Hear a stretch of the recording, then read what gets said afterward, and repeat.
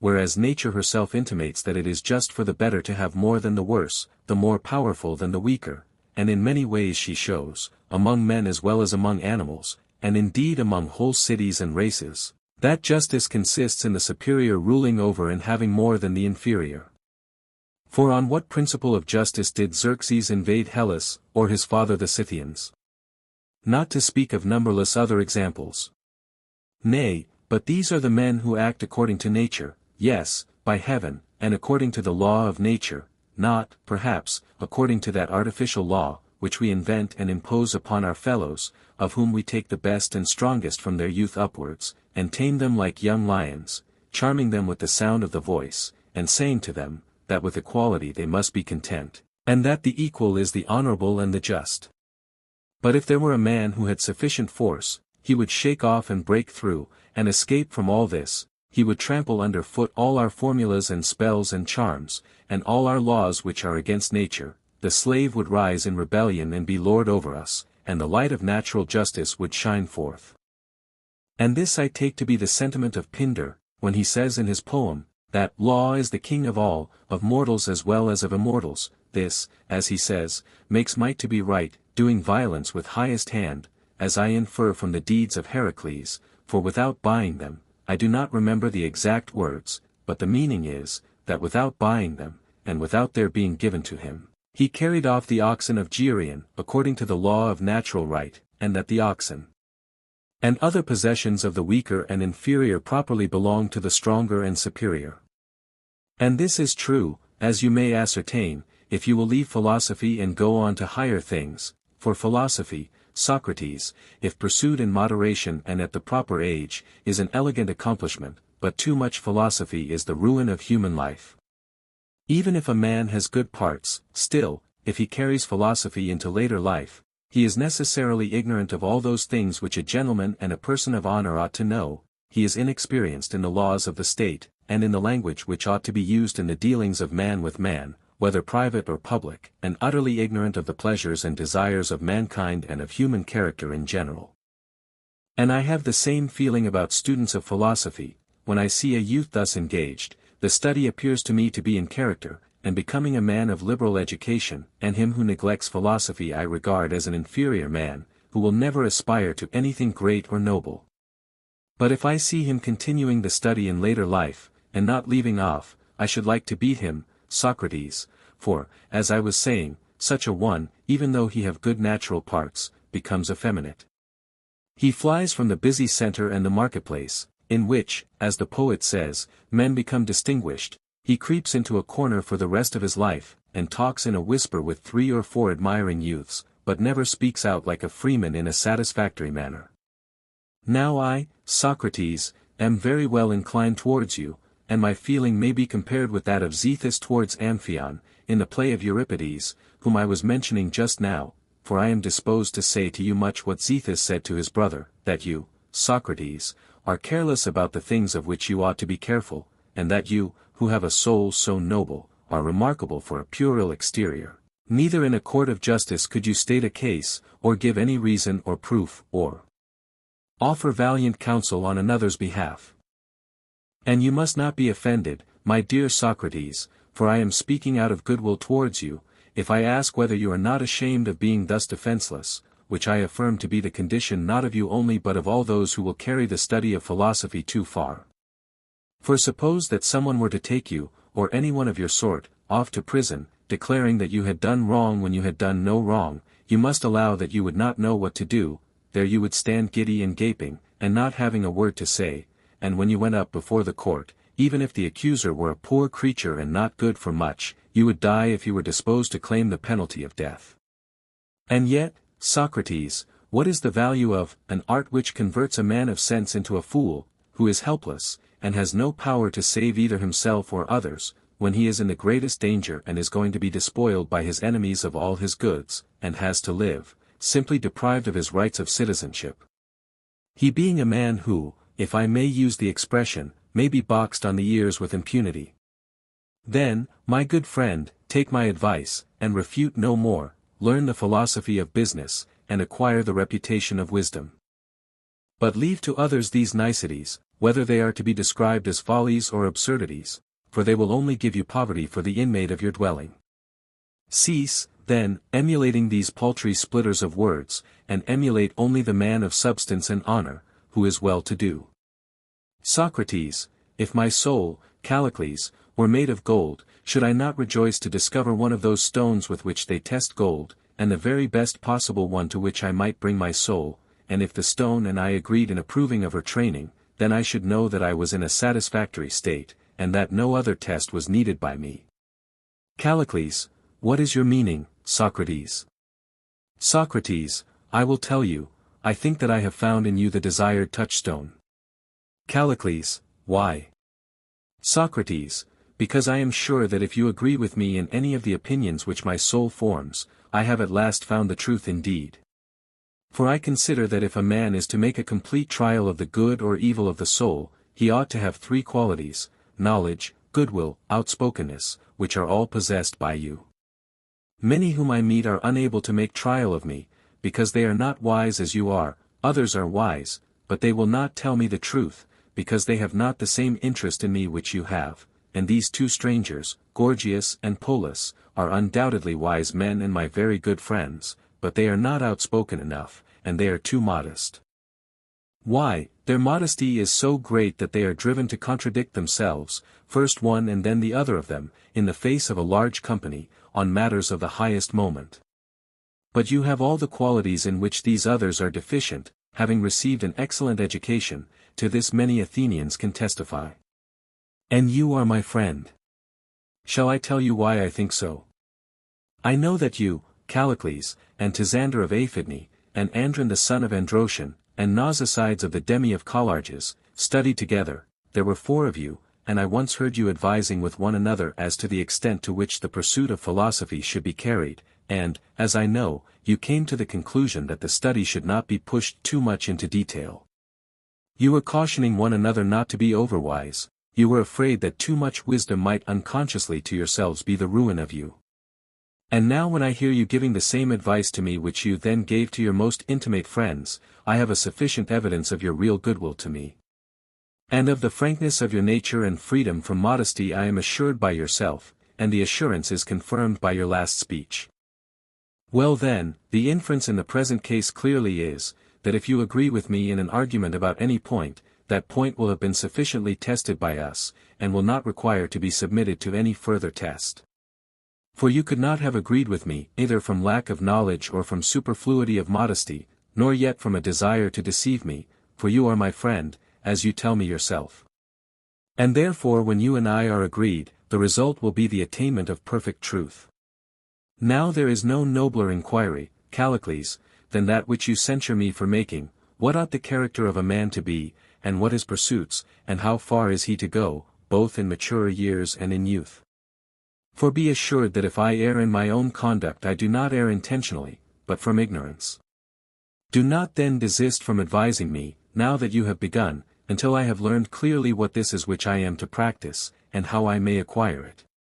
And if you find me assenting to your words, and hereafter not doing that to which I assented, call me dolt, and deem me unworthy of receiving further instruction. Once more, then, tell me what you and Pindar mean by natural justice. Do you not mean that the superior should take the property of the inferior by force, that the better should rule the worse, the noble have more than the mean? Am I not right in my recollection? Callicles, yes, that is what I was saying, and so I still aver. Socrates, and do you mean by the better the same as the superior? For I could not make out what you were saying at the time, whether you meant by the superior the stronger, and that the weaker must obey the stronger, as you seemed to imply when you said that great cities attack small ones in accordance with natural right, because they are superior and stronger, as though the superior and stronger and better were the same, or whether the better may be also the inferior and weaker, and the superior the worse, or whether better is to be defined in the same way. As superior, this is the point which I want to have cleared up. Are the superior and better and stronger the same or different? Callicles, I say unequivocally that they are the same. Socrates, then the many are by nature superior to the one, against whom, as you were saying, they make the laws. Callicles, certainly. Socrates, then the laws of the many are the laws of the superior? Callicles, very true. Socrates, then they are the laws of the better, for the superior class are far better, as you were saying? Callicles, yes. Socrates, and since they are superior, the laws which are made by them are by nature good? Callicles, yes. Socrates, and are not the many of opinion, as you were lately saying, that justice is equality, and that to do is more disgraceful than to suffer injustice? Is that so or not? Answer, Callicles, and let no modesty be found to come in the way, do the many think, or do they not think thus? I must beg of you to answer, in order that if you agree with me I may fortify myself by the assent of so competent an authority. Callicles, yes, the opinion of the many is what you say. Socrates, then not only custom but nature also affirms that to do is more disgraceful than to suffer injustice, and that justice is equality, so that you seem to have been wrong in your former assertion, when accusing me you said that nature and custom are opposed, and that I, knowing this, was dishonestly playing between them, appealing to custom when the argument is about nature, and to nature when the argument is about custom. Callicles, this man will never cease talking nonsense. At your age, Socrates, are you not ashamed to be catching at words and chuckling over some verbal slip? Do you not see, have I not told you already, that by superior I mean better? Do you imagine me to say, that if a rabble of slaves and nondescripts, who are of no use except perhaps for their physical strength, get together, their ipsissima verba are laws? Socrates, ho! My philosopher, is that your line? Callicles, certainly. Socrates, I was thinking, Callicles, that something of the kind must have been in your mind, and that is why I repeated the question, what is the superior? I wanted to know clearly what you meant, for you surely do not think that two men are better than one, or that your slaves are better than you because they are stronger. Then please to begin again, and tell me who the better are, if they are not the stronger, and I will ask you, great sir, to be a little milder in your instructions, or I shall have to run away from you. Callicles, you are ironical. Socrates, no, by the hero Zethus, Callicles, by whose aid you were just now saying, 486a, many ironical things against me, I am not, tell me, then, whom you mean, by the better. Callicles, I mean the more excellent. Socrates, do you not see that you are yourself using words which have no meaning and that you are explaining nothing? Will you tell me whether you mean by the better and superior the wiser, or if not, whom? Callicles, most assuredly, I do mean the wiser. Socrates, then according to you, one wise man may often be superior to 10,000 fools, and he ought to rule them, and they ought to be his subjects, and he ought to have more than they should. This is what I believe that you mean, and you must not suppose that I am word-catching, if you allow that the one is superior to the 10,000. Callicles, yes, that is what I mean, and that is what I conceive to be natural justice, that the better and wiser should rule and have more than the inferior. Socrates, stop there, and let me ask you what you would say in this case. Let us suppose that we are all together as we are now, there are several of us, and we have a large common store of meats and drinks, and there are all sorts of persons in our company having various degrees of strength and weakness, and one of us, being a physician, is wiser in the matter of food than all the rest, and he is probably stronger than some and not so strong as others of us, will he not, being wiser, be also better than we are, and are superior in this matter of food? Callicles, certainly. Socrates, either, then, he will have a larger share of the meats and drinks, because he is better, or he will have the distribution of all of them by reason of his authority, but he will not expend or make use of a larger share of them on his own person, or if he does, he will be punished, his share will exceed that of some, and be less than that of others, and if he be the weakest of all, he being the best of all will have the smallest share of all. Callicles, am I not right, my friend? Callicles, you talk about meats and drinks and physicians and other nonsense, I am not speaking of them. Socrates, well, but do you admit that the wiser is the better? Answer, yes, or no. Callicles, yes. Socrates, and ought not the better to have a larger share? Callicles, not of meats and drinks. Socrates, I understand, then, perhaps, of coats, the skillfulest weaver ought to have the largest coat, and the greatest number of them, and go about clothed in the best and finest of them. Callicles, fudge about coats. Socrates, then the skillfulest and best in making shoes ought to have the advantage in shoes, the shoemaker, clearly, should walk about in the largest shoes, and have the greatest number of them. Callicles, fudge about shoes. What nonsense are you talking? Socrates, or, if this is not your meaning, perhaps you would say that the wise and good and true husbandman should actually have a larger share of seeds, and have as much seed as possible for his own land. Callicles, how you go on, always talking in the same way, Socrates. Socrates, yes, Callicles, and also about the same things. Callicles, yes, by the gods, you are literally always talking of cobblers and fullers and cooks and doctors, as if this had to do with our argument. Socrates, but why will you not tell me in what a man must be superior and wiser in order to claim a larger share? Will you neither accept a suggestion, nor offer one? Callicles, I have already told you. Callicles, what innocence! You mean those fools, the temperate. Socrates, certainly, anyone may know that to be my meaning. Callicles, quite so, Socrates, and they are really fools, for how can a man be happy who is the servant of anything? On the contrary, I plainly assert, that he who would truly live ought to allow his desires to wax to the uttermost, and not to chastise them, but when they have grown to their greatest he should have courage and intelligence to minister to them and to satisfy all his longings. And this I affirm to be natural justice and nobility. To this however the many cannot attain, and they blame the strong man because they are ashamed of their own weakness, which they desire to conceal, and hence they say that intemperance is base. As I have remarked already, they enslave the nobler natures, and being unable to satisfy their pleasures, they praise temperance and justice out of their own cowardice. For if a man had been originally the son of a king, or had a nature capable of acquiring an empire or a tyranny or sovereignty, what could be more truly base or evil than temperance, to a man like him, I say, who might freely be enjoying every good, and has no one to stand in his way, and yet has admitted custom and reason and the opinion of other men to be lords over him? Must not he be in a miserable plight whom the reputation of justice and temperance hinders from giving more to his friends than to his enemies, even though he be a ruler in his city? Nay, Socrates, for you profess to be a votary of the truth, and the truth is this, that luxury and intemperance and license, if they be provided with means, are virtue and happiness, all the rest is a mere bauble, agreements contrary to nature, foolish talk of men, nothing worth. Socrates, there is a noble freedom, Callicles, in your way of approaching the argument, for what you say is what the rest of the world think, but do not like to say. And I must beg of you to persevere, that the true rule of human life may become manifest. Tell me, then, you say, do you not, that in the rightly developed man the passions ought not to be controlled, but that we should let them grow to the utmost and somehow or other satisfy them, and that this is virtue?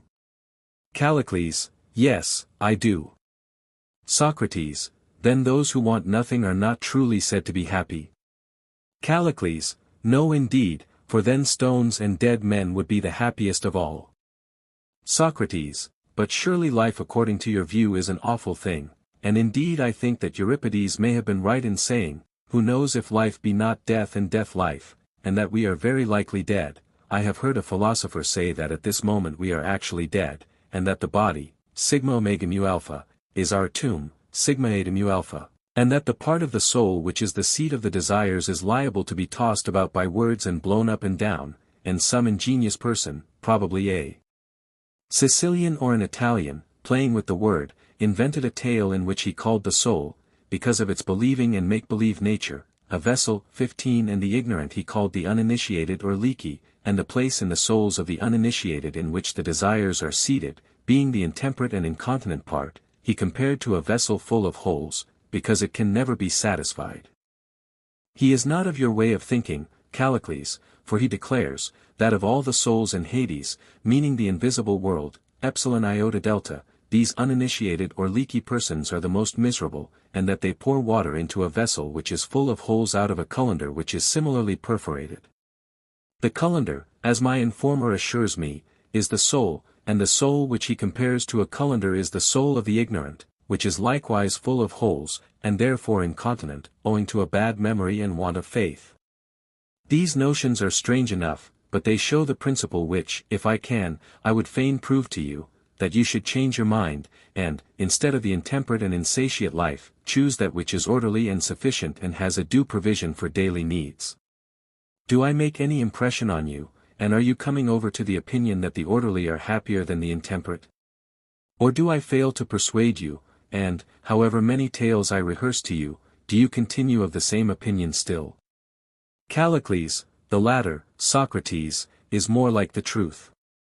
Socrates, well, I will tell you another image, which comes out of the same school. Let me request you to consider how far you would accept this as an account of the two lives of the temperate and intemperate in a figure. There are two men, both of whom have a number of casks. The one man has his casks sound and full, one of wine, another of honey, and a third of milk, besides others filled with other liquids, and the streams which fill them are few and scanty, and he can only obtain them with a great deal of toil and difficulty, but when his casks are once filled he has no need to feed them any more, and has no further trouble with them or care about them.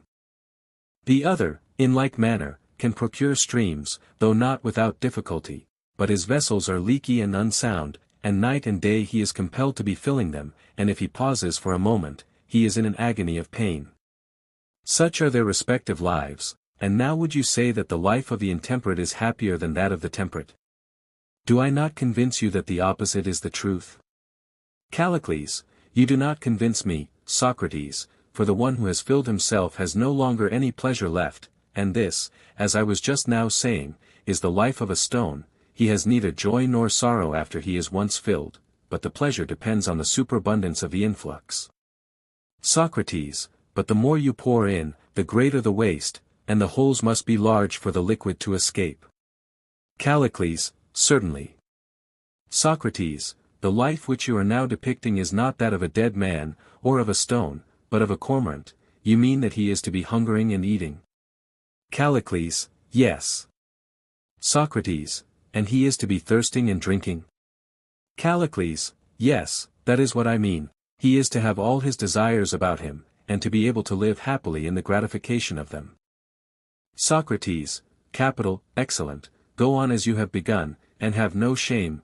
2. Must disencumber myself of shame, and first, will you tell me whether you include itching and scratching, provided you have enough of them and pass your life in scratching, in your notion of happiness? Callicles, what a strange being you are, Socrates. A regular mob orator. Socrates, that was the reason, Callicles, why I scared Polus and Gorgias, until they were too modest to say what they thought, but you will not be too modest and will not be scared, for you are a brave man. And now, answer my question. Callicles, I answer, that even the scratcher would live pleasantly. Socrates, and if pleasantly, then also happily. Callicles, to be sure. Socrates, but what if the itching is not confined to the head? Shall I pursue the question? And here, Callicles, I would have you consider how you would reply if consequences are pressed upon you, especially if in the last resort you are asked, whether the life of a catamite is not terrible, foul, miserable. Or would you venture to say, that they too are happy, if they only get enough of what they want? Callicles, are you not ashamed, Socrates, of introducing such topics into the argument? Socrates, well, my fine friend, but am I the introducer of these topics, or he who says without any qualification that all who feel pleasure in whatever manner are happy, and who admits of no distinction between good and bad pleasures? And I would still ask, whether you say that pleasure and good are the same, or whether there is some pleasure which is not a good? Callicles, well, then, for the sake of consistency, I will say that they are the same. Socrates, you are breaking the original agreement, Callicles, and will no longer be a satisfactory companion in the search after truth, if you say what is contrary to your real opinion. Callicles, why, that is what you are doing too, Socrates. Socrates, then we are both doing wrong. Still, my dear friend, I would ask you to consider whether pleasure, from whatever source derived, is the good, for, if this be true, then the disagreeable consequences which have been darkly intimated must follow, and many others. Callicles, that, Socrates, is only your opinion. Socrates, and do you, Callicles, seriously maintain what you are saying? Callicles, indeed I do. Socrates, then, as you are in earnest, shall we proceed with the argument? Callicles, by all means. 16 Socrates, well, if you are willing to proceed, determine this question for me. There is something, I presume, which you would call knowledge. Callicles, there is. Socrates, and were you not saying just now, that some courage implied knowledge? Callicles, I was. Socrates, and you were speaking of courage and knowledge as two things different from one another? Callicles, certainly I was. Socrates, and would you say that pleasure and knowledge are the same, or not the same? Callicles, not the same, O man of wisdom. Socrates, and would you say that courage differed from pleasure? Callicles, certainly.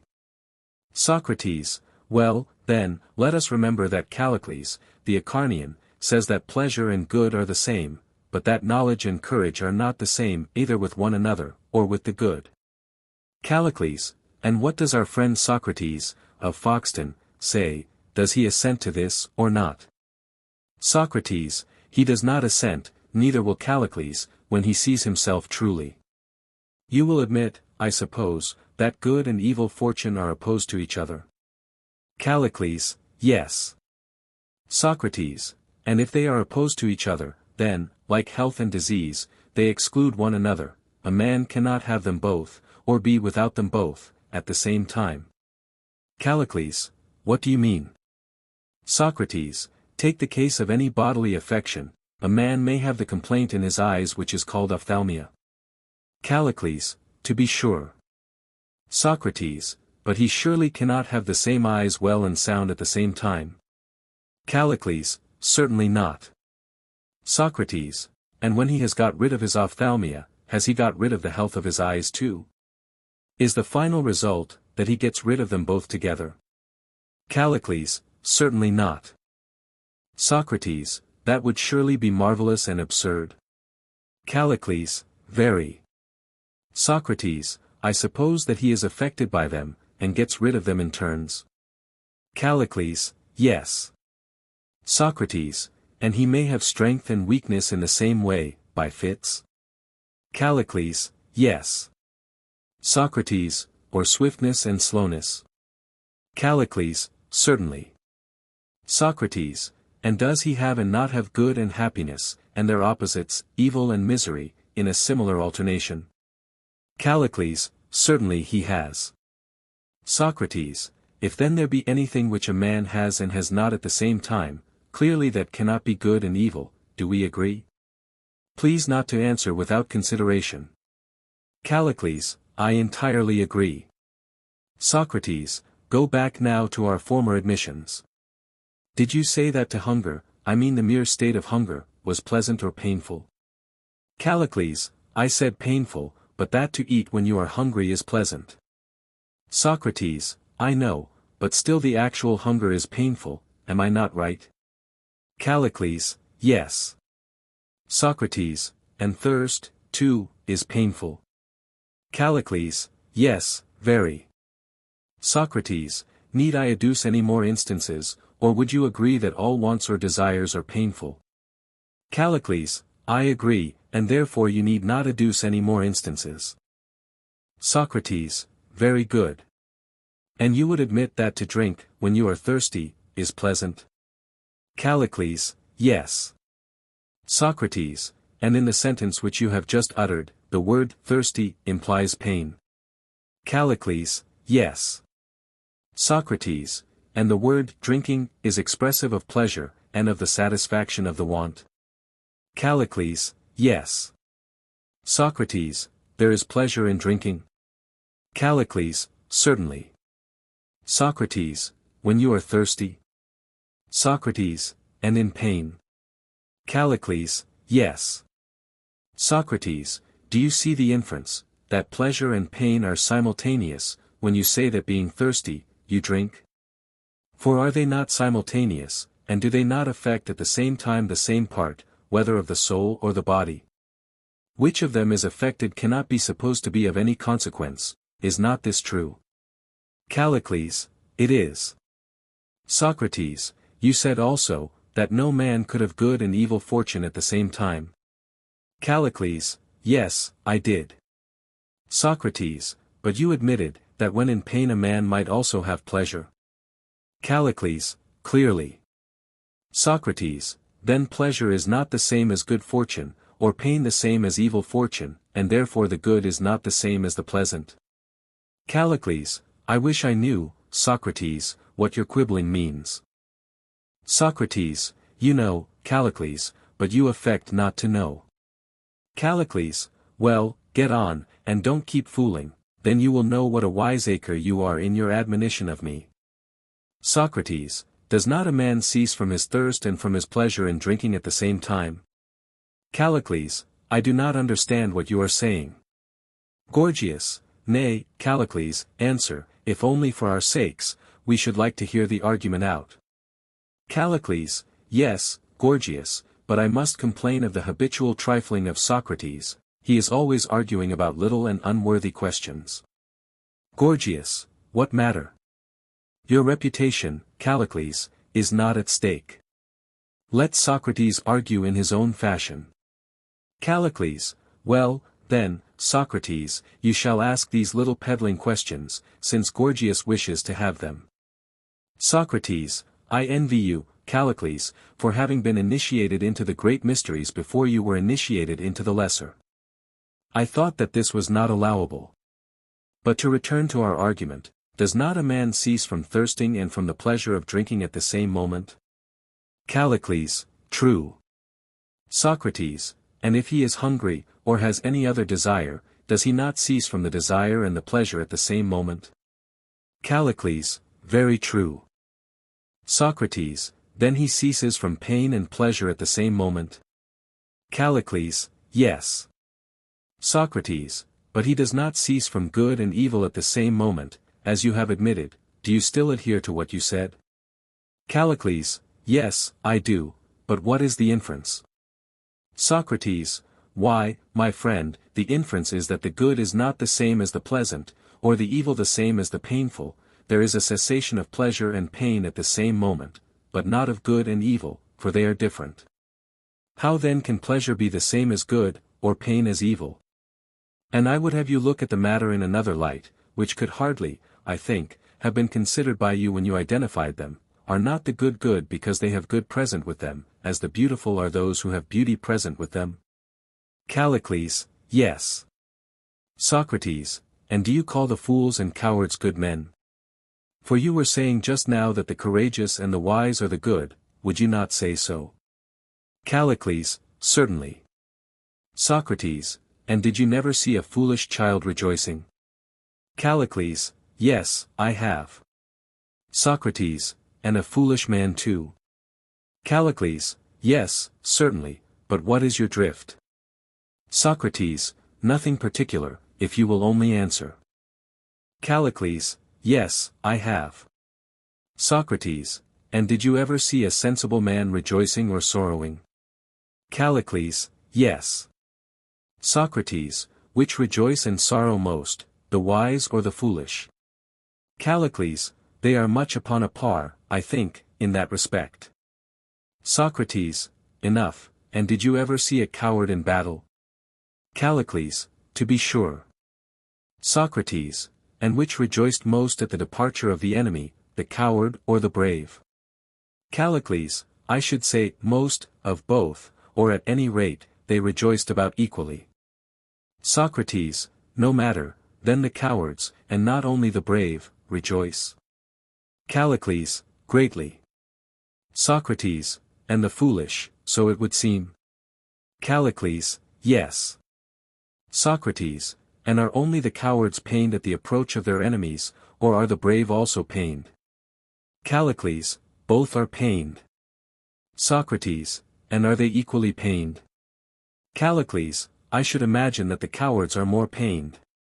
Socrates, and are they not better pleased at the enemy's departure? Callicles, I dare say.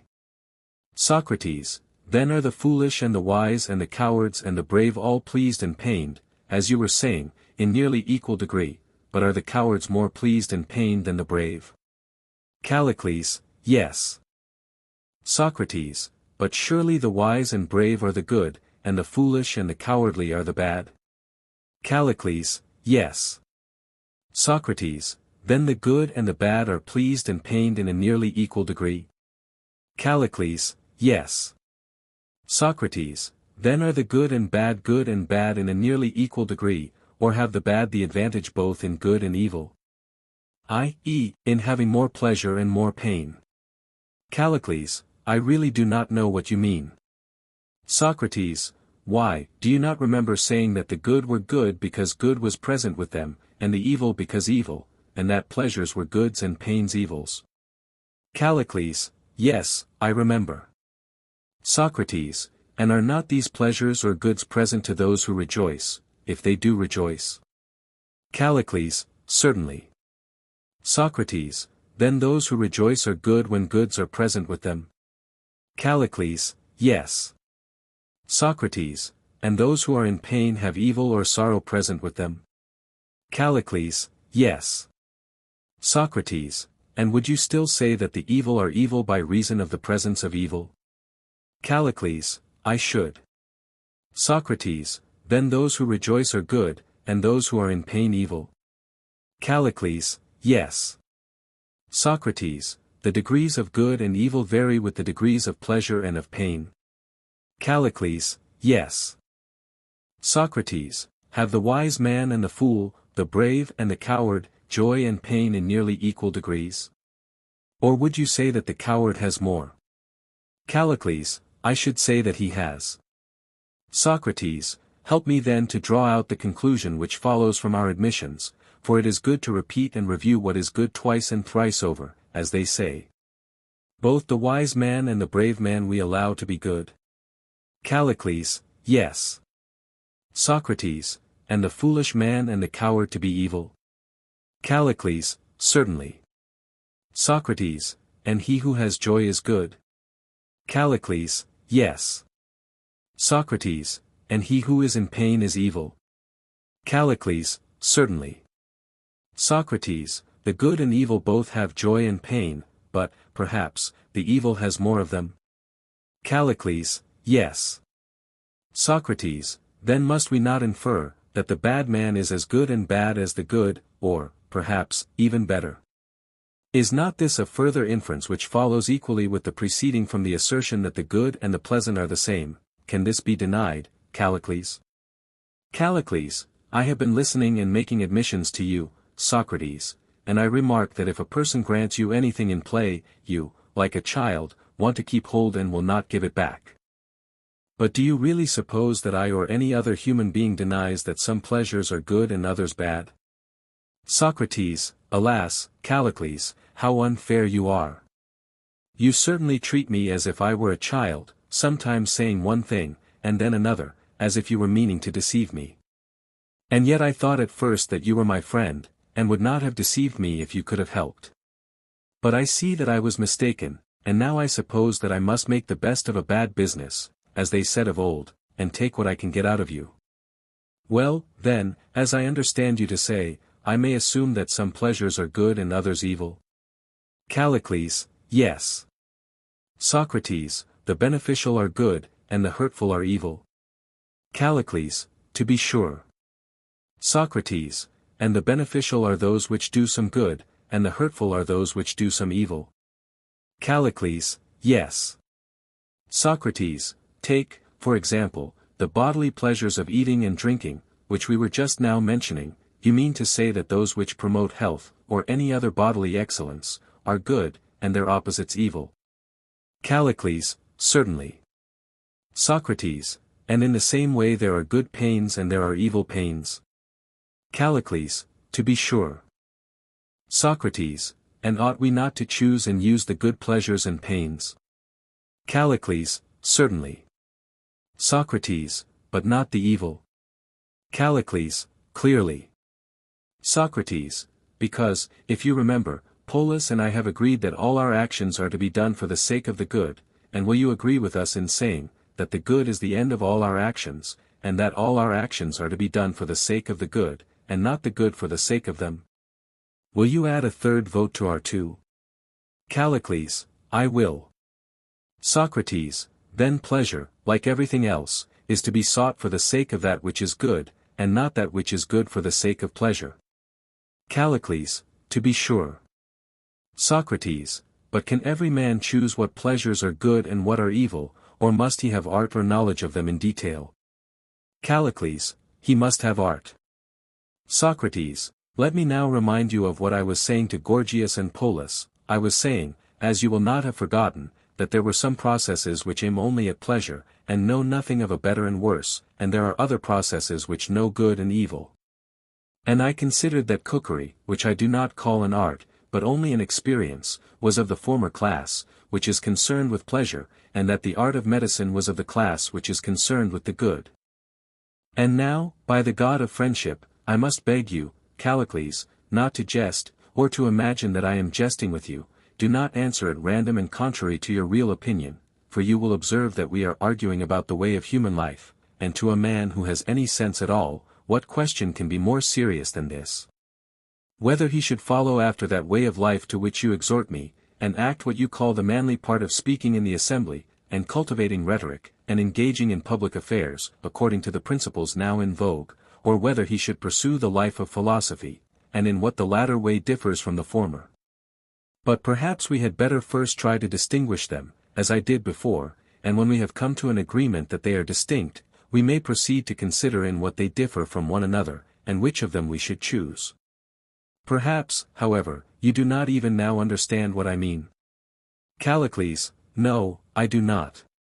Socrates, then I will explain myself more clearly, seeing that you and I have agreed that there is such a thing as good, and that there is such a thing as pleasure, and that pleasure is not the same as good, and that the pursuit and process of acquisition of the one, that is pleasure, is different from the pursuit and process of acquisition of the other, which is good. I wish that you would tell me whether you agree with me thus far or not. Do you agree? Callicles, I do. Socrates, then I will proceed, and ask whether you also agree with me, and whether you think that I spoke the truth when I further said to Gorgias and Polus that cookery in my opinion is only an experience, and not an art at all, and that whereas medicine is an art, and attends to the nature and constitution of the patient, and has principles of action and reason in each case, cookery in attending upon pleasure never regards either the nature or reason of that pleasure to which she devotes herself, but goes straight to her end, nor ever considers or calculates anything, but works by experience and routine, and just preserves the recollection of what she has usually done when producing pleasure. And first, I would have you consider whether I have proved what I was saying, and then whether there are not other similar processes which have to do with the soul, some of them processes of art, making a provision for the soul's highest interest, others despising the interest, and, as in the previous case, considering only the pleasure of the soul, and how this may be acquired, but not considering what pleasures are good or bad, and having no other aim but to afford gratification, whether good or bad. In my opinion, Callicles, there are such processes, and this is the sort of thing which I term flattery, whether concerned with the body or the soul, or whenever employed with a view to pleasure and without any consideration of good and evil. And now I wish that you would tell me whether you agree with us in this notion, or whether you differ. Callicles, I do not differ, on the contrary, I agree, for in that way I shall soonest bring the argument to an end, and shall oblige my friend Gorgias. Socrates, and is this notion true of one soul, or of two or more? Callicles, equally true of two or more. Socrates, then a man may delight a whole assembly, and yet have no regard for their true interests. Callicles, yes. Socrates, can you tell me the pursuits which delight mankind, or rather, if you would prefer, let me ask, and do you answer, which of them belong to the pleasurable class, and which of them not? In the first place, what say you of flute playing? Does not that appear to be an art which seeks only pleasure, Callicles, and thinks of nothing else? Callicles, I assent. Socrates, and is not the same true of all similar arts, as, for example, the art of playing the lyre at festivals?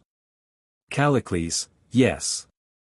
Socrates, and what do you say of the choral art and of dithyrambic poetry? Are not they of the same nature? Do you imagine that Synesius the son of Meles cares about what will tend to the moral improvement of his hearers, or about what will give pleasure to the multitude? Callicles, there can be no mistake about Synesius, Socrates.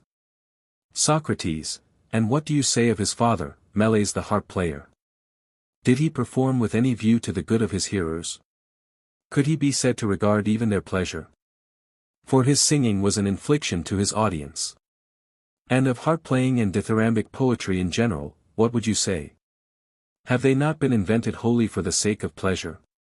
Callicles, that is my notion of them. Socrates, and as for the muse of tragedy, that solemn and august personage, what are her aspirations? Is all her aim and desire only to give pleasure to the spectators, or does she fight against them and refuse to speak of their pleasant vices, and willingly proclaim in word and song truths welcome and unwelcome? Which in your judgment is her character? Callicles, there can be no doubt, Socrates, that tragedy has her face turned towards pleasure and the gratification of the audience. Socrates, and is not that the sort of thing, Callicles, which we were just now describing as flattery? Callicles, quite true. Socrates, well now, suppose that we strip all poetry of song and rhythm and meter, there will remain speech? Callicles, to be sure. Socrates, and this speech is addressed to a crowd of people? Callicles, yes. Socrates, then poetry is a sort of rhetoric? Callicles, true. Socrates, and do not the poets in the theatres seem to you to be rhetoricians? Callicles, yes. Socrates, then now we have discovered a sort of rhetoric which is addressed to a crowd of men, women, and children, freemen and slaves.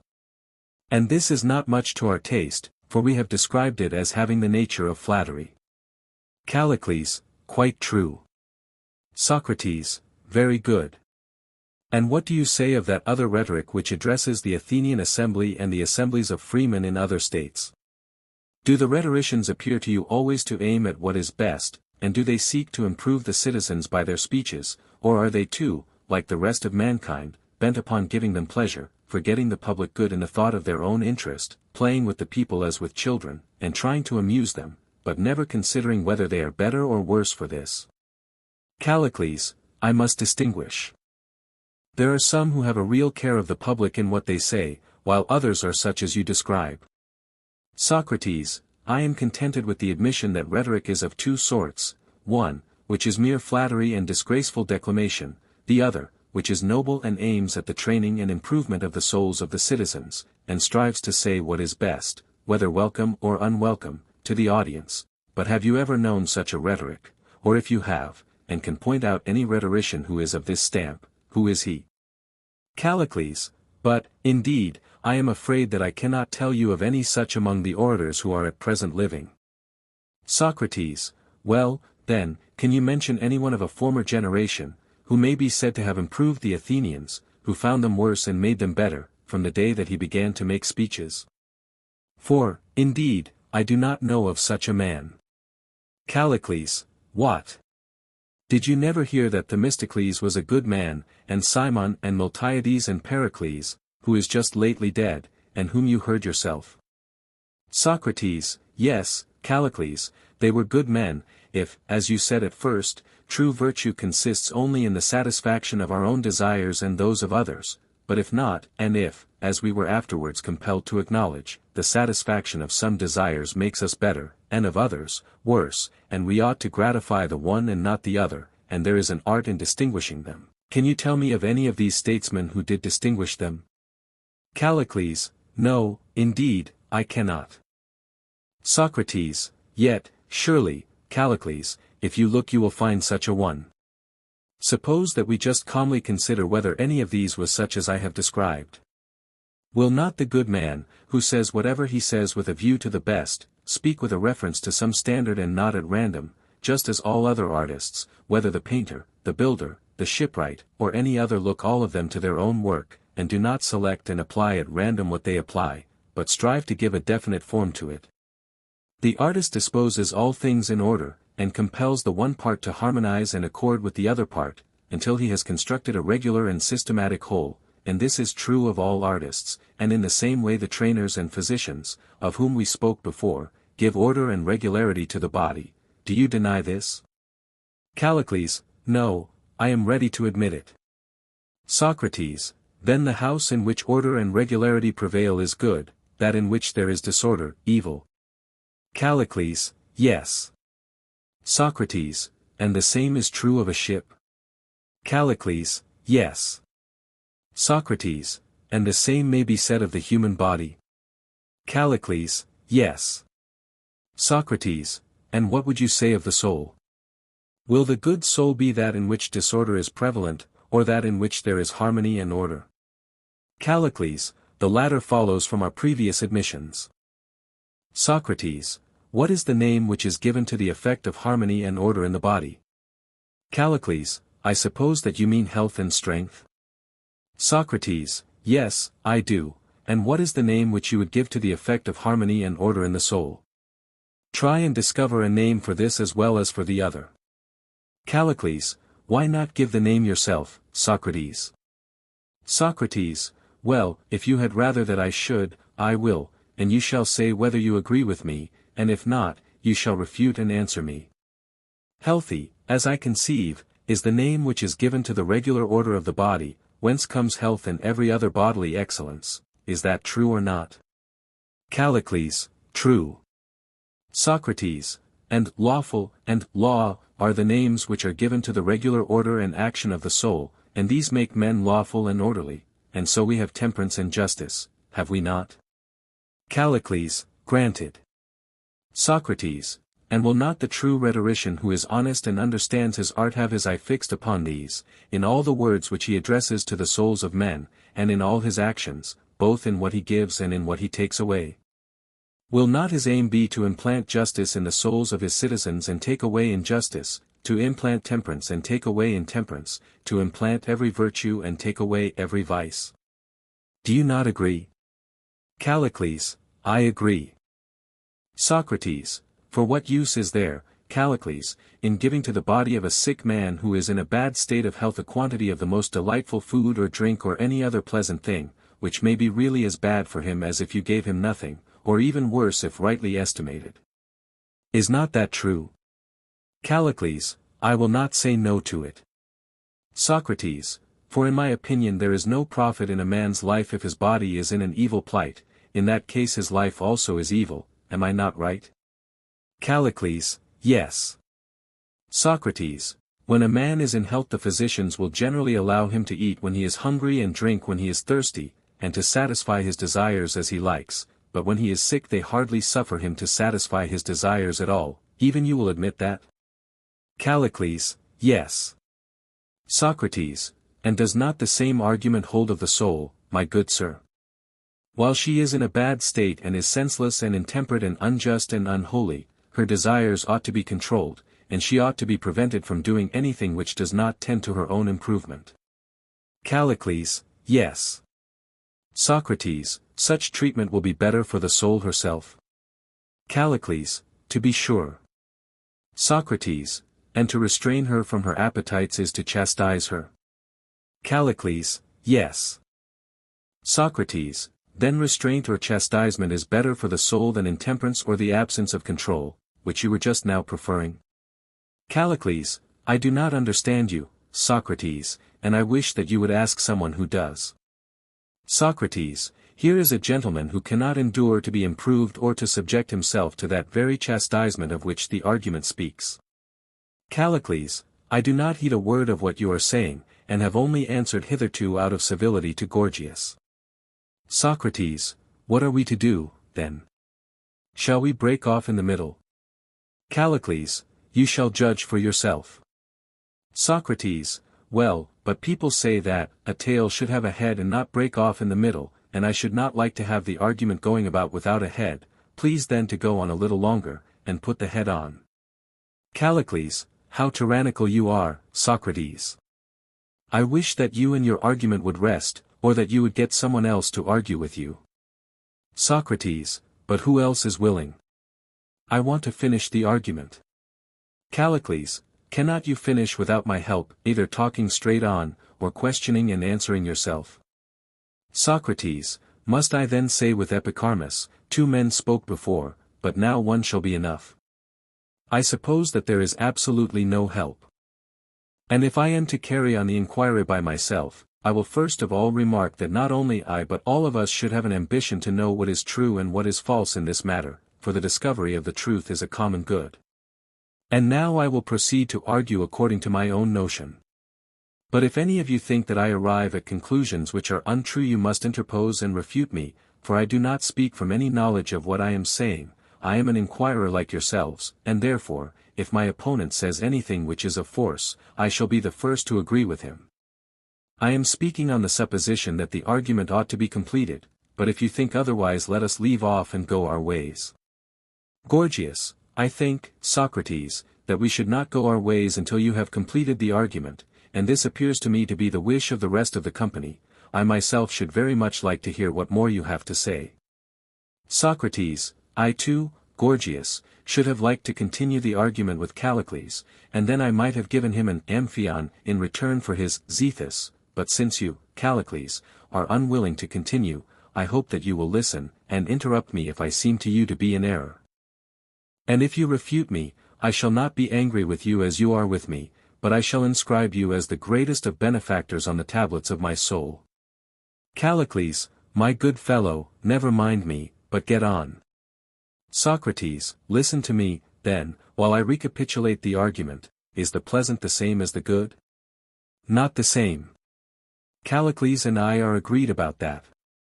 And is the pleasant to be pursued for the sake of the good? Or the good for the sake of the pleasant? The pleasant is to be pursued for the sake of the good. And that is pleasant at the presence of which we are pleased, and that is good at the presence of which we are good? To be sure. And we are good, and all good things whatever are good when some virtue is present in us or them.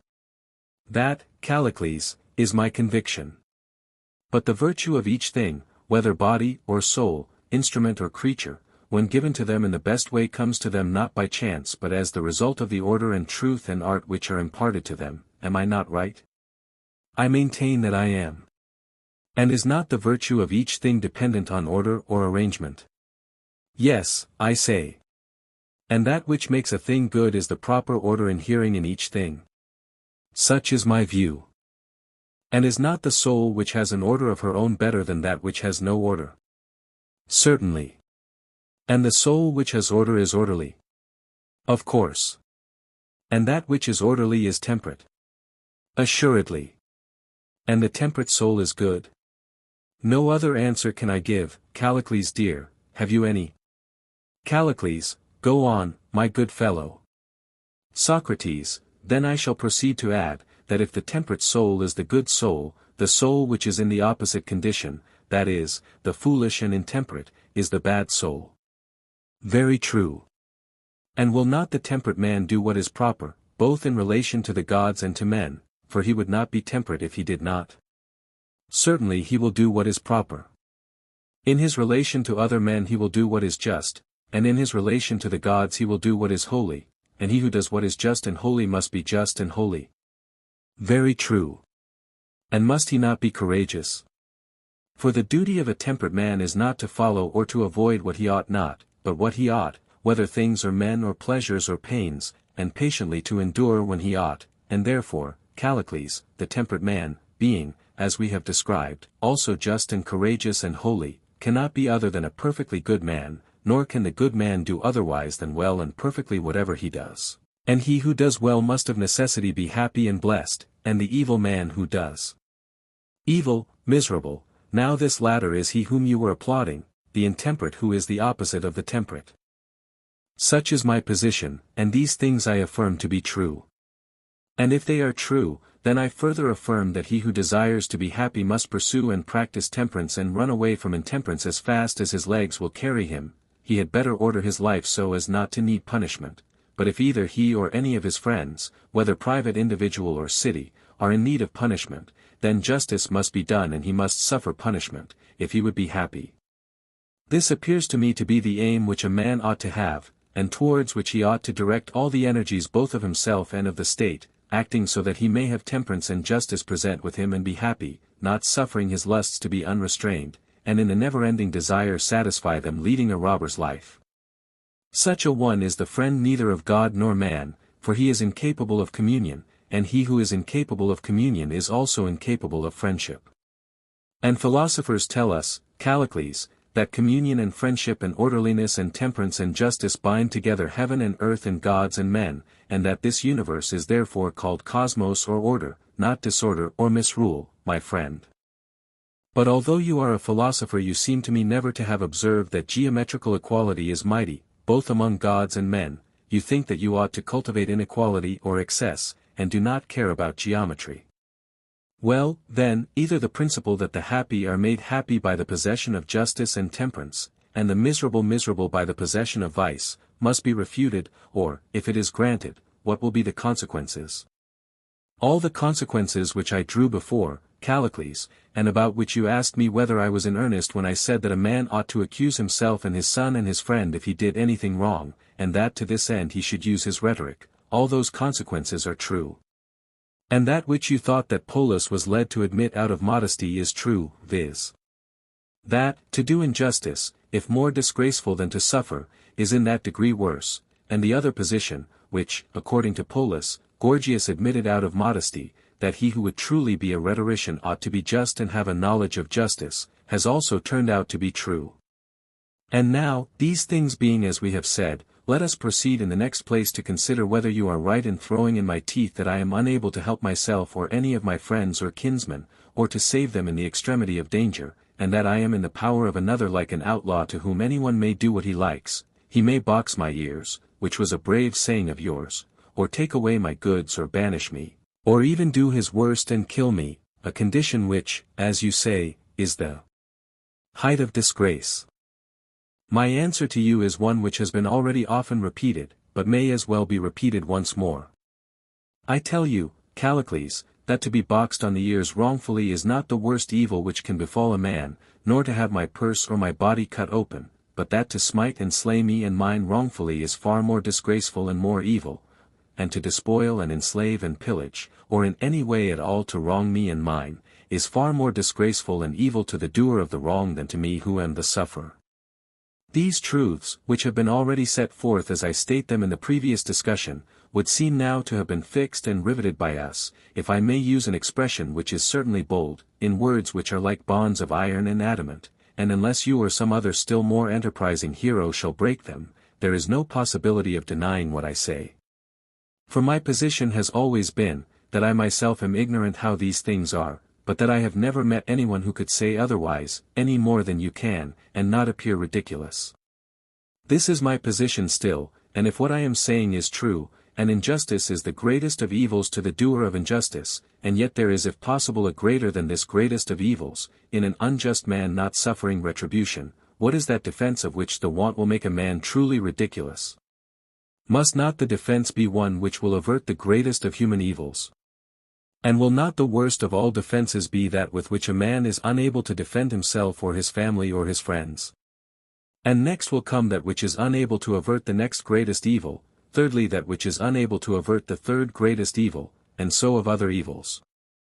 As is the greatness of evil, so is the honor of being able to avert them in their several degrees, and the disgrace of not being able to avert them. Am I not right, Callicles? Callicles, yes, quite right.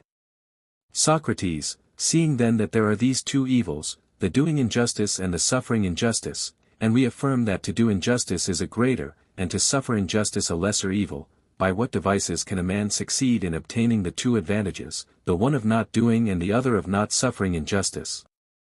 Must he have the power, or only the will to obtain them? I mean to ask whether a man will escape injustice if he has only the will to escape, or must he have provided himself with the power? Callicles, he must have provided himself with the power, that is clear. Socrates, and what do you say of doing injustice? Is the will only sufficient, and will that prevent him from doing injustice, or must he have provided himself with power and art, and if he have not studied and practiced, will he be unjust still? Surely you might say, Callicles, whether you think that Polus and I were right in admitting the conclusion that no one does wrong voluntarily, but that all do wrong against their will.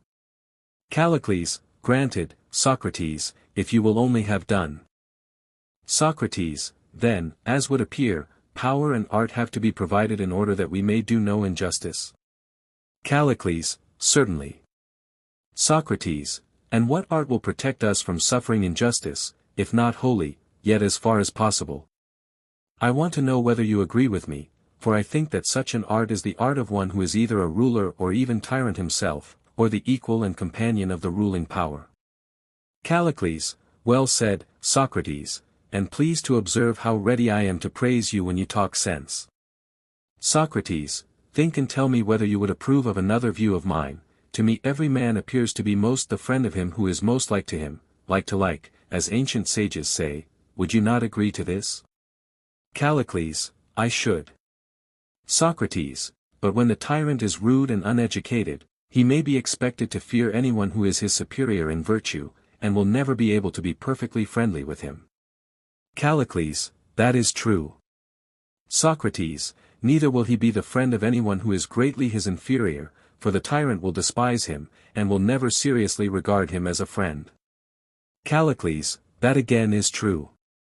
Socrates, then the only friend worth mentioning, whom the tyrant can have, will be one who is of the same character, and has the same likes and dislikes, and is at the same time willing to be subject and subservient to him. He is the man who will have power in the state, and no one will injure him with impunity. Is not that so? Callicles, yes. Socrates, and if a young man begins to ask how he may become great and formidable, this would seem to be the way. He will accustom himself, from his youth upward, to feel sorrow and joy on the same occasions as his master, and will contrive to be as like him as possible. Callicles, yes. Socrates, and in this way he will have accomplished, as you and your friends would say, the end of becoming a great man and not suffering injury. Callicles, very true. Socrates, but will he also escape from doing injury? Must not the very opposite be true, if he is to be like the tyrant in his injustice, and to have influence with him? Will he not rather contrive to do as much wrong as possible, and not be punished? Callicles, true. Socrates, and by the imitation of his master and by the power which he thus acquires will not his soul become bad and corrupted, and will not this be the greatest evil to him? Callicles, you always contrive somehow or other, Socrates, to invert everything. Do you not know that he who imitates the tyrant will, if he has a mind, kill him who does not imitate him and take away his goods? Socrates, excellent Callicles, I am not deaf, and I have heard that a great many times from you and from Polus and from nearly every man in the city, but I wish that you would hear me too. I dare say that he will kill him if he has a mind, the bad man will kill the good and true. Callicles, and is not that just the provoking thing? Socrates, nay, not to a man of sense, as the argument shows. Do you think that all our cares should be directed to prolonging life to the uttermost, and to the study of those arts which secure us from danger always, like that art of rhetoric which saves men in courts of law, and which you advise me to cultivate? Callicles, yes, truly, and very good advice too. Socrates, well, my friend, but what do you think of swimming? Is that an art of any great pretensions? Callicles, no, indeed. Socrates, and yet surely swimming saves a man from death, and there are occasions on which he must know how to swim. And if you despise the swimmers, I will tell you of another and greater art, the art of the pilot, who not only saves the souls of men, but also their bodies and properties from the extremity of danger, just like rhetoric. Yet his art is modest and unpresuming, it has no airs or pretenses of doing anything extraordinary, and, in return for the same salvation which is given by the pleader, demands only 2 obols, if he brings us from Aegina to Athens, or for the longer voyage from Pontus or Egypt, at the utmost 2 drachmae, when he has saved, as I was just now saying, the passenger and his wife and children and goods, and safely disembarked them at the Piraeus. This is the payment which he asks in return for so great a boon, and he who is the master of the art, and has done all this, gets out and walks about on the seashore by his ship in an unassuming way. For he is able to reflect and is aware that he cannot tell which of his fellow passengers he has benefited, and which of them he has injured in not allowing them to be drowned. He knows that they are just the same when he has disembarked them as when they embarked, and not a whit better either in their bodies or in their souls, and he considers that if a man who is afflicted by great and incurable bodily diseases is only to be pitied for having escaped, and is in no way benefited by him in having been saved from drowning, much less he who has great and incurable diseases, not of the body, but of the soul, which is the more valuable part of him, neither is life worth having nor of any profit to the bad man, whether he be delivered from the sea, or the law courts, or any other devourer, and so he reflects that such a one had better not live, for he cannot live well. And this is the reason why the pilot, although he is our Savior, is not usually conceited, any more than the engineer, who is not at all behind either the general, or the pilot, or anyone else, in his saving power, for he sometimes saves whole cities. Is there any comparison between him and the pleader? And if he were to talk, Callicles, in your grandiose style, he would bury you under a mountain of words, declaring and insisting that we ought all of us to be engine makers, and that no other profession is worth thinking about. He would have plenty to say. Nevertheless you despise him and his art, and sneeringly call him an engine maker, and you will not allow your daughters to marry his son, or marry your son to his daughters. And yet, on your principle, what justice or reason is there in your refusal? What right have you to despise the engine maker, and the others whom I was just now mentioning? I know that you will say, I am better, and better born. But if the better is not what I say, and virtue consists only in a man saving himself and his, whatever may be his character, then your censure of the engine maker, and of the physician, and of the other arts of salvation, is ridiculous. Oh my friend! I want you to see that the noble and the good may possibly be something different from saving and being saved. May not he who is truly a man cease to care about living a certain time? He knows, as women say, that no man can escape fate, and therefore he is not fond of life. He leaves all that with God, and considers in what way he can best spend his appointed term, whether by assimilating himself to the constitution under which he lives, as you at this moment have to consider how you may become as like as possible to the Athenian people, if you mean to be in their good graces, and to have power in the state. Whereas I want you to think and see whether this is for the interest of either of us. I would not have us risk that which is dearest on the acquisition of this power, like the Thessalian enchantresses, who, as they say, bring down the moon from heaven at the risk of their own perdition. But if you suppose that any man will show you the art of becoming great in the city, and yet not conforming yourself to the ways of the city, whether for better or worse, then I can only say that you are mistaken, Callides, for he who would deserve to be the true natural friend of the Athenian Demas, or of Pyrilamp's darling who is called after them, must be by nature like them, and not an imitator only. He, then, who will make you most like them, will make you as you desire, a statesman and orator, for every man is pleased when he is spoken to in his own language and spirit, and dislikes any other. But perhaps you, sweet Callicles, may be of another mind. What do you say? Callicles, somehow or other your words, Socrates, always appear to me to be good words, and yet, like the rest of the world, I am not quite convinced by them.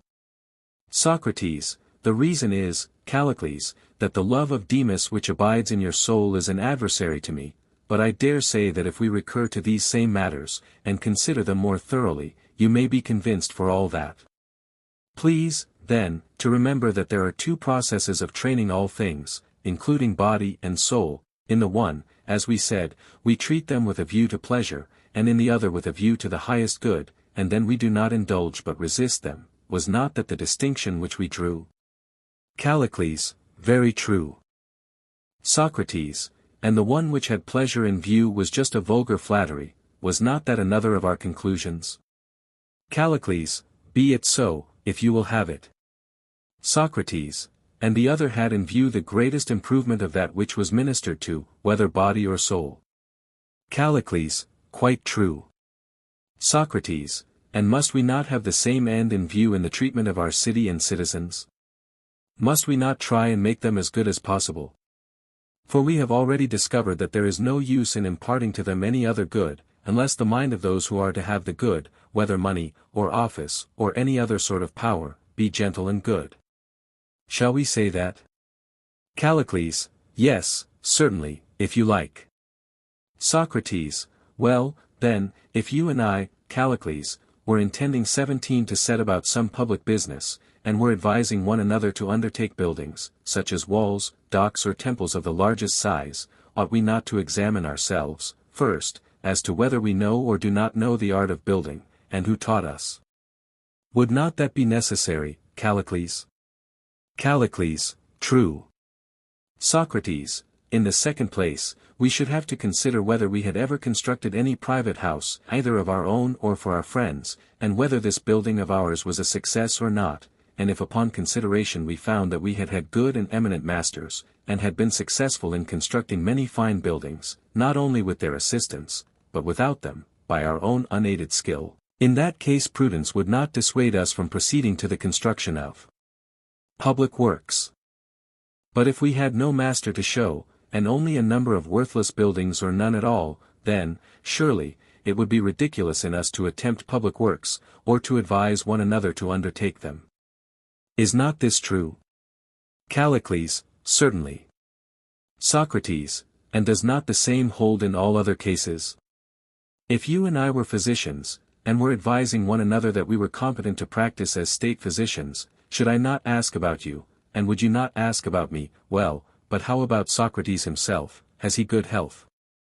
And was anyone else ever known to be cured by him, whether slave or freeman? And I should make the same inquiries about you.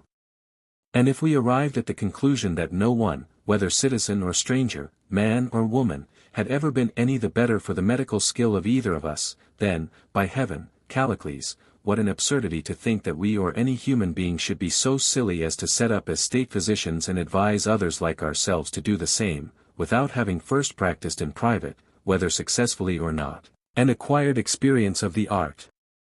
Is not this, as they say, to begin with the big jar when you are learning the potter's art, which is a foolish thing? Callicles, true. Socrates, and now, my friend, as you are already beginning to be a public character, and are admonishing and reproaching me for not being one, suppose that we ask a few questions of one another. Tell me, then, Callicles, how about making any of the citizens better? Was there ever a man who was once vicious, or unjust, or intemperate, or foolish, and became by the help of Callicles good and noble? Was there ever such a man, whether citizen or stranger, slave or freeman? Tell me, Callicles, if a person were to ask these questions of you, what would you answer? Whom would you say that you had improved by your conversation? There may have been good deeds of this sort which were done by you as a private person, before you came forward in public. Why will you not answer? Callicles, you are contentious, Socrates. Socrates, nay, I ask you, not from a love of contention, but because I really want to know in what way you think that affairs should be administered among us, whether, when you come to the administration of them, you have any other aim but the improvement of the citizens. Have we not already admitted many times over that such is the duty of a public man? Nay, we have surely said so, for if you will not answer for yourself I must answer for you. But if this is what the good man ought to effect for the benefit of his own state, allow me to recall to you the names of those whom you were just now mentioning, Pericles, and Cimon, and Miltiades, and Themistocles, and ask whether you still think that they were good citizens. Callicles, I do. Socrates, but if they were good, then clearly each of them must have made the citizens better instead of worse. Callicles, yes. Socrates, and, therefore, when Pericles first began to speak in the assembly, the Athenians were not so good as when he spoke last. Callicles, very likely. Socrates, nay, my friend, likely is not the word, for if he was a good citizen, the inference is certain. Callicles, and what difference does that make? Socrates, none, only I should like further to know whether the Athenians are supposed to have been made better by Pericles, or, on the contrary, to have been corrupted by him, for I hear that he was the first who gave the people pay, and made them idle and cowardly, and encouraged them in the love of talk and money. Callicles, you heard that, Socrates, from the laconizing set who bruised their ears. Socrates, but what I am going to tell you now is not mere hearsay, but well known both to you and me, that at first, Pericles was glorious and his character unimpeached by any verdict of the Athenians. This was during the time when they were not so good, yet afterwards, when they had been made good and gentle by him, at the very end of his life they convicted him of theft, and almost put him to death, clearly under the notion that he was a malefactor. Callicles, well, but how does that prove Pericles' badness? Socrates, why, surely you would say that he was a bad manager of asses or horses or oxen, who had received them originally neither kicking nor butting nor biting him, and implanted in them all these savage tricks. Would he not be a bad manager of any animals who received them gentle, and made them fiercer than they were when he received them? What do you say? Callicles, I will do you the favor of saying yes. Socrates, and will you also do me the favor of saying whether man is an animal? Callicles, certainly he is. Socrates, and was not Pericles a shepherd of men? Callicles, yes. Socrates, and if he was a good political shepherd, ought not the animals who were his subjects, as we were just now acknowledging, to have become more just and not more unjust? Callicles, quite true. Socrates, and are not just men gentle, as Homer says? Or are you of another mind? Callicles, I agree. Socrates, and yet he really did make them more savage than he received them, and their savageness was shown towards himself, which he must have been very far from desiring. Callicles, do you want me to agree with you? Socrates, yes, if I seem to you to speak the truth. Callicles, granted then. Socrates, and if they were more savage, must they not have been more unjust and inferior? Callicles, granted again. Socrates, then upon this view, Pericles was not a good statesman. Callicles, that is, upon your view. Socrates, nay, the view is yours, after what you have admitted. Take the case of Simon again. Did not the very persons whom he was serving ostracize him, in order that they might not hear his voice for 10 years? And they did just the same to Themistocles, adding the penalty of exile, and they voted that Miltiades, the hero of Marathon, should be thrown into the pit of death, and he was only saved by the Prytanes. And yet, if they had been really good men, as you say, these things would never have happened to them. For the good charioteers are not those who at first keep their place, and then, when they have broken in their horses, and themselves become better charioteers, are thrown out. That is not the way either in charioteering or in any profession. What do you think? Callicles, I should think not. Socrates, well, but if so, the truth is as I have said already, that in the Athenian state no one has ever shown himself to be a good statesman. You admitted that this was true of our present statesmen, but not true of former ones, and you preferred them to the others, yet they have turned out to be no better than our present ones, and therefore, if they were rhetoricians, they did not use the true art of rhetoric or of flattery, or they would not have fallen out of favor. Callicles, but surely, Socrates, no living man ever came near any one of them in his performances. Socrates, oh, my dear friend, I say nothing against them regarded as the serving men of the state, and I do think that they were certainly more serviceable than those who are living now, and better able to gratify the wishes of the state, but as to transforming those desires and not allowing them to have their way, and using the powers which they had, whether of persuasion or of force, in the improvement of their fellow citizens, which is the prime object of the truly good citizen, I do not see. That in these respects they were a whit superior to our present statesmen, although I do admit that they were more clever at providing ships and walls and docks, and all that. You and I have a ridiculous way, for during the whole time that we are arguing, we are always going round and round to the same point, and constantly misunderstanding one another. If I am not mistaken, you have admitted and acknowledged more than once, that there are two kinds of operations which have to do with the body, and two which have to do with the soul. One of the two is ministerial, and if our bodies are hungry provides food for them, and if they are thirsty gives them drink, or if they are cold supplies them with garments, blankets, shoes, and all that they crave. I use the same images as before intentionally, in order that you may understand me the better. The purveyor of the articles may provide them either wholesale or retail, or he may be the maker of any of them, the baker, or the cook, or the weaver, or the shoemaker, or the courier, and in so doing, being such as he is naturally supposed by himself and everyone to minister to the body. For none of them know that there is another art, an art of gymnastic and medicine which is the true minister of the body, and ought to be the mistress of all the rest, and to use their results according to the knowledge which she has and they have not, of the real good or bad effects of meats and drinks on the body. All other arts which have to do with the body are servile and menial and illiberal, and gymnastic and medicine are, as they ought to be, their mistresses. Now, when I say that all this is equally true of the soul, you seem at first to know and understand and assent to my words, and then a little while afterwards you come repeating, has not the state had good and noble citizens? And when I ask you who they are, you reply, seemingly quite in earnest, as if I had asked, who are or have been good trainers? And you had replied, Thearion, the baker, Methicus, who wrote the Sicilian cookery book, Sarambus, the vintner, these are ministers of the body, first-rate in their art, for the first makes admirable loaves, the second excellent dishes, and the third capital wine. To me these appear to be the exact parallel of the statesmen whom you mention.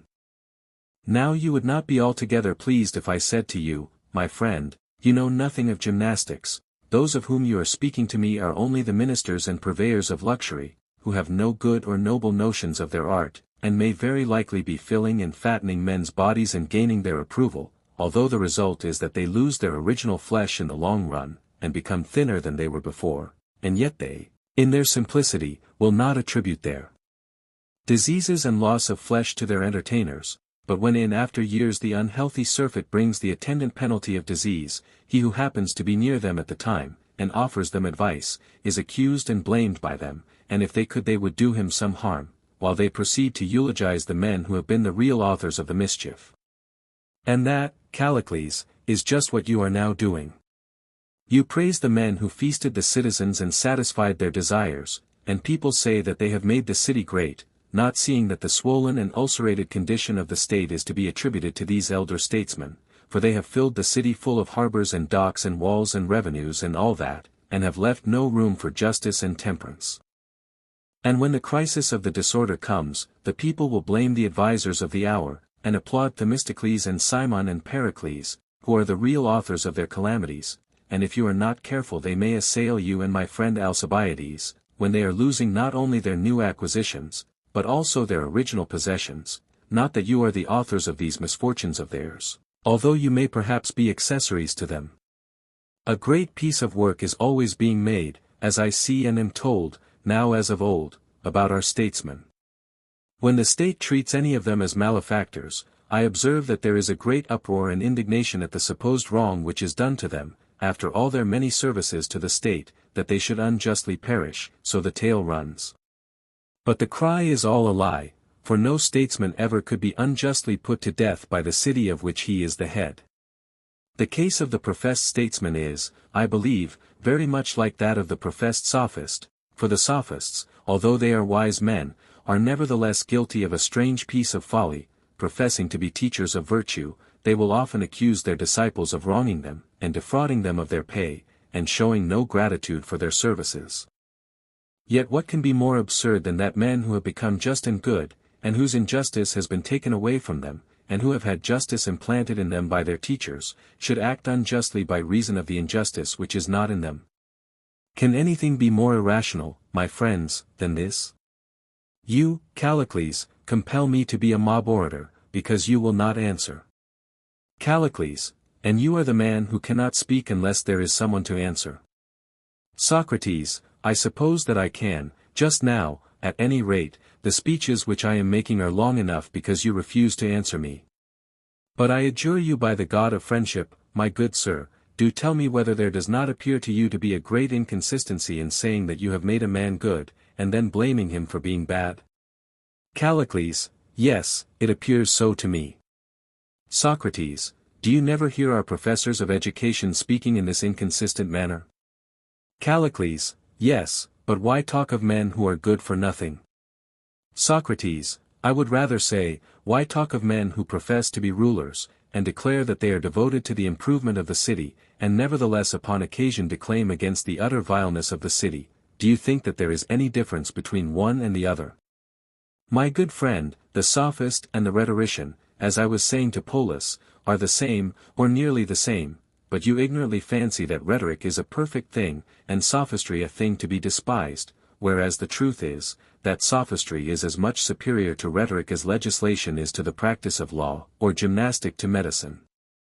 The orators and sophists, as I am inclined to think, are the only class who cannot complain of the mischief ensuing to themselves from that which they teach others, without in the same breath accusing themselves of having done no good to those whom they profess to benefit. Is not this a fact? Callicles, certainly it is. Socrates, if they were right in saying that they make men better, then they are the only class who can afford to leave their remuneration to those who have been benefited by them. Whereas if a man has been benefited in any other way, if, for example, he has been taught to run by a trainer, he might possibly defraud him of his pay, if the trainer left the matter to him, and made no agreement with him that he should receive money as soon as he had given him the utmost speed, for not because of any deficiency of speed do men act unjustly, but by reason of injustice. Callicles, very true. Socrates, and he who removes injustice can be in no danger of being treated unjustly, he alone can safely leave the honorarium to his pupils, if he be really able to make them good, am I not right? Callicles, yes. Socrates, then we have found the reason why there is no dishonor in a man receiving pay who is called in to advise about building or any other art. Callicles, yes, we have found the reason. Socrates, but when the point is, how a man may become best himself, and best govern his family and state, then to say that you will give no advice gratis is held to be dishonorable. Callicles, true. Socrates, and why? Because only such benefits call forth a desire to requite them, and there is evidence that a benefit has been conferred when the benefactor receives a return, otherwise not. Is this true? Callicles, it is. Socrates, then to which service of the state do you invite me? Determine for me. Am I to be the physician of the state who will strive and struggle to make the Athenians as good as possible, or am I to be the servant and flatterer of the state? Speak out, my good friend, freely and fairly as you did at first and ought to do again, and tell me your entire mind. Callicles, I say then that you should be the servant of the state. Socrates, the flatterer. Well, sir, that is a noble invitation. Callicles, the mission, Socrates, or what you please. For if you refuse, the consequences will be, Socrates, do not repeat the old story, that he who likes will kill me and get my money, for then I shall have to repeat the old answer, that he will be a bad man and will kill the good, and that the money will be of no use to him, but that he will wrongly use that which he wrongly took, and if wrongly, basely, and if basely, hurtfully. Callicles, how confident you are, Socrates, that you will never come to harm. You seem to think that you are living in another country, and can never be brought into a court of justice, as you very likely may be brought by some miserable and mean person. Socrates, then I must indeed be a fool, Callicles, if I do not know that in the Athenian state any man may suffer anything. And if I am brought to trial and incur the dangers of which you speak, he will be a villain who brings me to trial, of that I am very sure, for no good man would accuse the innocent. Nor shall I be surprised if I am put to death. Shall I tell you why I anticipate this? Callicles, by all means. Socrates, I think that I am the only or almost the only Athenian living who practices the true art of politics, I am the only politician of my time. Now, seeing that when I speak my words are not uttered with any view of gaining favor, and that I look to what is best and not to what is most pleasant, having no mind to use those arts and graces which you recommend, I shall have nothing to say in the justice court. And you might argue with me, as I was arguing with Polus, I shall be tried just as a physician would be tried in a court of little boys at the indictment of the cook. What would he reply under such circumstances, if someone were to accuse him, saying, O my boys, many evil things has this man done to you, he is the death of you, especially of the younger ones among you, cutting and burning and starving and suffocating you, until you know not what to do, he gives you the bitterest potions, and compels you to hunger and thirst. How unlike the variety of meats and sweets on which I feasted you. What do you suppose that the physician would be able to reply when he found himself in such a predicament? If he told the truth he could only say, all these evil things, my boys, I did for your health, and then would there not just be a clamor among a jury like that? How they would cry out! Callicles, I dare say. Socrates, would he not be utterly at a loss for a reply? Callicles, he certainly would. Socrates, and I too shall be treated in the same way, as I well know, if I am brought before the court. For I shall not be able to rehearse to the people the pleasures which I have procured for them, and which, although I am not disposed to envy either the procurers or enjoyers of them, are deemed by them to be benefits and advantages. And if anyone says that I corrupt young men, and perplex their minds, or that I speak evil of old men, and use bitter words towards them, whether in private or public, it is useless for me to reply, as I truly might, all this I do for the sake of justice, and with a view to your interest, my judges, and to nothing else. And therefore there is no saying what may happen to me. Callicles, and do you think, Socrates, that a man who is thus defenseless is in a good position? Socrates, yes, Callicles, if he have that defense, which as you have often acknowledged he should have, if he be his own defense, and have never said or done anything wrong either in respect of gods or men, and this has been repeatedly acknowledged by us to be the best sort of defense. And if anyone could convict me of inability to defend myself or others after this sort, I should blush for shame, whether I was convicted before many, or before a few, or by myself alone, and if I died from want of ability to do so, that would indeed grieve me. But if I died because I have no powers of flattery or rhetoric, I am very sure that you would not find me repining at death. For no man who is not an utter fool and coward is afraid of death itself, but he is afraid of doing wrong. For to go to the world below having one's soul full of injustice is the last and worst of all evils. And in proof of what I say, if you have no objection, I should like to tell you a story. Callicles, very well, proceed, and then we shall have done. Socrates, listen, then, as storytellers say, to a very pretty tale, which I dare say that you may be disposed to regard as a fable only, but which, as I believe, is a true tale, for I mean to speak the truth. Homer tells us 18 how Zeus and Poseidon and Pluto divided the empire which they inherited from their father. Now in the days of Cronos there existed a law respecting the destiny of man, which has always been, and still continues to be in heaven, that he who has lived all his life in justice and holiness shall go, when he is dead, to the islands of the blessed, and dwell there in perfect happiness out of the reach of evil, but that he who has lived unjustly and impiously shall go to the house of vengeance and punishment, which is called Tartarus. And in the time of Cronos, and even quite lately in the reign of Zeus, the judgment was given on the very day on which the men were to die, the judges were alive, and the men were alive, and the consequence was that the judgments were not well given. Then Pluto and the authorities from the islands of the blessed came to Zeus, and said that the souls found their way to the wrong places. Zeus said, I shall put a stop to this, the judgments are not well given, because the persons who are judged have their clothes on, for they are alive, and there are many who, having evil souls, are apparelled in fair bodies, or encased in wealth or rank, and, when the day of judgment arrives, numerous witnesses come forward and testify on their behalf that they have lived righteously. The judges are awed by them, and they themselves too have their clothes on when judging, their eyes and ears and their whole bodies are interposed as a veil before their own souls. All this is a hindrance to them, there are the clothes of the judges and the clothes of the judged. What is to be done? I will tell you, in the first place, I will deprive men of the foreknowledge of death, which they possess at present, this power which they have Prometheus has already received my orders to take from them. In the second place, they shall be entirely stripped before they are judged, for they shall be judged when they are dead, and the judge too shall be naked, that is to say, dead, he with his naked soul shall pierce into the other naked souls, and they shall die suddenly and be deprived of all their kindred, and leave their brave attire strewn upon the earth. Conducted in this manner, the judgment will be just. I knew all about the matter before any of you, and therefore I have made my sons judges, 2 from Asia, Minos and Rhadamanthus, and 1 from Europe, Aeacus. And these, when they are dead, shall give judgment in the meadow at the parting of the ways, whence the 2 roads lead, one to the islands of the blessed, and the other to Tartarus. Rhadamanthus shall judge those who come from Asia, and Aeacus those who come from Europe.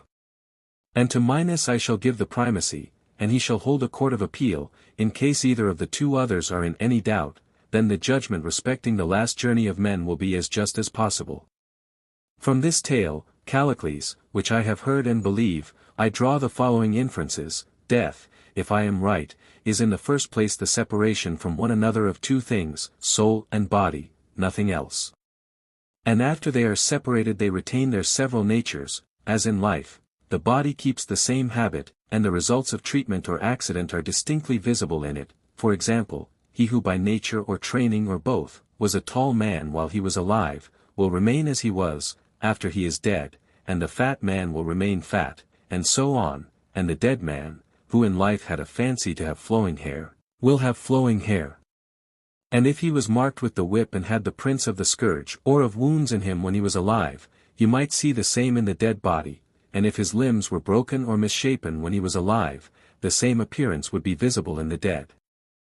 And in a word, whatever was the habit of the body during life would be distinguishable after death, either perfectly, or in a great measure and for a certain time. And I should imagine that this is equally true of the soul, Callicles. When a man is stripped of the body, all the natural or acquired affections of the soul are laid open to view. And when they come to the judge, as those from Asia come to Rhadamanthus, he places them near him and inspects them quite impartially, not knowing whose the soul is. Perhaps he may lay hands on the soul of the great king, or of some other king or potentate, who has no soundness in him, but his soul is marked with the whip, and is full of the prints and scars of perjuries and crimes with which each action has stained him, and he is all crooked with falsehood and imposture, and has no straightness, because he has lived without truth. Him Rhadamanthus beholds, full of all deformity and disproportion, which is caused by license and luxury and insolence and incontinence, and dispatches him ignominiously to his prison, and there he undergoes the punishment which he deserves. Now the proper office of punishment is twofold. He who is rightly punished ought either to become better and profit by it, or he ought to be made an example to his fellows, that they may see what he suffers, and fear and become better. Those who are improved when they are punished by gods and men, are those whose sins are curable, and they are improved, as in this world so also in another, by pain and suffering, for there is no other way in which they can be delivered from their evil. But they who have been guilty of the worst crimes, and are incurable by reason of their crimes, are made examples, for, as they are incurable, the time has passed at which they can receive any benefit. They get no good themselves, but others get good when they behold them enduring forever the most terrible and painful and fearful sufferings as the penalty of their sins. There they are, hanging up as examples, in the prison house of the world below, a spectacle and a warning to all unrighteous men who come thither. And among them, as I confidently affirm, will be found Archelaus, if Polus truly reports of him, and any other tyrant who is like him. Of these fearful examples, most, as I believe, are taken from the class of tyrants and kings and potentates and public men, for they are the authors of the greatest and most impious crimes, because they have the power. And Homer witnesses to the truth of this, for they are always kings and potentates whom he has described as suffering everlasting punishment in the world below. Such were Tantalus and Sisyphus and Titius. But no one ever described Thersites, or any private person who was a villain, as suffering everlasting punishment, or as incurable. For to commit the worst crimes, as I am inclined to think, was not in his power, and he was happier than those who had the power. No, Callicles, the very bad men come from the class of those who have power. And yet in that very class there may arise good men, and worthy of all admiration they are, for where there is great power to do wrong, to live and to die justly is a hard thing, and greatly to be praised, and few there are who attain to this. Such good and true men, however, there have been, and will be again, at Athens and in other states, who have fulfilled their trust righteously, and there is one who is quite famous all over Hellas, Aristides, the son of Lysimachus. But, in general, great men are also bad, my friend. As I was saying, Rhadamanthus, when he gets a soul of the bad kind, knows nothing about him, neither who he is, nor who his parents are. He knows only that he has got hold of a villain, and seeing this, he stamps him as curable or incurable, and sends him away to Tartarus, whither he goes and receives his proper recompense. Or, again, he looks with admiration on the soul of some just one who has lived in holiness and truth. He may have been a private man or not, and I should say, Callicles, that he is most likely to have been a philosopher who has done his own work, and not troubled himself with the doings of other men in his lifetime. Him Rhadamanthus sends to the islands of the blessed. Aeacus does the same, and they both have scepters, and judge, but Minos alone has a golden scepter and is seated looking on, as Odysseus in Homer 19 declares that he saw him, holding a scepter of gold, and giving laws to the dead. Now I, Callicles, am persuaded of the truth of these things, and I consider how I shall present my soul whole and undefiled before the judge in that day. Renouncing the honors at which the world aims, I desire only to know the truth, and to live as well as I can, and, when I die, to die as well as I can. And, to the utmost of my power, I exhort all other men to do the same. And, in return for your exhortation of me, I exhort you also to take part in the great combat, which is the combat of life, and greater than every other earthly conflict. And I retort your reproach of me, and say, that you will not be able to help yourself when the day of trial and judgment, of which I was speaking, comes upon you. You will go before the judge, the son of Aegina, and, when he has got you in his grip and is carrying you off, you will gape and your head will swim round, just as mine would in the courts of this world, and very likely someone will shamefully box you on the ears, and put upon you any sort of insult. Perhaps this may appear to you to be only an old wife's tale, which you will contemn. And there might be reason in your contemning such tales, if by searching we could find out anything better or truer, but now you see that you and Polus and Gorgias, who are the three wisest of the Greeks of our day, are not able to show that we ought to live any life which does not profit in another world as well as in this. And of all that has been said, nothing remains unshaken but the saying, that to do injustice is more to be avoided than to suffer injustice, and that the reality and not the appearance of virtue is to be followed above all things, as well in public as in private life, and that when anyone has been wrong in anything, he is to be chastised, and that the next best thing to a man being just is that he should become just, and be chastised and punished, also that he should avoid all flattery of himself as well as of others, of the few or of the many, and rhetoric and any other art should be used by him, and all his actions should be done always, with a view to justice. Follow me then, and I will lead you where you will be happy in life and after death, as the argument shows. And never mind if someone despises you as a fool, and insults you, if he has a mind, let him strike you, by Zeus, and do you be of good cheer, and do not mind the insulting blow, for you will never come to any harm in the practice of virtue, if you are a really good and true man. When we have practiced virtue together, we will apply ourselves to politics, if that seems desirable, or we will advise about whatever else may seem good to us, for we shall be better able to judge then. In our present condition we ought not to give ourselves airs, for even on the most important subjects we are always changing our minds, so utterly stupid are we. Let us, then, take the argument as our guide, which has revealed to us that the best way of life is to practice justice and every virtue in life and death. This way let us go, and in this exhort all men to follow, not in the way to which you trust and in which you exhort me to follow you, for that way, Callicles, is nothing worth. Appendix I. It seems impossible to separate by any exact line the genuine writings of Plato from the spurious. The only external evidence to them which is of much value is that of Aristotle, for the Alexandrian catalogues of a century later include manifest forgeries. Even the value of the Aristotelian authority is a good deal impaired by the uncertainty concerning the date and authorship of the writings which are ascribed to him. And several of the citations of Aristotle omit the name of Plato, and some of them omit the name of the dialogue from which they are taken.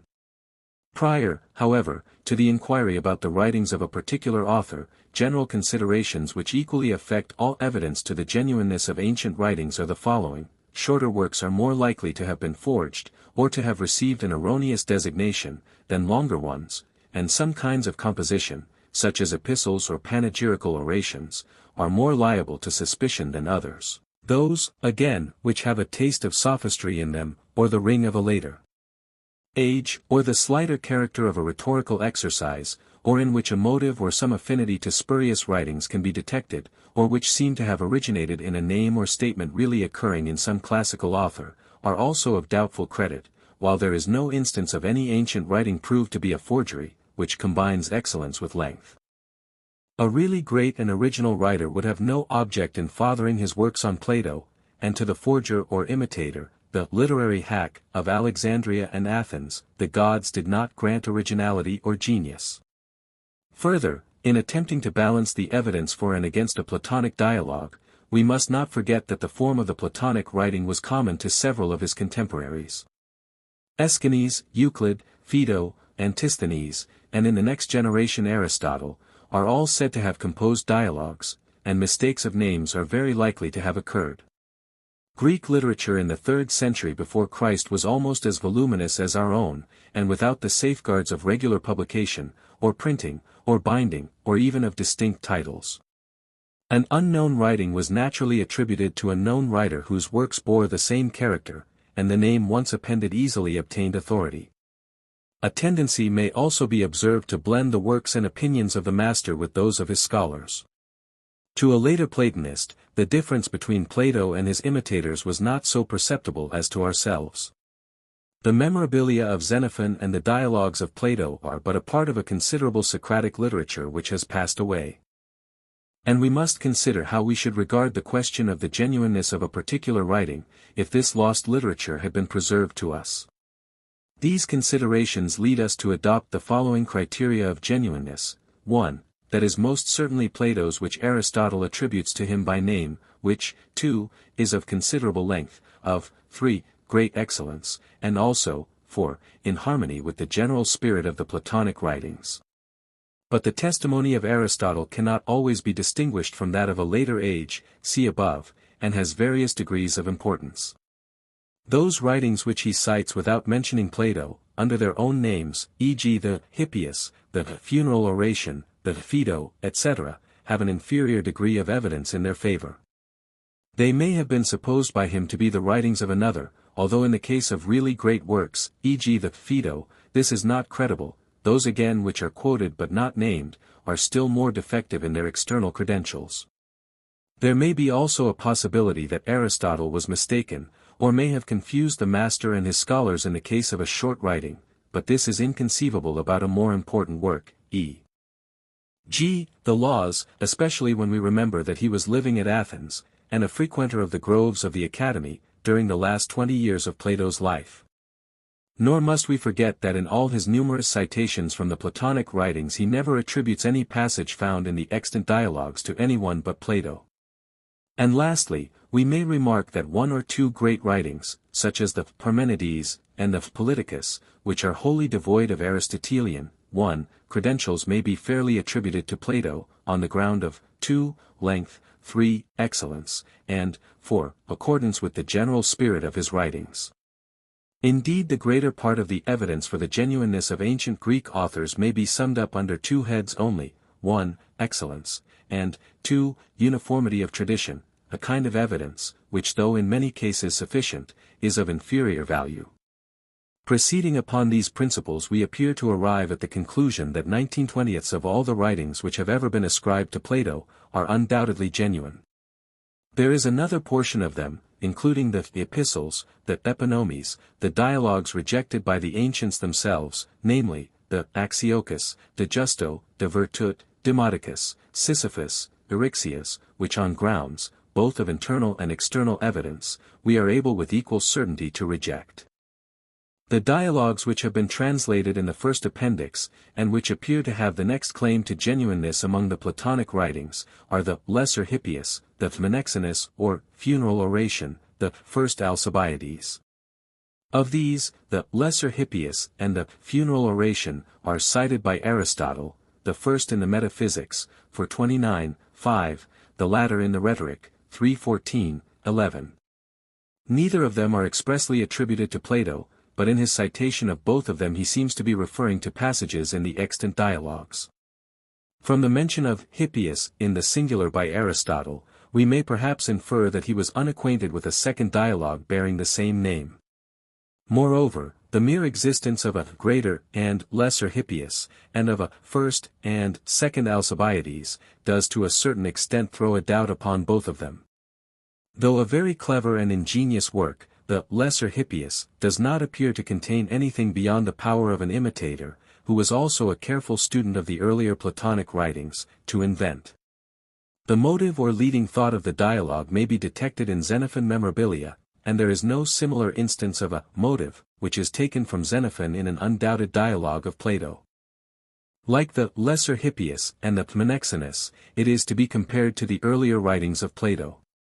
The motive of the piece may, perhaps, be found in that passage of the Symposium, in which Alcibiades describes himself as self-convicted by the words of Socrates, 216b, c. For the disparaging manner in which Schleiermacher has spoken of this dialogue there seems to be no sufficient foundation. At the same time, the lesson imparted is simple, and the irony more transparent than in the undoubted dialogues of Plato. We know, too, that Alcibiades was a favorite thesis, and that at least 5 or 6 dialogues bearing this name passed current in antiquity, and are attributed to contemporaries of Socrates and Plato. 1.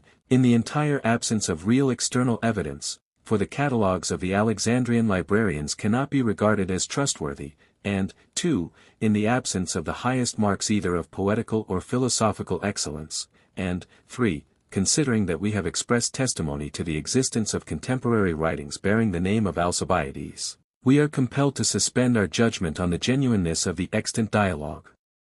Neither at this point, nor at any other, do we propose to draw an absolute line of demarcation between genuine and spurious writings of Plato. They fade off imperceptibly from one class to another. There may have been degrees of genuineness in the dialogues themselves, as there are certainly degrees of evidence by which they are supported. The traditions of the oral discourses both of Socrates and Plato may have formed the basis of semi-Platonic writings. Some of them may be of the same mixed character which is apparent in Aristotle and Hippocrates, although the form of them is different. But the writings of Plato, unlike the writings of Aristotle, seem never to have been confused with the writings of his disciples. This was probably due to their definite form, and to their inimitable excellence. The 3 dialogues which we have offered in the appendix to the criticism of the reader may be partly spurious and partly genuine. They may be altogether spurious. That is an alternative which must be frankly admitted. Nor can we maintain of some other dialogues, such as the Parmenides, and the Sophist, and Politicus, that no considerable objection can be urged against them, though greatly overbalanced by the weight, chiefly, of internal evidence in their favor. Nor, on the other hand, can we exclude a bare possibility that some dialogues which are usually rejected, such as the Greater Hippias and the Cleitophon, may be genuine.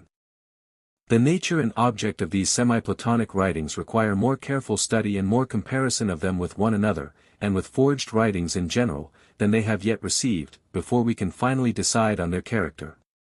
We do not consider them all as genuine until they can be proved to be spurious, as is often maintained and still more often implied in this and similar discussions, but should say of some of them, that their genuineness is neither proven nor disproven until further evidence about them can be adduced. And we are as confident that the epistles are spurious, as that the Republic, the Timaeus, and the Laws are genuine.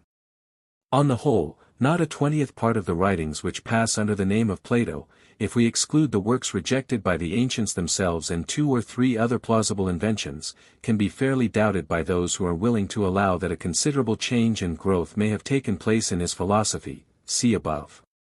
That 20th debatable portion scarcely in any degree affects our judgment of Plato, either as a thinker or a writer, and though suggesting some interesting questions to the scholar and critic, is of little importance to the general reader. Lesser Hippias. Introduction. The Lesser Hippias may be compared with the earlier dialogues of Plato, in which the contrast of Socrates and the Sophists is most strongly exhibited. Hippias, like Protagoras and Gorgias, though civil, is vain and boastful. He knows all things, he can make anything, including his own clothes. He is a manufacturer of poems and declamations, and also of seal rings, shoes, strigils. His girdle, which he has woven himself, is of a finer than Persian quality.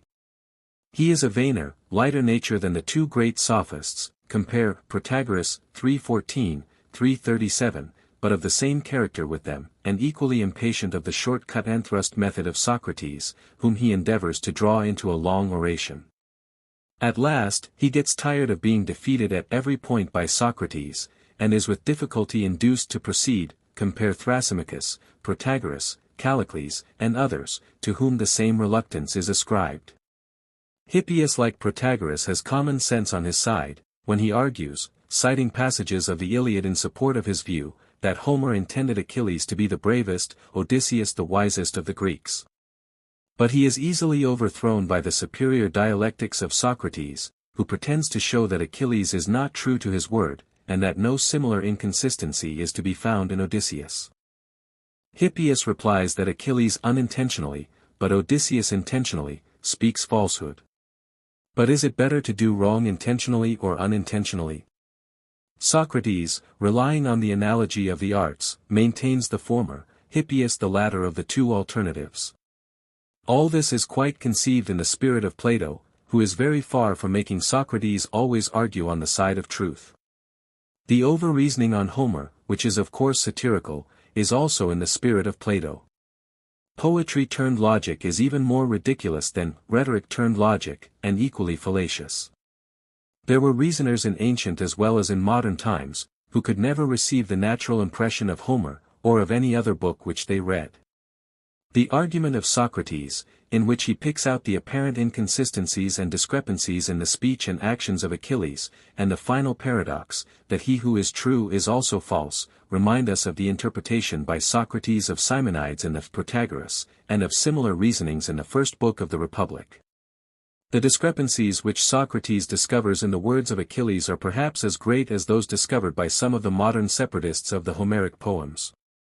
At last, Socrates, having caught Hippias in the toils of the voluntary and involuntary, is obliged to confess that he is wandering about in the same labyrinth. He makes the reflection on himself which others would make upon him, compare Protagoras, sub fin.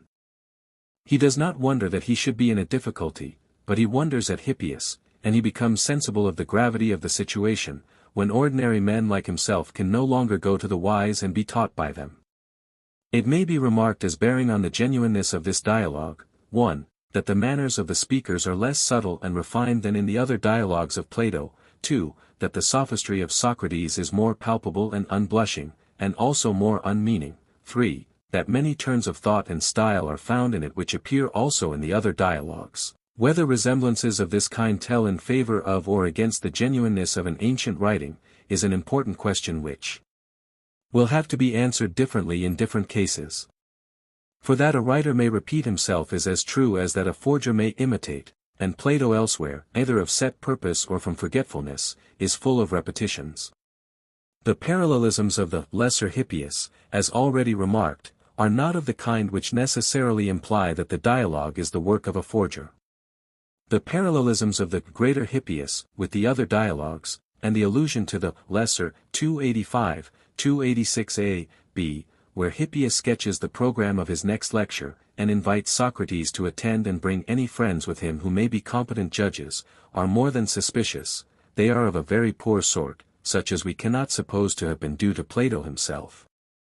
The greater Hippias more resembles the Euthydemus than any other dialogue, but is immeasurably inferior to it. The lesser Hippias seems to have more merit than the greater, and to be more Platonic in spirit. The character of Hippias is the same in both dialogues, but his vanity and boasting are even more exaggerated in the greater Hippias. His art of memory is specially mentioned in both. He is an inferior type of the same species as Hippodamus of Miletus, Aristotle Politics 2:8, Section 1. Some passages in which the lesser Hippias may be advantageously compared with the undoubtedly genuine dialogues of Plato are the following: Lesser Hippias, 369b, compare Republic 6:487, Socrates' cunning in argument is parallel to Ibid d.e., compare Laches, 188, Socrates' feeling about arguments is parallel to 372b, c.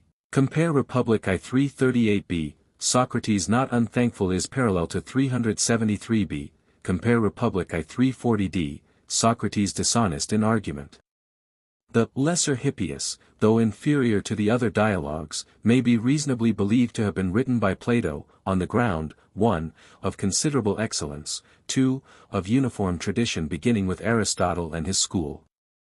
That the dialogue falls below the standard of Plato's other works, or that he has attributed to Socrates an unmeaning paradox, perhaps with the view of showing that he could beat the sophists at their own weapons, or that he could make the worse appear the better cause, or merely as a dialectical experiment, are not sufficient reasons for doubting the genuineness of the work. Lesser Hippias persons of the dialogue, Eutychus Socrates Hippias Eutychus, why are you silent, Socrates, after the magnificent display which Hippias has been making?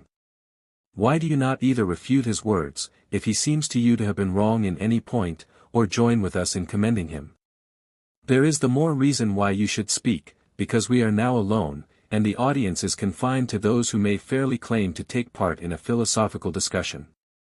Socrates, I should greatly like, Eutychus, to ask Hippias the meaning of what he was saying just now about Homer. I have heard your father, Apomantus, declare that the Iliad of Homer is a finer poem than the Odyssey in the same degree that Achilles was a better man than Odysseus. Odysseus, he would say, is the central figure of the one poem and Achilles of the other. Now, I should like to know, if Hippias has no objection to tell me, what he thinks about these two heroes, and which of them he maintains to be the better. He has already told us in the course of his exhibition many things of various kinds about Homer and divers other poets. Eutychus, I am sure that Hippias will be delighted to answer anything which you would like to ask. Tell me, Hippias, if Socrates asks you a question, will you answer him? Hippias, indeed, Eutychus, I should be strangely inconsistent if I refused to answer Socrates, when at each Olympic festival, as I went up from my house at Elis to the temple of Olympia, where all the Hellenes were assembled, I continually professed my willingness to perform any of the exhibitions which I had prepared, and to answer any questions which anyone had to ask. Socrates, truly, Hippias, you are to be congratulated, if at every Olympic festival you have such an encouraging opinion of your own wisdom when you go up to the temple. I doubt whether any muscular hero would be so fearless and confident in offering his body to the combat at Olympia, as you are in offering your mind. Hippias, and with good reason, Socrates, for since the day when I first entered the lists at Olympia I have never found any man who was my superior in anything. Socrates, what an ornament, Hippias, will the reputation of your wisdom be to the city of Elis and to your parents. But to return, what say you of Odysseus and Achilles? Which is the better of the two? And in what particular does either surpass the other? For when you were exhibiting and there was company in the room, though I could not follow you, I did not like to ask what you meant, because a crowd of people were present, and I was afraid that the question might interrupt your exhibition. But now that there are not so many of us, and my friend Eutychus bids me ask, I wish you would tell me what you were saying about these two heroes, so that I may clearly understand. How did you distinguish them? Hippias, I shall have much pleasure, Socrates, in explaining to you more clearly than I could in public my views about these and also about other heroes. I say that Homer intended Achilles to be the bravest of the men who went to Troy, Nestor the wisest, and Odysseus the wiliest. Socrates, O rare Hippias, will you be so good as not to laugh, if I find a difficulty in following you, and repeat my questions several times over? Please to answer me kindly and gently. Hippias, I should be greatly ashamed of myself, Socrates, if I, who teach others and take money of them, could not, when I was asked by you, answer in a civil and agreeable manner. Socrates, thank you. The fact is, that I seem to understand what you meant when you said that the poet intended Achilles to be the bravest of men, and also that he intended Nestor to be the wisest, but when you said that he meant Odysseus to be the wiliest, I must confess that I could not understand what you were saying. Will you tell me, and then I shall perhaps understand you better, has not Homer made Achilles wily? Hippias, certainly not, Socrates. He is the most straightforward of mankind, and when Homer introduces them talking with one another in the passage called the Prayers, Achilles is supposed by the poet to say to Odysseus, son of Laertes, sprung from heaven, crafty Odysseus, I will speak out plainly the word which I intend to carry out in act, and which will, I believe, be accomplished. For I hate him like the gates of death who thinks one thing and says another. But I will speak that which shall be accomplished. Now, in these verses he clearly indicates the character of the two men. He shows Achilles to be true and simple, and Odysseus to be wily and false, for he supposes Achilles to be addressing Odysseus in these lines. Socrates, now, Hippias, I think that I understand your meaning. When you say that Odysseus is wily, you clearly mean that he is false. Hippias, exactly so, Socrates, it is the character of Odysseus, as he is represented by Homer in many passages both of the Iliad and Odyssey. Socrates, and Homer must be presumed to have meant that the true man is not the same as the false. Hippias, of course, Socrates. Socrates, and is that your own opinion, Hippias? Hippias, certainly, how can I have any other? Socrates, well, then, as there is no possibility of asking Homer what he meant in these verses of his, let us leave him, but as you show a willingness to take up his cause, and your opinion agrees with what you declare to be his, will you answer on behalf of yourself and him? Hippias, I will, ask shortly anything which you like. Socrates, do you say that the false, like the sick, have no power to do things, or that they have the power to do things? Hippias, I should say that they have power to do many things, and in particular to deceive mankind. Socrates, then, according to you, they are both powerful and wily, are they not? Hippias, yes. Socrates, and are they wily, and do they deceive by reason of their simplicity and folly, or by reason of their cunning and a certain sort of prudence? Hippias, by reason of their cunning and prudence, most certainly. Socrates, then they are prudent, I suppose. Hippias, so they are, very. Socrates, and if they are prudent, do they know or do they not know what they do? Hippias, of course, they know very well, and that is why they do mischief to others. Socrates, and having this knowledge, are they ignorant, or are they wise? Hippias, wise, certainly, at least, in so far as they can deceive. Socrates, stop, and let us recall to mind what you are saying. Are you not saying that the false are powerful and prudent and knowing and wise in those things about which they are false? Hippias, to be sure. Socrates, and the true differ from the false, the true and the false are the very opposite of each other? Hippias, that is my view. Socrates, then, according to your view, it would seem that the false are to be ranked in the class of the powerful and wise? Hippias, assuredly. Socrates, and when you say that the false are powerful and wise in so far as they are false, do you mean that they have or have not the power of uttering their falsehoods if they like? Hippias, I mean to say that they have the power. Socrates, and could you speak falsehoods about them equally well? I must beg, Hippias, that you will answer me with the same frankness and magnanimity which has hitherto characterized you. If a person were to ask you what is the sum of 3 multiplied by 700, would not you be the best and most consistent teller of a falsehood, having always the power of speaking falsely as you have of speaking truly, about these same matters, if you wanted to tell a falsehood, and not to answer truly? Would the ignorant man be better able to tell a falsehood in matters of calculation than you would be, if you chose? Might he not sometimes stumble upon the truth, when he wanted to tell a lie, because he did not know, whereas you who are the wise man, if you wanted to tell a lie would always and consistently lie? Hippias, yes, there you are quite right. Socrates, does the false man tell lies about other things, but not about number, or when he is making a calculation? Hippias, to be sure, he would tell as many lies about number as about other things. Socrates, then may we further assume, Hippias, that there are men who are false about calculation and number? Hippias, yes. Socrates, who can they be? For you have already admitted that he who is false must have the ability to be false. You said, as you will remember, that he who is unable to be false will not be false. Hippias, yes, I remember, it was so said. Socrates, and were you not yourself just now shown to be best able to speak falsely about calculation? Hippias, yes, that was another thing which was said. Socrates, and are you not likewise said to speak truly about calculation? Hippias, certainly. Socrates, then the same person is able to speak both falsely and truly about calculation. And that person is he who is good at calculation, the arithmetician? Hippias, yes. Socrates, who, then, Hippias, is discovered to be false at calculation? Is he not the good man?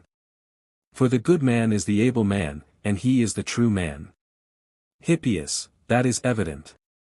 Socrates, do you not see, then, that the same man is false and also true about the same matters? And the true man is not a whit better than the false, for indeed he is the same with him and not the very opposite, as you were just now imagining. Hippias, not in that instance, clearly. Socrates, shall we examine other instances? Hippias, certainly, if you are disposed. Socrates, are you not also skilled in geometry? Hippias, I am. Socrates, well, and does not the same hold in that science also? Is not the same person best able to speak falsely or to speak truly about diagrams, and he is, the geometrician? Hippias, yes. Socrates, he and no one else is good at it. Hippias, yes, he and no one else. Socrates, then the good and wise geometer has this double power in the highest degree, and if there be a man who is false about diagrams, the good man will be he, for he is able to be false, whereas the bad is unable, and for this reason is not false, as has been admitted. Hippias, true. Socrates, once more, let us examine a third case, that of the astronomer, in whose art, again, you, Hippias, profess to be a still greater proficient than in the preceding, do you not? Hippias, yes, I am. Socrates, and does not the same hold of astronomy? Hippias, true, Socrates. Socrates, and in astronomy, too, if any man be able to speak falsely he will be the good astronomer, but he who is not able will not speak falsely, for he has no knowledge. Hippias, clearly not. Socrates, then in astronomy also, the same man will be true and false. Hippias, it would seem so. Socrates, and now, Hippias, consider the question at large about all the sciences, and see whether the same principle does not always hold. I know that in most arts you are the wisest of men, as I have heard you boasting in the agora at the tables of the money changers, when you were setting forth the great and enviable stores of your wisdom, and you said that upon one occasion, when you went to the Olympic Games, all that you had on your person was made by yourself. You began with your ring, which was of your own workmanship, and you said that you could engrave rings, and you had another seal which was also of your own workmanship, and a strigil and an oil flask, which you had made yourself. You said also that you had made the shoes which you had on your feet, and the cloak and the short tunic, but what appeared to us all most extraordinary and a proof of singular art, was the girdle of your tunic, which, you said, was as fine as the most costly Persian fabric, and of your own weaving. Moreover, you told us that you had brought with you poems, epic, tragic, and dithyrambic, as well as prose writings of the most various kinds, and you said that your skill was also preeminent in the arts which I was just now mentioning, and in the true principles of rhythm and harmony and of orthography, and if I remember rightly, there were a great many other accomplishments in which you excelled. I have forgotten to mention your art of memory, which you regard as your special glory, and I dare say that I have forgotten many other things, but, as I was saying, only look to your own arts, and there are plenty of them, and to those of others, and tell me, having regard to the admissions which you and I have made, whether you discover any department of art or any description of wisdom or cunning, whichever name you use, in which the true and false are different and not the same, tell me, if you can, of any. But you cannot. Hippias, not without consideration, Socrates. Socrates, nor will consideration help you, Hippias, as I believe, but then if I am right, remember what the consequence will be. Hippias, I do not know what you mean, Socrates. Socrates, I suppose that you are not using your art of memory, doubtless because you think that such an accomplishment is not needed on the present occasion. I will therefore remind you of what you were saying. Were you not saying that Achilles was a true man, and Odysseus false and wily? Hippias, I was. Socrates, and now do you perceive that the same person has turned out to be false as well as true? If Odysseus is false he is also true, and if Achilles is true he is also false, and so the two men are not opposed to one another, but they are alike. Hippias, O Socrates, you are always weaving the meshes of an argument, selecting the most difficult point, and fastening upon details instead of grappling with the matter in hand as a whole. Come now, and I will demonstrate to you, if you will allow me, by many satisfactory proofs, that Homer has made Achilles a better man than Odysseus, and a truthful man too, and that he has made the other crafty, and a teller of many untruths, and inferior to Achilles. And then, if you please, you shall make a speech on the other side, in order to prove that Odysseus is the better man, and this may be compared to mine, and then the company will know which of us is the better speaker. Socrates, O Hippias, I do not doubt that you are wiser than I am. But I have a way, when anybody else says anything, of giving close attention to him, especially if the speaker appears to me to be a wise man. Having a desire to understand, I question him, and I examine and analyze and put together what he says, in order that I may understand, but if the speaker appears to me to be a poor hand, I do not interrogate him, or trouble myself about him, and you may know by this who they are whom I deem to be wise men, for you will see that when I am talking with a wise man, I am very attentive to what he says, and I ask questions of him, in order that I may learn, and be improved by him. And I could not help remarking while you were speaking, that when you recited the verses in which Achilles, as you argued, attacks Odysseus as a deceiver, that you must be strangely mistaken, because Odysseus, the man of wiles, is never found to tell a lie, but Achilles is found to be wily on your own showing. At any rate he speaks falsely, for first he utters these words, which you just now repeated, he is hateful to me even as the gates of death who thinks one thing and says another, and then he says, a little while afterwards, he will not be persuaded by Odysseus and Agamemnon, neither will he remain at Troy, but, says he, tomorrow, when I have offered sacrifices to Zeus and all the gods, having loaded my ships well, I will drag them down into the deep, and then you shall see, if you have a mind, and if such things are a care to you, early in the morning my ship sailing over the fishy Hellespont, and my men eagerly plying the oar, and, if the illustrious shaker of the earth gives me a good voyage, on the third day I shall reach the fertile Phthia. And before that, when he was reviling Agamemnon, he said, and now to Phthia I will go, since to return home in the beaked ships is far better, nor am I inclined to stay here in dishonor and amass wealth and riches for you.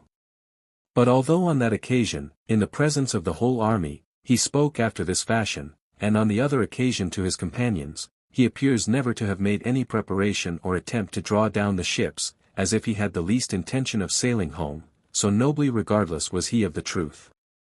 Now I, Hippias, originally asked you the question, because I was in doubt as to which of the two heroes was intended by the poet to be the best, and because I thought that both of them were the best, and that it would be difficult to decide which was the better of them, not only in respect of truth and falsehood, but of virtue generally, for even in this matter of speaking the truth they are much upon a par. Hippias, there you are wrong, Socrates, for in so far as Achilles speaks falsely, the falsehood is obviously unintentional. He is compelled against his will to remain and rescue the army in their misfortune. But when Odysseus speaks falsely he is voluntarily and intentionally false. Socrates, you, sweet Hippias, like Odysseus, are a deceiver yourself. Hippias, certainly not, Socrates, what makes you say so? Socrates, because you say that Achilles does not speak falsely from design, when he is not only a deceiver, but besides being a braggart, in Homer's description of him is so cunning, and so far superior to Odysseus in lying and pretending, that he dares to contradict himself, and Odysseus does not find him out, at any rate he does not appear to say anything to him which would imply that he perceived his falsehood. Socrates, then Odysseus would appear after all to be better than Achilles? Hippias, certainly not, Socrates. Socrates, why, were not the voluntary liars only just now shown to be better than the involuntary? Hippias, and how, Socrates, can those who intentionally err, and voluntarily and designedly commit iniquities, be better than those who err and do wrong involuntarily? Surely there is a great excuse to be made for a man telling a falsehood, or doing an injury or any sort of harm to another in ignorance. And the laws are obviously far more severe on those who lie or do evil, voluntarily, than on those who do evil involuntarily.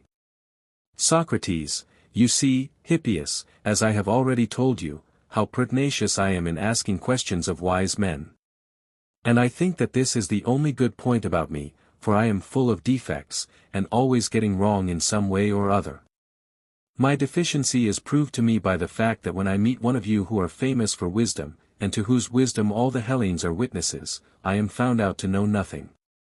For speaking generally, I hardly ever have the same opinion about anything which you have, and what proof of ignorance can be greater than to differ from wise men? But I have one singular good quality, which is my salvation, I am not ashamed to learn, and I ask and inquire, and am very grateful to those who answer me, and never fail to give them my grateful thanks, and when I learn a thing I never deny my teacher, or pretend that the lesson is a discovery of my own, but I praise his wisdom, and proclaim what I have learned from him. And now I cannot agree in what you are saying, but I strongly disagree. Well, I know that this is my own fault, and is a defect in my character, but I will not pretend to be more than I am, and my opinion, Hippias, is the very contrary of what you are saying. For I maintain that those who hurt or injure mankind, and speak falsely and deceive, and err voluntarily, are better far than those who do wrong involuntarily. Sometimes, however, I am of the opposite opinion, for I am all abroad in my ideas about this matter, a condition obviously occasioned by ignorance. And just now I happen to be in a crisis of my disorder at which those who err voluntarily appear to me better than those who err involuntarily.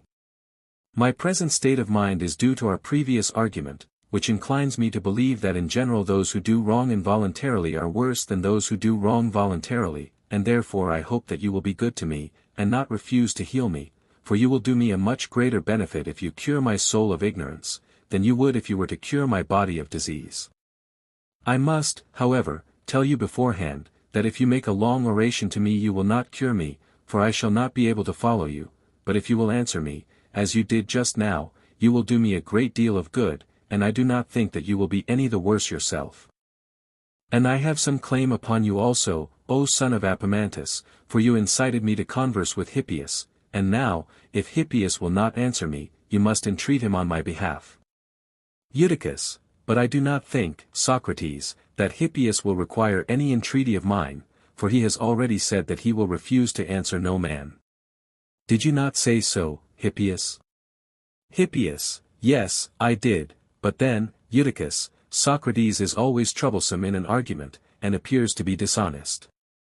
Socrates, excellent Hippias, I do not do so intentionally. If I did, it would show me to be a wise man and a master of wiles, as you would argue, but unintentionally, and therefore you must pardon me, for, as you say, he who is unintentionally dishonest should be pardoned. Eutychus, yes, Hippias, do as he says, and for our sake, and also that you may not belie your profession, answer whatever Socrates asks you. Hippias, I will answer, as you request me, and do you ask whatever you like. Socrates, I am very desirous, Hippias, of examining this question, as to which are the better, those who err voluntarily or involuntarily. And if you will answer me, I think that I can put you in the way of approaching the subject. You would admit, would you not, that there are good runners? Hippias, yes. Socrates, and there are bad runners? Hippias, yes. Socrates, and he who runs well is a good runner, and he who runs ill is a bad runner? Hippias, very true. Socrates, and he who runs slowly runs ill, and he who runs quickly runs well? Hippias, yes. Socrates, then in a race, and in running, swiftness is a good, and slowness is an evil quality? Hippias, to be sure. Socrates, which of the two then is a better runner? He who runs slowly voluntarily, or he who runs slowly involuntarily? Hippias, he who runs slowly voluntarily. Socrates, and is not running a species of doing? Hippias, certainly. Socrates, and if a species of doing, a species of action? Hippias, yes. Socrates, then he who runs badly does a bad and dishonorable action in a race? Hippias, yes, a bad action, certainly. Socrates, and he who runs slowly runs badly? Hippias, yes. Socrates, then the good runner does this bad and disgraceful action voluntarily, and the bad involuntarily? Hippias, that is to be inferred. Socrates, then he who involuntarily does evil actions, is worse in a race than he who does them voluntarily? Hippias, yes, in a race. Socrates, well, but at a wrestling match, which is the better wrestler, he who falls voluntarily or involuntarily? Hippias, he who falls voluntarily, doubtless. Socrates, and is it worse or more dishonorable at a wrestling match, to fall, or to throw another? Hippias, to fall. Socrates, then, at a wrestling match, he who voluntarily does base and dishonorable actions is a better wrestler than he who does them involuntarily. Hippias, that appears to be the truth. Socrates, and what would you say of any other bodily exercise? Is not he who is better made able to do both that which is strong and that which is weak, that which is fair and that which is foul? So that when he does bad actions with the body, he who is better made does them voluntarily, and he who is worse made does them involuntarily. Hippias, yes, that appears to be true about strength. Socrates, and what do you say about grace, Hippias? Is not he who is better made able to assume evil and disgraceful figures and postures voluntarily, as he who is worse made assumes them involuntarily? Hippias, true. Socrates, then voluntary ungracefulness comes from excellence of the bodily frame, and involuntary from the defect of the bodily frame? Hippias, true. Socrates, and what would you say of an unmusical voice? Would you prefer the voice which is voluntarily or involuntarily out of tune? Hippias, that which is voluntarily out of tune. Socrates, the involuntary is the worse of the two? Hippias, yes. Socrates, and would you choose to possess goods or evils? Hippias, goods. Socrates, and would you rather have feet which are voluntarily or involuntarily lame? Hippias, feet which are voluntarily lame. Socrates, but is not lameness a defect or deformity? Hippias, yes. Socrates, and is not blinking a defect in the eyes? Hippias, yes. Socrates, and would you rather always have eyes with which you might voluntarily blink and not see, or with which you might involuntarily blink? Hippias, I would rather have eyes which voluntarily blink. Socrates, then in your own case you deem that which voluntarily acts ill, better than that which involuntarily acts ill? Hippias, yes, certainly, in cases such as you mention. Socrates, and does not the same hold of ears, nostrils, mouth, and of all the senses? Those which involuntarily act ill are not to be desired, as being defective, and those which voluntarily act ill are to be desired as being good? Hippias, I agree.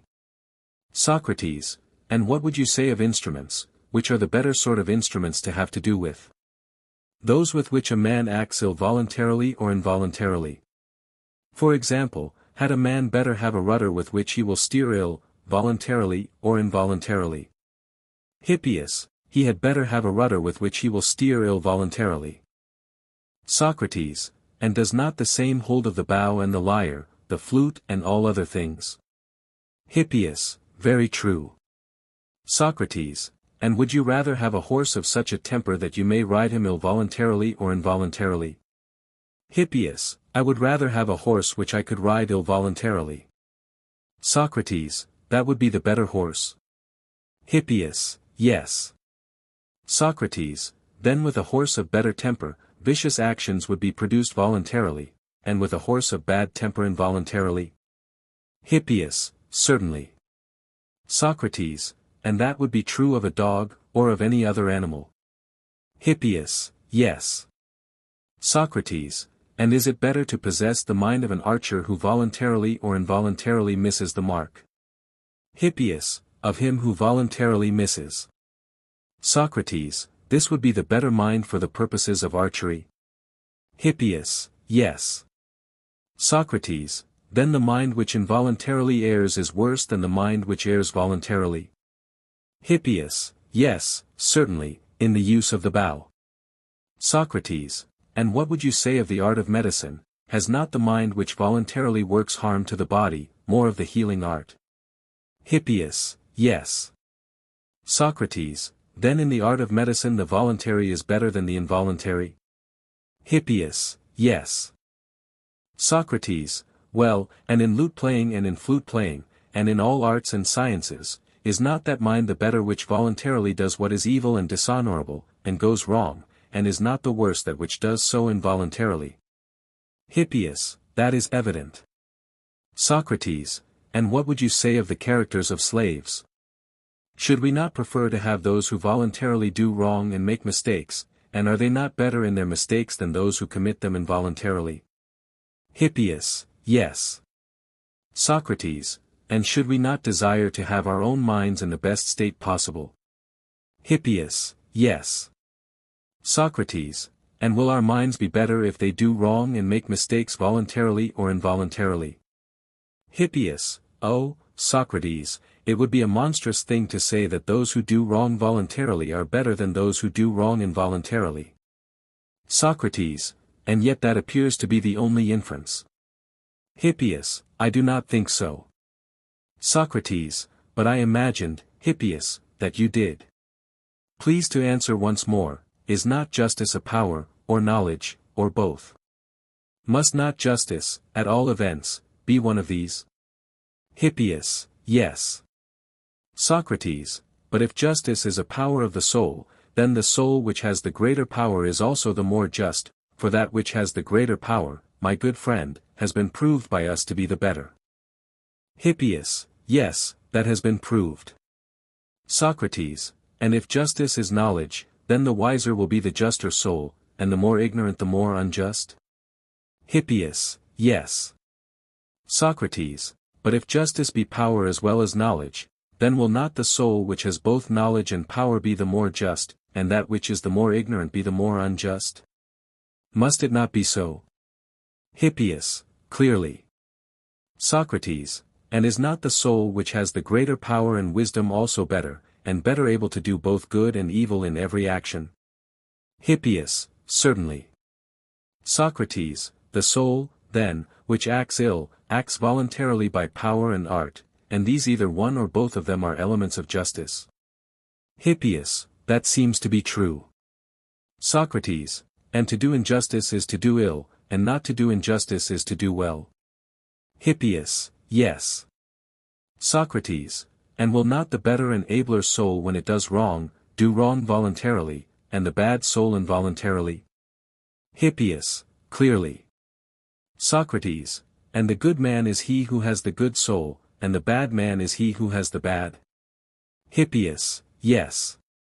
Socrates, then the good man will voluntarily do wrong, and the bad man involuntarily, if the good man is he who has the good soul? Hippias, which he certainly has. Socrates, then, Hippias, he who voluntarily does wrong and disgraceful things, if there be such a man, will be the good man? Hippias, there I cannot agree with you.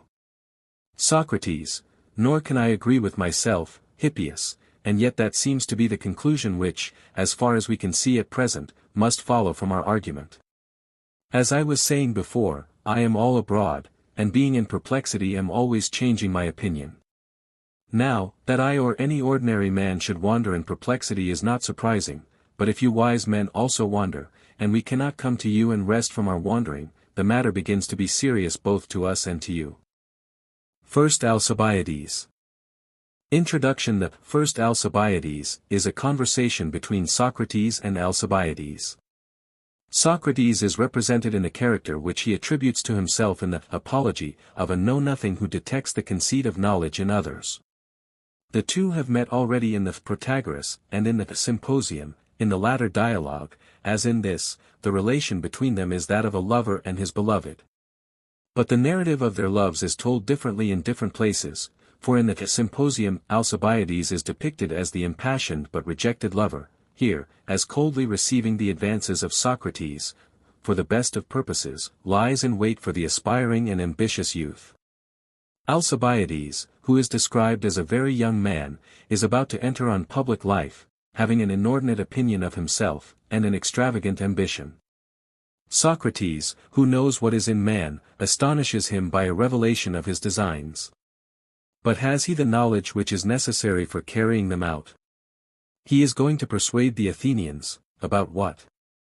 Not about any particular art, but about politics, when to fight and when to make peace. Now, men should fight and make peace on just grounds, and therefore the question of justice and injustice must enter into peace and war, and he who advises the Athenians must know the difference between them. Does Alcibiades know? If he does, he must either have been taught by some master, or he must have discovered the nature of them himself. If he has had a master, Socrates would like to be informed who he is, that he may go and learn of him also. Alcibiades admits that he has never learned. Then has he inquired for himself? He may have, if he was ever aware of a time when he was ignorant. But he never was ignorant, for when he played with other boys at dice, he charged them with cheating, and this implied a knowledge of just and unjust. According to his own explanation, he had learned of the multitude. Why, he asks, should he not learn of them the nature of justice, as he has learned the Greek language of them? To this Socrates answers, that they can teach Greek, but they cannot teach justice, for they are agreed about the one, but they are not agreed about the other, and therefore Alcibiades, who has admitted that if he knows he must either have learned from a master or have discovered for himself the nature of justice, is convicted out of his own mouth. Alcibiades rejoins, that the Athenians debate not about what is just, but about what is expedient, and he asserts that the two principles of justice and expediency are opposed. Socrates, by a series of questions, compels him to admit that the just and the expedient coincide. Alcibiades is thus reduced to the humiliating conclusion that he knows nothing of politics, even if, as he says, they are concerned with the expedient. However, he is no worse than other Athenian statesmen, and he will not need training, for others are as ignorant as he is. He is reminded that he has to contend, not only with his own countrymen, but with their enemies, with the Spartan kings and with the great king of Persia, and he can only attain this higher aim of ambition by the assistance of Socrates. Not that Socrates himself professes to have attained the truth, but the questions which he asks bring others to a knowledge of themselves, and this is the first step in the practice of virtue. The dialogue continues, we wish to become as good as possible. But to be good in what? Alcibiades replies, good in transacting business. But what business? The business of the most intelligent men at Athens. The cobbler is intelligent in shoemaking, and is therefore good in that. He is not intelligent, and therefore not good, in weaving. Is he good in the sense which Alcibiades means, who is also bad? I mean, replies Alcibiades, the man who is able to command in the city. But to command what, horses or men? And if men, under what circumstances? I mean to say, that he is able to command men living in social and political relations. And what is their aim? The better preservation of the city. But when is a city better? When there is unanimity, such as exists between husband and wife. Then, when husbands and wives perform their own special duties, there can be no unanimity between them, nor can a city be well ordered when each citizen does his own work only. Alcibiades, having stated first that goodness consists in the unanimity of the citizens, and then in each of them doing his own separate work, is brought to the required point of self-contradiction, leading him to confess his own ignorance. But he is not too old to learn, and may still arrive at the truth, if he is willing to be cross-examined by Socrates. He must know himself, that is to say, not his body, or the things of the body, but his mind, or truer self. The physician knows the body, and the tradesman knows his own business, but they do not necessarily know themselves. Self-knowledge can be obtained only by looking into the mind and virtue of the soul, which is the diviner part of a man, as we see our own image in another's eye. And if we do not know ourselves, we cannot know what belongs to ourselves or belongs to others, and are unfit to take a part in political affairs. Both for the sake of the individual and of the state, we ought to aim at justice and temperance, not at wealth or power. The evil and unjust should have no power, they should be the slaves of better men than themselves. None but the virtuous are deserving of freedom. And are you, Alcibiades, a freeman? I feel that I am not, but I hope, Socrates, that by your aid I may become free, and from this day forward I will never leave you. The Alcibiades has several points of resemblance to the undoubted dialogues of Plato. The process of interrogation is of the same kind with that which Socrates practices upon the youthful Cleinias and Euthydemus, and he characteristically attributes to Alcibiades the answers which he has elicited from him. The definition of good is narrowed by successive questions, and virtue is shown to be identical with knowledge. Here, as elsewhere, Socrates awakens the consciousness not of sin but of ignorance. Self-humiliation is the first step to knowledge, even of the commonest things. No man knows how ignorant he is, and no man can arrive at virtue and wisdom who has not once in his life, at least, been convicted of error. For the arguments by which Alcibiades is reformed are not convincing. The writer of the dialogue, whoever he was, arrives at his idealism by crooked and tortuous paths, in which many pitfalls are concealed. The anachronism of making Alcibiades about 20 years old during the life of his uncle, Pericles, may be noted, and the repetition of the favorite observation, which occurs also in the Laches and Protagoras, that great Athenian statesmen, like Pericles, failed in the education of their sons. There is none of the undoubted dialogues of Plato in which there is so little dramatic verisimilitude. First Alcibiades. Persons of the dialogue, Alcibiades. Socrates. I dare say that you may be surprised to find, O son of Cleinias, that I, who am your first lover, not having spoken to you for many years, when the rest of the world were wearying you with their attentions, am the last of your lovers who still speaks to you. The cause of my silence has been that I was hindered by a power more than human, of which I will some day explain to you the nature. This impediment has now been removed, I therefore here present myself before you, and I greatly hope that no similar hindrance will again occur. Meanwhile, I have observed that your pride has been too much for the pride of your admirers. They were numerous and high-spirited, but they have all run away, overpowered by your superior force of character. Not one of them remains. And I want you to understand the reason why you have been too much for them. You think that you have no need of them or of any other man, for you have great possessions and lack nothing, beginning with the body, and ending with the soul. In the first place, you say to yourself that you are the fairest and tallest of the citizens, and this everyone who has eyes may see to be true. In the second place, that you are among the noblest of them, highly connected both on the father's and the mother's side, and sprung from one of the most distinguished families in your own state, which is the greatest in Hellas, and having many friends and kinsmen of the best sort, who can assist you when in need, and there is one potent relative, who is more to you than all the rest, Pericles the son of Xanthippus, whom your father left guardian of you, and of your brother, and who can do as he pleases not only in this city, but in all Hellas, and among many and mighty barbarous nations. Moreover, you are rich, but I must say that you value yourself least of all upon your possessions. And all these things have lifted you up, you have overcome your lovers, and they have acknowledged that you were too much for them. Have you not remarked their absence? And now I know that you wonder why I, unlike the rest of them, have not gone away, and what can be my motive in remaining. Alcibiades, perhaps, Socrates, you are not aware that I was just going to ask you the very same question, what do you want? And what is your motive in annoying me, and always, wherever I am, making a point of coming? I do really wonder what you mean, and should greatly like to know. Socrates, then if, as you say, you desire to know, I suppose that you will be willing to hear, and I may consider myself to be speaking to an auditor who will remain, and will not run away. Alcibiades, certainly, let me hear. Socrates, you had better be careful, for I may very likely be as unwilling to end as I have hitherto been to begin. Alcibiades, proceed, my good man, and I will listen. Socrates, I will proceed, and, although no lover likes to speak with one who has no feeling of love in him, I will make an effort, and tell you what I meant. My love, Alcibiades, which I hardly like to confess, would long ago have passed away, as I flatter myself, if I saw you loving your good things, or thinking that you ought to pass life in the enjoyment of them. But I shall reveal other thoughts of yours, which you keep to yourself, whereby you will know that I have always had my eye on you.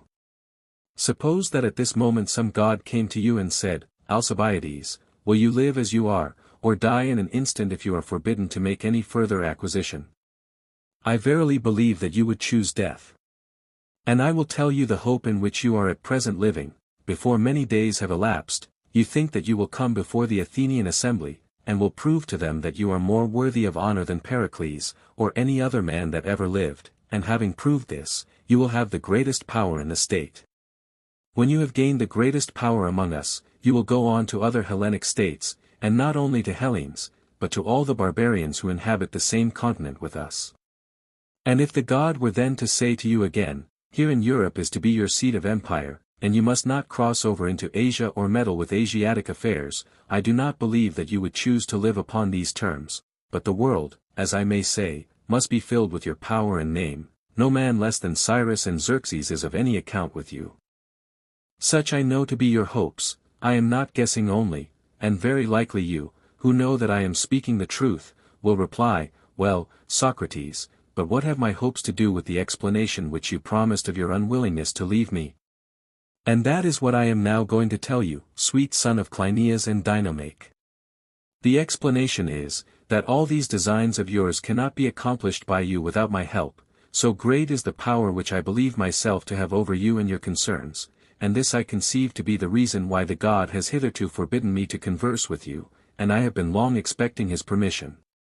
For, as you hope to prove your own great value to the state, and having proved it, to attain at once to absolute power, so do I indulge a hope that I shall be the supreme power over you, if I am able to prove my own great value to you, and to show you that neither guardian, nor kinsman, nor anyone is able to deliver into your hands the power which you desire, but I only, God being my helper. When you were young and your hopes were not yet matured, I should have wasted my time, and therefore, as I conceive, the God forbade me to converse with you, but now, having his permission, I will speak, for now you will listen to me. Alcibiades, your silence, Socrates, was always a surprise to me. I never could understand why you followed me about, and now that you have begun to speak again, I am still more amazed. Whether I think all this or not, is a matter about which you seem to have already made up your mind, and therefore my denial will have no effect upon you. But granting, if I must, that you have perfectly divined my purposes, why is your assistance necessary to the attainment of them? Can you tell me why? Socrates, you want to know whether I can make a long speech, such as you are in the habit of hearing, but that is not my way.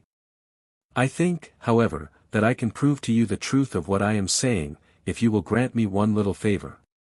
Alcibiades, yes, if the favor which you mean be not a troublesome one.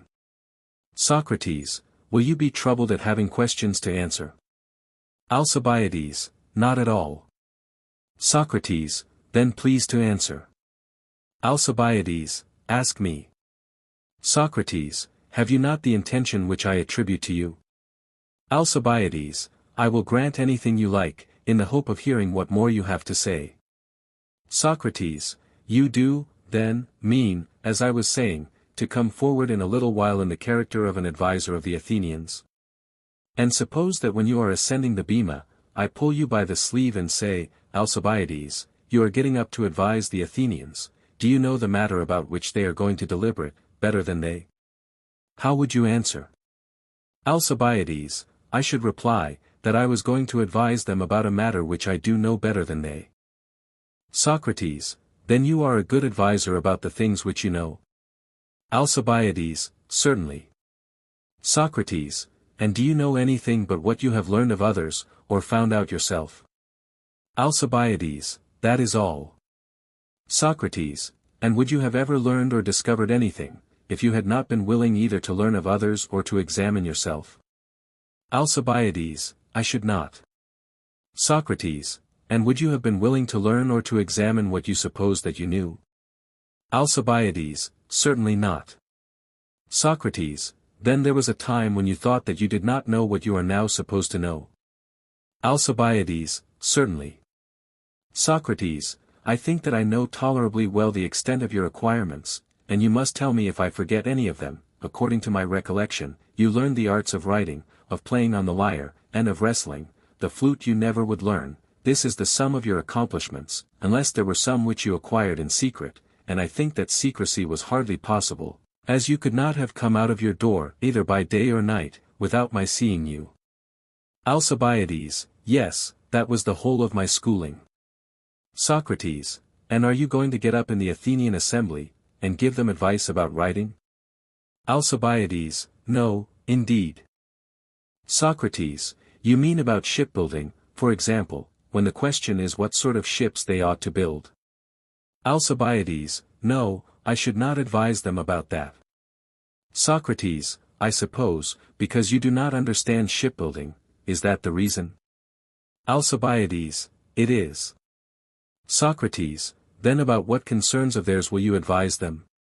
Alcibiades, about war, Socrates, or about peace, or about any other concerns of the state. Socrates, you mean, when they deliberate with whom they ought to make peace, and with whom they ought to go to war, and in what manner? Alcibiades, yes.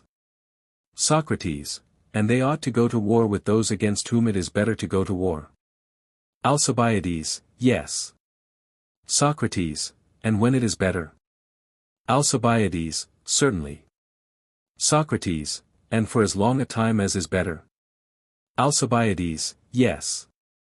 Socrates, but suppose the Athenians to deliberate with whom they ought to close in wrestling, and whom they should grasp by the hand, would you, or the master of gymnastics, be a better adviser of them? Alcibiades, clearly, the master of gymnastics. Socrates, and can you tell me on what grounds the master of gymnastics would decide, with whom they ought or ought not to close, and when and how? To take an instance, would he not say that they should wrestle with those against whom it is best to wrestle? Alcibiades, yes. Socrates, and as much as is best? Alcibiades, certainly. Socrates, and at such times as are best? Alcibiades, yes. Socrates, again, you sometimes accompany the lyre with the song and dance? Alcibiades, yes. Socrates, when it is well to do so? Alcibiades, yes.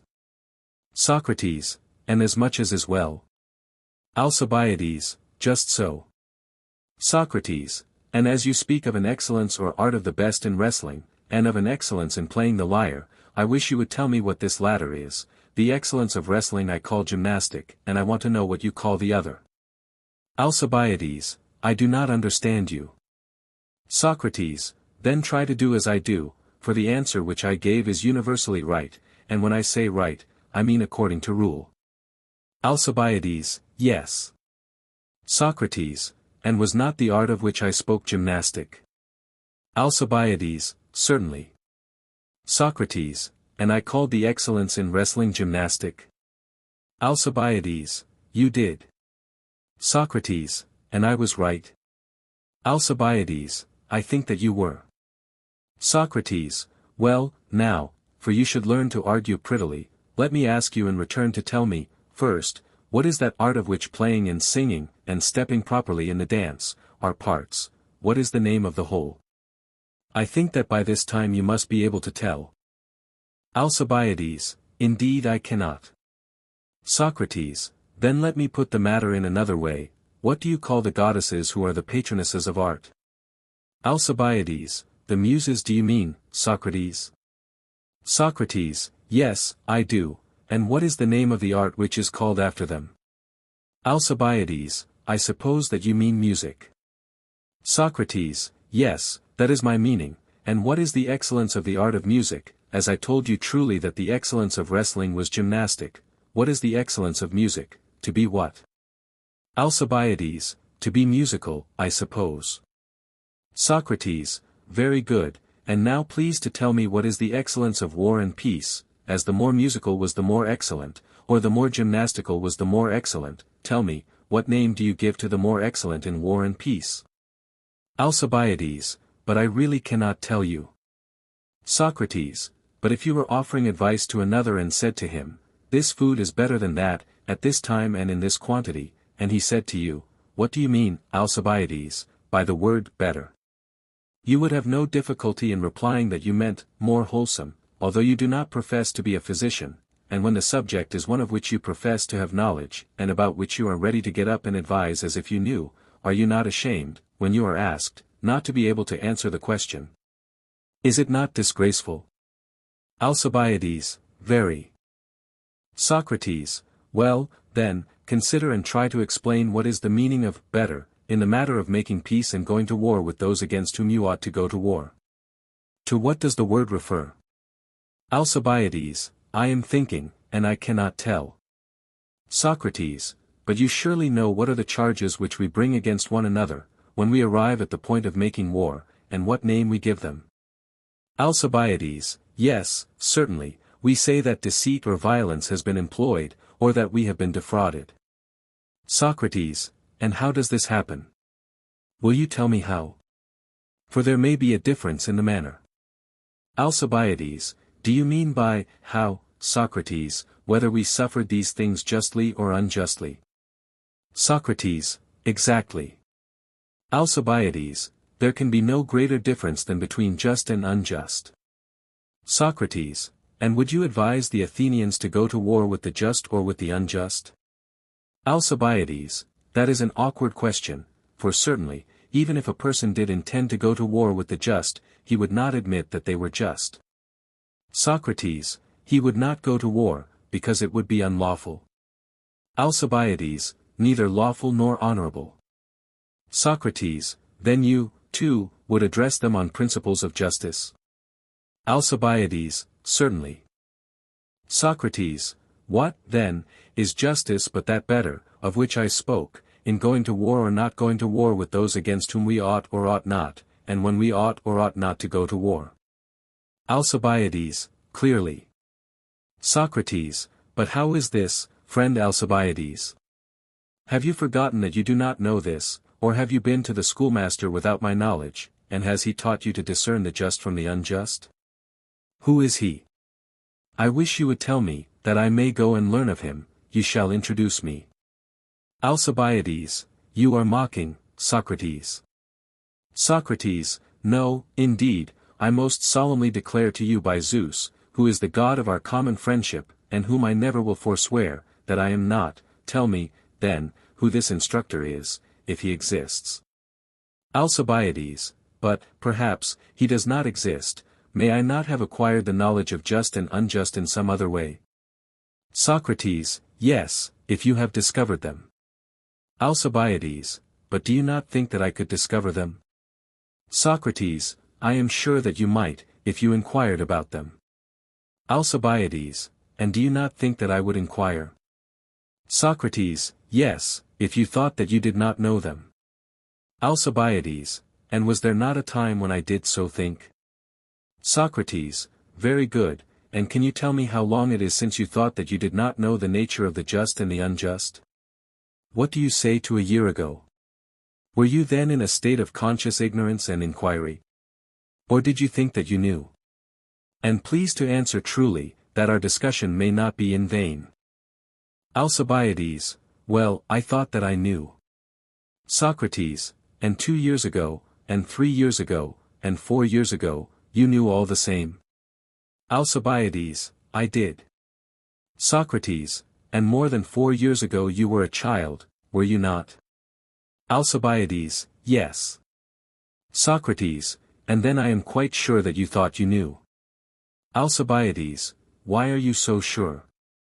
Socrates, because I often heard you when a child, in your teacher's house, or elsewhere, playing at dice or some other game with the boys, not hesitating at all about the nature of the just and unjust, but very confident, crying and shouting that one of the boys was a rogue and a cheat, and had been cheating. Is it not true? Alcibiades, but what was I to do, Socrates, when anybody cheated me? Socrates, and how can you say, what was I to do, if at the time you did not know whether you were wronged or not? Alcibiades, to be sure I knew, I was quite aware that I was being cheated. Socrates, then you suppose yourself even when a child to have known the nature of just and unjust? Alcibiades, certainly, and I did know then. Socrates, and when did you discover them? Not, surely, at the time when you thought that you knew them? Alcibiades, certainly not. Socrates, and when did you think that you were ignorant? If you consider, you will find that there never was such a time. Alcibiades, really, Socrates, I cannot say. Socrates, then you did not learn them by discovering them? Alcibiades, clearly not. Socrates, but just before you said that you did not know them by learning. Now, if you have neither discovered nor learned them, how and whence do you come to know them? Alcibiades, I suppose that I was mistaken in saying that I knew them through my own discovery of them, whereas, in truth, I learned them in the same way that other people learn. Socrates, so you said before, and I must again ask, of whom? Do tell me. Alcibiades, of the many. Socrates, do do you take refuge in them? I cannot say much for your teachers. Alcibiades, why, are they not able to teach? Socrates, they could not teach you how to play at draughts, which you would acknowledge, would you not, to be a much smaller matter than justice? Alcibiades, yes. Socrates, and can they teach the better who are unable to teach the worse? Alcibiades, I think that they can, at any rate, they can teach many far better things than to play at draughts. Socrates, what things? Alcibiades, why, for example, I learned to speak Greek of them, and I cannot say who was my teacher, or to whom I am to attribute my knowledge of Greek, if not to those good-for-nothing teachers, as you call them. Socrates, why, yes, my friend, and the many are good enough teachers of Greek, and some of their instructions in that line may be justly praised. Alcibiades, why is that? Socrates, why, because they have the qualities which good teachers ought to have. Alcibiades, what qualities? Socrates, why, you know that knowledge is the first qualification of any teacher. Alcibiades, certainly. Socrates, and if they know, they must agree together and not differ. Alcibiades, yes. Socrates, and would you say that they knew the things about which they differ? Alcibiades, no. Socrates, then how can they teach them? Alcibiades, they cannot. Socrates, well, but do you imagine that the many would differ about the nature of wood and stone? Are they not agreed if you ask them what they are? And do they not run to fetch the same thing, when they want a piece of wood or a stone? And so in similar cases, which I suspect to be pretty nearly all that you mean by speaking Greek. Alcibiades, true. Socrates, these, as we were saying, are matters about which they are agreed with one another and with themselves, both individuals and states use the same words about them, they do not use some one word and some another. Alcibiades, they do not. Socrates, then they may be expected to be good teachers of these things. Alcibiades, yes. Socrates, and if we want to instruct anyone in them, we shall be right in sending him to be taught by our friends the many? Alcibiades, very true. Socrates, but if we wanted further to know not only which are men and which are horses, but which men or horses have powers of running, would the many still be able to inform us? Alcibiades, certainly not. Socrates, and you have a sufficient proof that they do not know these things and are not the best teachers of them, inasmuch as they are never agreed about them? Alcibiades, yes. Socrates, and suppose that we wanted to know not only what men are like, but what healthy or diseased men are like, would the many be able to teach us? Alcibiades, they would not. Socrates, and you would have a proof that they were bad teachers of these matters, if you saw them at variance? Alcibiades, I should. Socrates, well, but are the many agreed with themselves, or with one another, about the justice or injustice of men and things? Alcibiades, assuredly not, Socrates. Socrates, there is no subject about which they are more at variance. Alcibiades, none.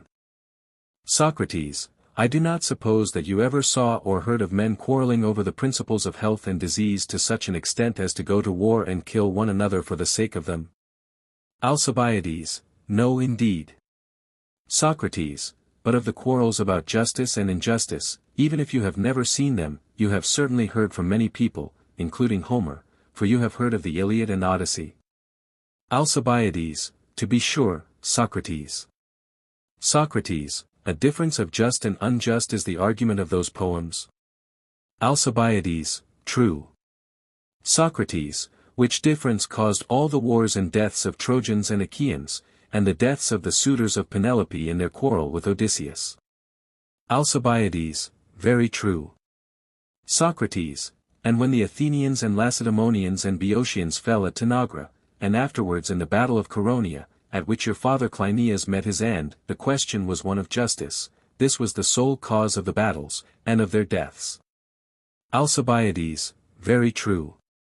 Socrates, but can they be said to understand that about which they are quarreling to the death? Alcibiades, clearly not. Socrates, and yet those whom you thus allow to be ignorant are the teachers to whom you are appealing. Alcibiades, very true. Socrates, but how are you ever likely to know the nature of justice and injustice, about which you are so perplexed, if you have neither learned them of others nor discovered them yourself? Alcibiades, from what you say, I suppose not. Socrates, see, again, how inaccurately you speak, Alcibiades.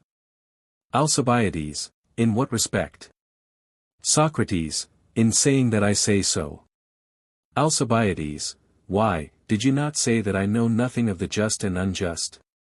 Socrates, no, I did not. Alcibiades, did I, then? Socrates, yes. Alcibiades, how was that? Socrates, let me explain. Suppose I were to ask you which is the greater number, 2 or 1, you would reply, 2. Alcibiades, I should. Socrates, and by how much greater?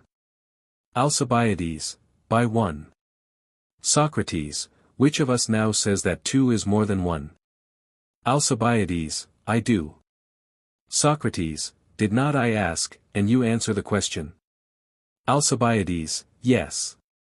Socrates, then who is speaking? I who put the question, or you who answer me? Alcibiades, I am. Socrates, or suppose that I ask and you tell me the letters which make up the name Socrates, which of us is the speaker? Alcibiades, I am. Socrates, now let us put the case generally, whenever there is a question and answer, who is the speaker, the questioner or the answerer? Alcibiades, I should say, Socrates, that the answerer was the speaker. Socrates, and have I not been the questioner all through? Alcibiades, yes. Socrates, and you the answerer? Alcibiades, just so. Socrates, which of us, then, was the speaker? Alcibiades, the inference is, Socrates, that I was the speaker. Socrates, did not someone say that Alcibiades, the fair son of Cleinias, not understanding about just and unjust, but thinking that he did understand, was going to the assembly to advise the Athenians about what he did not know? Was not that said? Alcibiades, very true. Socrates, then, Alcibiades, the result may be expressed in the language of Euripides. I think that you have heard all this, from yourself, and not from me, nor did I say this, which you erroneously attribute to me, but you yourself, and what you said was very true. For indeed, my dear fellow, the design which you meditate of teaching what you do not know, and have not taken any pains to learn, is downright insanity. Alcibiades, but, Socrates, I think that the Athenians and the rest of the Hellenes do not often advise as to the more just or unjust, for they see no difficulty in them, and therefore they leave them, and consider which course of action will be most expedient, for there is a difference between justice and expediency. Many persons have done great wrong and profited by their injustice, others have done rightly and come to no good. Socrates, well, but granting that the just and the expedient are ever so much opposed, you surely do not imagine that you know what is expedient for mankind, or why a thing is expedient. Alcibiades, why not, Socrates? But I am not going to be asked again from whom I learned, or when I made the discovery. Socrates, what a way you have. When you make a mistake which might be refuted by a previous argument, you insist on having a new and different refutation. The old argument is a worn-out garment which you will no longer put on, but someone must produce another which is clean and new. Now I shall disregard this move of yours, and shall ask over again, where did you learn and how do you know the nature of the expedient, and who is your teacher? All this I comprehend in a single question, and now you will manifestly be in the old difficulty, and will not be able to show that you know the expedient, either because you learned or because you discovered it yourself. But, as I perceive that you are dainty, and dislike the taste of a stale argument, I will inquire no further into your knowledge of what is expedient or what is not expedient for the Athenian people, and simply request you to say why you do not explain whether justice and expediency are the same or different. And if you like you may examine me as I have examined you, or, if you would rather, you may carry on the discussion by yourself. Alcibiades, you take liberties, Socrates. Socrates, I shall take the liberty of proving to you the opposite of that which you will not prove to me. Alcibiades, proceed. Socrates, answer my questions, that is all. Alcibiades, nay, I should like you to be the speaker.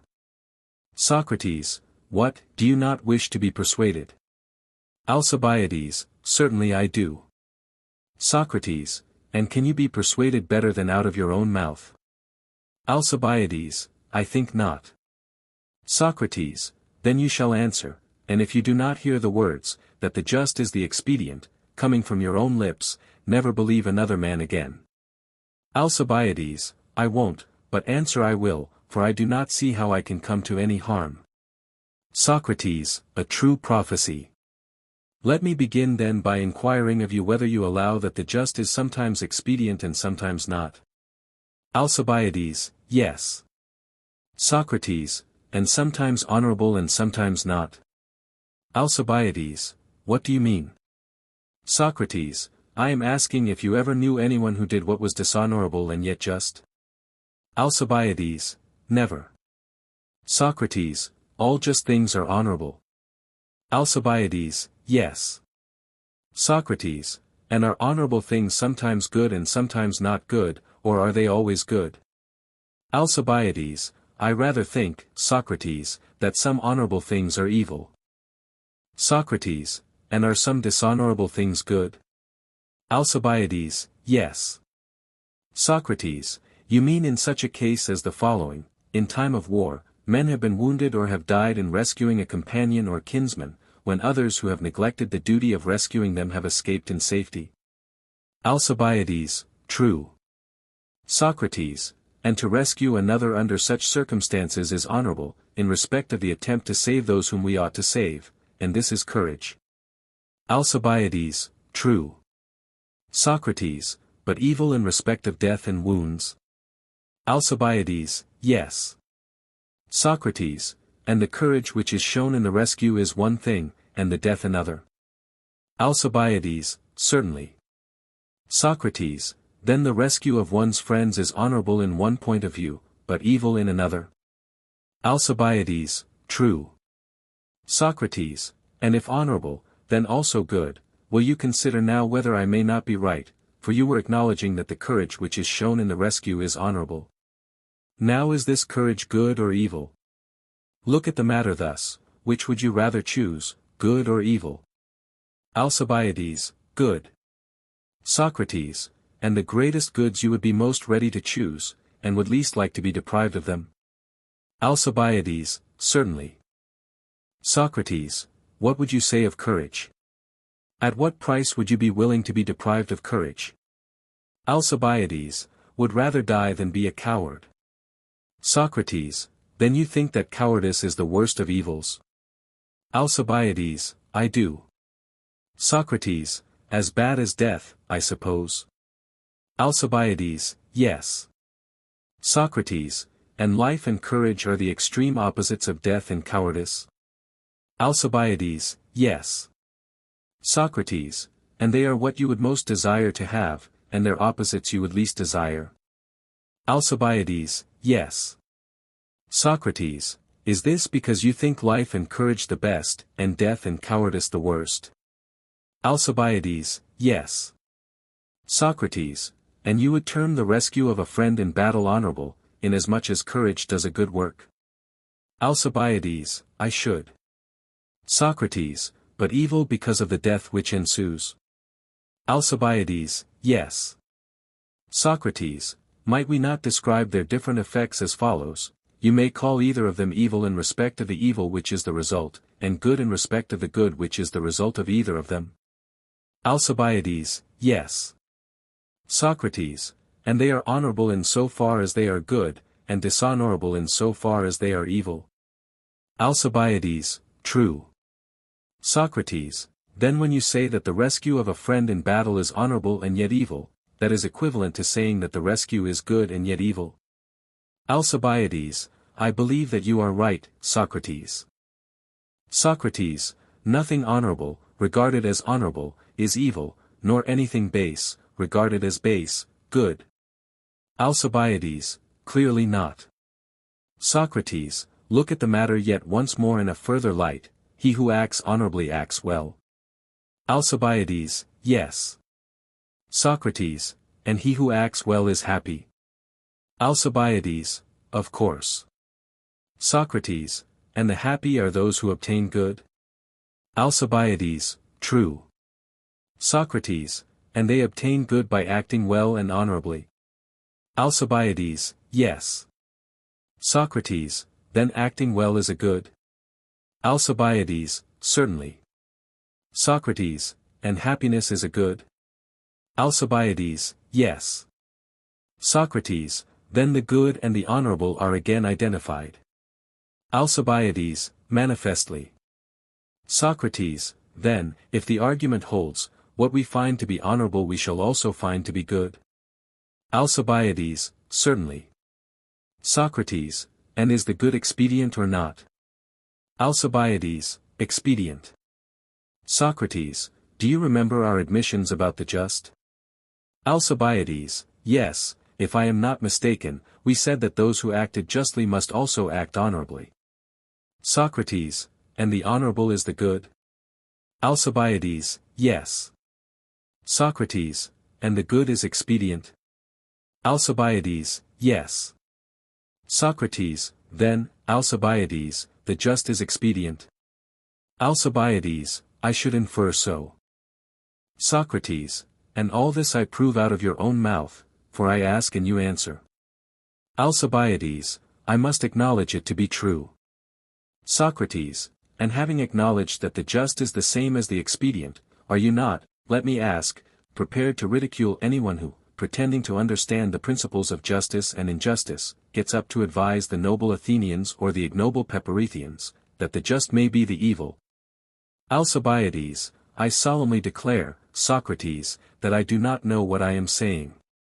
Verily, I am in a strange state, for when you put questions to me I am of different minds in successive instants. Socrates, and are you not aware of the nature of this perplexity, my friend? Alcibiades, indeed I am not. Socrates, do you suppose that if someone were to ask you whether you have 2 eyes or 3, or 2 hands or 4, or anything of that sort, you would then be of different minds in successive instants? Alcibiades, I begin to distrust myself, but still I do not suppose that I should. Socrates, you would feel no doubt, and for this reason, because you would know. Alcibiades, I suppose so. Socrates, and the reason why you involuntarily contradict yourself is clearly that you are ignorant? Alcibiades, very likely. Socrates, and if you are perplexed in answering about just and unjust, honorable and dishonorable, good and evil, expedient and inexpedient, the reason is that you are ignorant of them, and therefore in perplexity. Is not that clear? Alcibiades, I agree. Socrates, but is this always the case, and is a man necessarily perplexed about that of which he has no knowledge? Alcibiades, certainly he is. Socrates, and do you know how to ascend into heaven? Alcibiades, certainly not. Socrates, and in this case, too, is your judgment perplexed?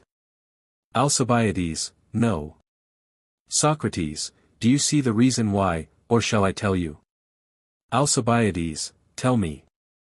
Socrates, the reason is, that you not only do not know, my friend, but you do not think that you know.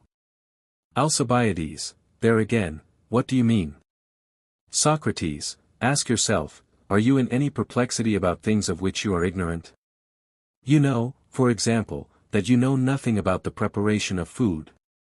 Alcibiades, very true. Socrates, and do you think and perplex yourself about the preparation of food, or do you leave that to someone who understands the art? Alcibiades, the latter. Socrates, or if you were on a voyage, would you bewilder yourself by considering whether the rudder is to be drawn inwards or outwards, or do you leave that to the pilot, and do nothing? Alcibiades, it would be the concern of the pilot. Socrates, then you are not perplexed about what you do not know, if you know that you do not know it? Alcibiades, I imagine not. Socrates, do you not see, then, that mistakes in life and practice are likewise to be attributed to the ignorance which has conceit of knowledge. Alcibiades, once more, what do you mean? Socrates, I suppose that we begin to act when we think that we know what we are doing. Alcibiades, yes. Socrates, but when people think that they do not know, they entrust their business to others. Alcibiades, yes. Socrates, and so there is a class of ignorant persons who do not make mistakes in life, because they trust others about things of which they are ignorant. Alcibiades, true. Socrates, who, then, are the persons who make mistakes? They cannot, of course, be those who know. Alcibiades, certainly not. Socrates, but if neither those who know, nor those who know that they do not know, make mistakes, there remain those only who do not know and think that they know. Alcibiades, yes, only those. Socrates, then this is ignorance of the disgraceful sort which is mischievous. Alcibiades, yes. Socrates, and most mischievous and most disgraceful when having to do with the greatest matters. Alcibiades, by far. Socrates, and can there be any matters greater than the just, the honorable, the good, and the expedient? Alcibiades, there cannot be. Socrates, and these, as you were saying, are what perplex you. Alcibiades, yes. Socrates, but if you are perplexed, then, as the previous argument has shown, you are not only ignorant of the greatest matters, but being ignorant you fancy that you know them? Alcibiades, I fear that you are right. Socrates, and now see what has happened to you, Alcibiades.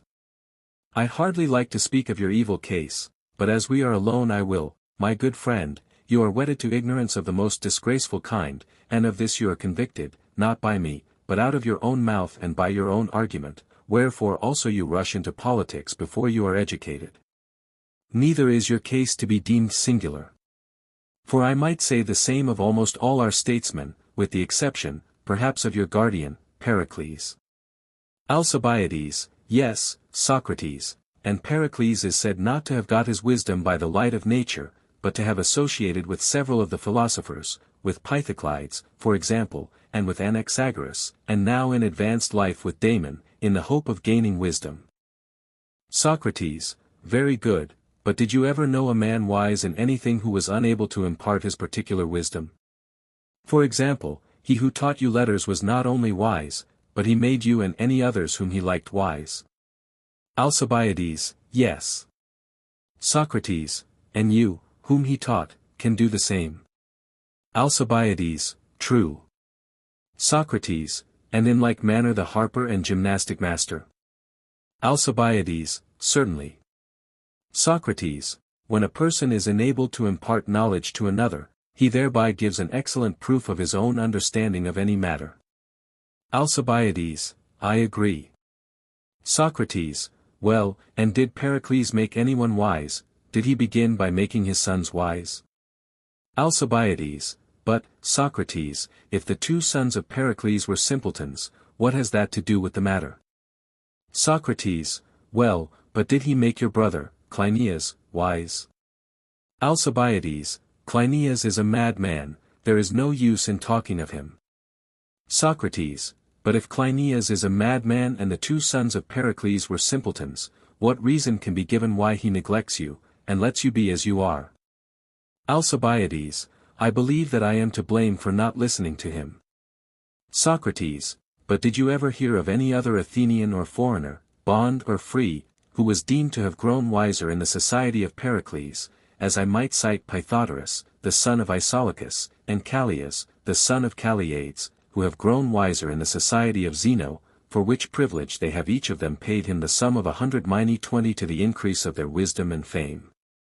Alcibiades, I certainly never did hear of anyone. Socrates, well, and in reference to your own case, do you mean to remain as you are, or will you take some pains about yourself? Alcibiades, with your aid, Socrates, I will. And indeed, when I hear you speak, the truth of what you are saying strikes home to me, and I agree with you, for our statesmen, all but a few, do appear to be quite uneducated. Socrates, what is the inference? Alcibiades, why, that if they were educated they would be trained athletes, and he who means to rival them ought to have knowledge and experience when he attacks them, but now, as they have become politicians without any special training, why should I have the trouble of learning and practicing? For I know well that by the light of nature I shall get the better of them. Socrates, my dear friend, what a sentiment! And how unworthy of your noble form and your high estate! Alcibiades, what do you mean, Socrates, why do you say so? Socrates, I am grieved when I think of our mutual love. Alcibiades, at what? Socrates, at your fancying that the contest on which you are entering is with people here. Alcibiades, why, what others are there? Socrates, is that a question which a magnanimous soul should ask? Alcibiades, do you mean to say that the contest is not with these? Socrates, and suppose that you were going to steer a ship into action, would you only aim at being the best pilot on board? Would you not, while acknowledging that you must possess this degree of excellence, rather look to your antagonists, and not, as you are now doing, to your fellow combatants? You ought to be so far above these latter, that they will not even dare to be your rivals, and, being regarded by you as inferiors, will do battle for you against the enemy. This is the kind of superiority which you must establish over them, if you mean to accomplish any noble action really worthy of yourself and of the state. Alcibiades, that would certainly be my aim.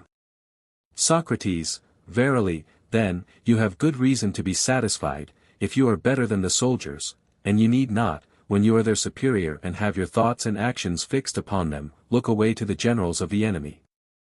Alcibiades, of whom are you speaking, Socrates? Socrates, why, you surely know that our city goes to war now and then with the Lacedaemonians and with the great king. Alcibiades, true enough.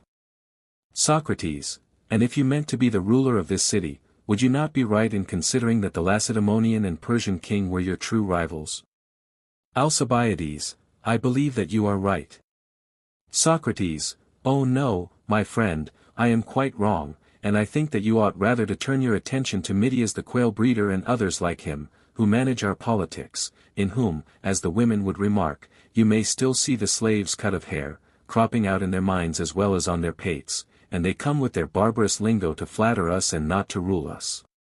To these, I say, you should look, and then you need not trouble yourself about your own fitness to contend in such a noble arena. There is no reason why you should either learn what has to be learned, or practice what has to be practiced, and only when thoroughly prepared enter on a political career. Alcibiades, there, I think, Socrates, that you are right. I do not suppose, however, that the Spartan generals or the great king are really different from anybody else. Socrates, but, my dear friend, do consider what you are saying. Alcibiades, what am I to consider? Socrates, in the first place, will you be more likely to take care of yourself, if you are in a wholesome fear and dread of them, or if you are not? Alcibiades, clearly, if I have such a fear of them. Socrates, and do you think that you will sustain any injury if you take care of yourself? Alcibiades, no, I shall be greatly benefited. Socrates, and this is one very important respect in which that notion of yours is bad. Alcibiades, true. Socrates, in the next place, consider that what you say is probably false. Alcibiades, how so? Socrates, let me ask you whether better natures are likely to be found in noble races or not in noble races. Alcibiades, clearly in noble races. Socrates, are not those who are well born and well bred most likely to be perfect in virtue? Alcibiades, certainly. Socrates, then let us compare our antecedents with those of the Lacedaemonian and Persian kings. Are they inferior to us in descent? Have we not heard that the former are sprung from Heracles, and the latter from Achaemenes, and that the race of Heracles and the race of Achaemenes go back to Perseus, son of Zeus? Alcibiades, why, so does mine go back to Eurysaces, and he to Zeus. Socrates, and mine, noble Alcibiades, to Daedalus, and he to Hephaestus, son of Zeus. But, for all that, we are far inferior to them. For they are descended from Zeus, through a line of kings, either kings of Argos and Lacedaemon, or kings of Persia, a country which the descendants of Achaemenes have always possessed, besides being at various times sovereigns of Asia, as they now are, whereas, we and our fathers were but private persons. How ridiculous would you be thought if you were to make a display of your ancestors and of Salamis the island of Eurysaces, or of Aegina, the habitation of the still more ancient Aeacus, before Artaxerxes, son of Xerxes. You should consider how inferior we are to them both in the derivation of our birth and in other particulars. Did you never observe how great is the property of the Spartan kings? And their wives are under the guardianship of the Ephori, who are public officers and watch over them, in order to preserve as far as possible the purity of the Heraclid blood.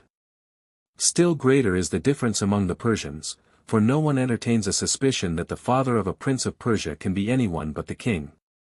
Such is the awe which invests the person of the queen, that any other guard is needless.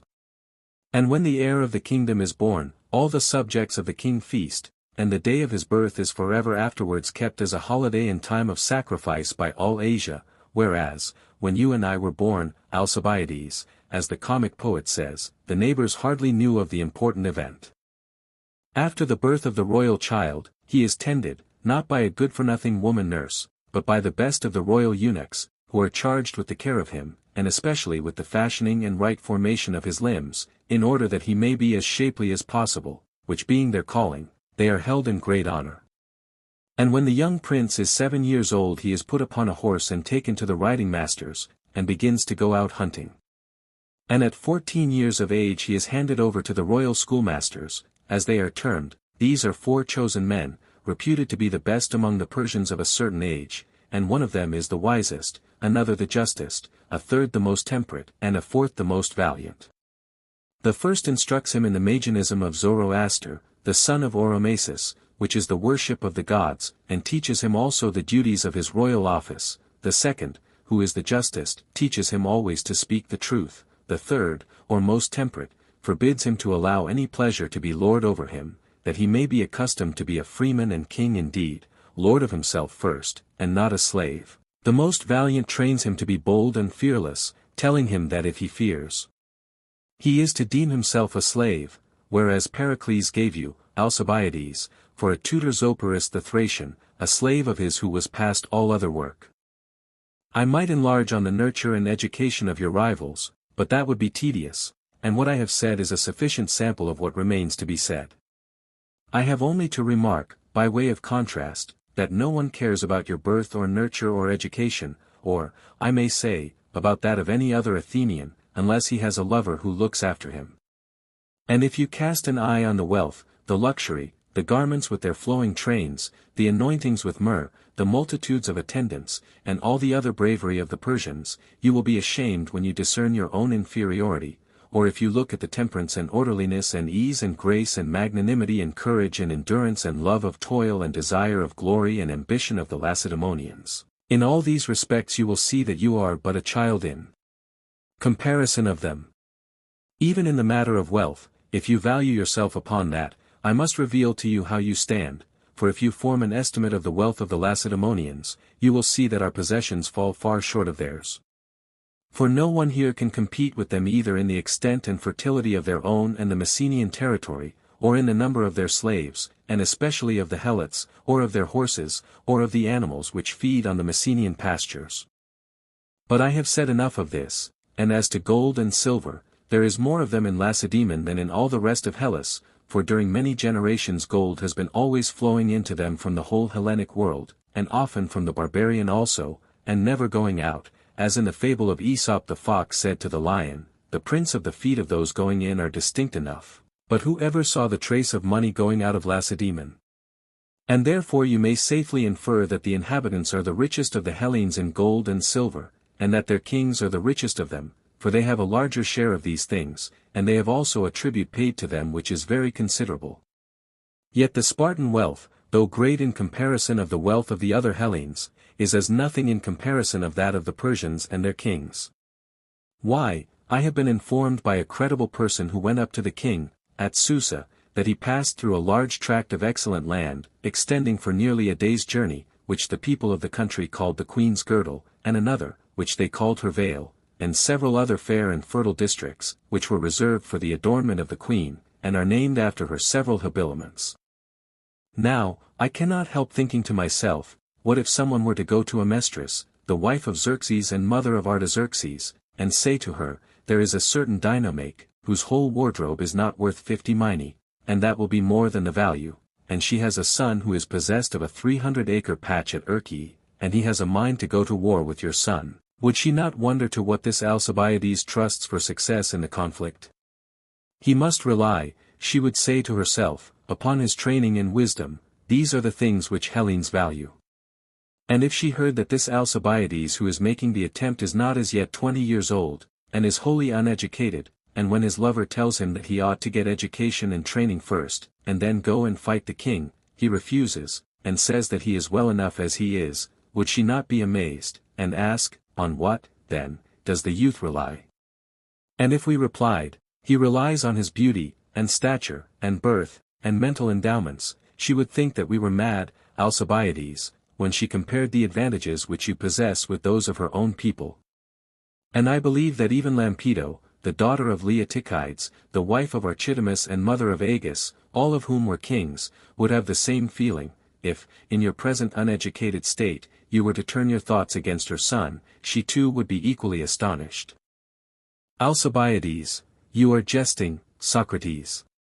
Socrates, perhaps, at any rate, I am right in saying that all men greatly need pains and care, and you and I above all men.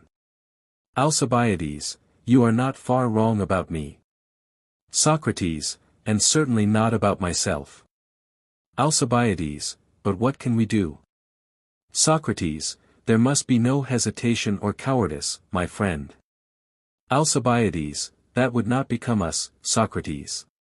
Socrates, no, indeed, and we ought to take counsel together, for do we not wish to be as good as possible? Alcibiades, we do. Socrates, in what sort of virtue? Alcibiades, plainly, in the virtue of good men. Socrates, who are good in what? Alcibiades, those, clearly, who are good in the management of affairs. Socrates, what sort of affairs? Equestrian affairs? Alcibiades, certainly not. Socrates, you mean that about them we should have recourse to horsemen? Alcibiades, yes. Socrates, well, naval affairs? Alcibiades, no. Socrates, you mean that we should have recourse to sailors about them? Alcibiades, yes. Socrates, then what affairs? And who do them? Alcibiades, the affairs which occupy Athenian gentlemen. Socrates, and when you speak of gentlemen, do you mean the wise or the unwise? Alcibiades, the wise. Socrates, and a man is good in respect of that in which he is wise. Alcibiades, yes. Socrates, and evil in respect of that in which he is unwise. Alcibiades, certainly. Socrates, the shoemaker, for example, is wise in respect of the making of shoes. Alcibiades, yes. Socrates, then he is good in that? Alcibiades, he is. Socrates, but in respect of the making of garments he is unwise. Alcibiades, yes. Socrates, then in that he is bad. Alcibiades, yes. Socrates, then upon this view of the matter the same man is good and also bad. Alcibiades, true. Socrates, but would you say that the good are the same as the bad? Alcibiades, certainly not. Socrates, then whom do you call the good? Alcibiades, I mean by the good those who are able to rule in the city. Socrates, not, surely, over horses. Alcibiades, certainly not. Socrates, but over men. Alcibiades, yes. Socrates, when they are sick. Alcibiades, no. Socrates, or on a voyage. Alcibiades, no. Socrates, or reaping the harvest. Alcibiades, no. Socrates, when they are doing something or nothing. Alcibiades, When they are doing something, I should say. Socrates, I wish that you would explain to me what this something is. Alcibiades, when they are having dealings with one another, and using one another's services, as we citizens do in our daily life. Socrates, those of whom you speak are ruling over men who are using the services of other men. Alcibiades, yes. Socrates, are they ruling over the signalmen who give the time to the rowers? Alcibiades, no, they are not. Socrates, that would be the office of the pilot. Alcibiades, yes. Socrates, but, perhaps you mean that they rule over flute players, who lead the singers and use the services of the dancers. Alcibiades, certainly not. Socrates, that would be the business of the teacher of the chorus. Alcibiades, yes. Socrates, then what is the meaning of being able to rule over men who use other men? Alcibiades, I mean that they rule over men who have common rights of citizenship, and dealings with one another. Socrates, and what sort of an art is this?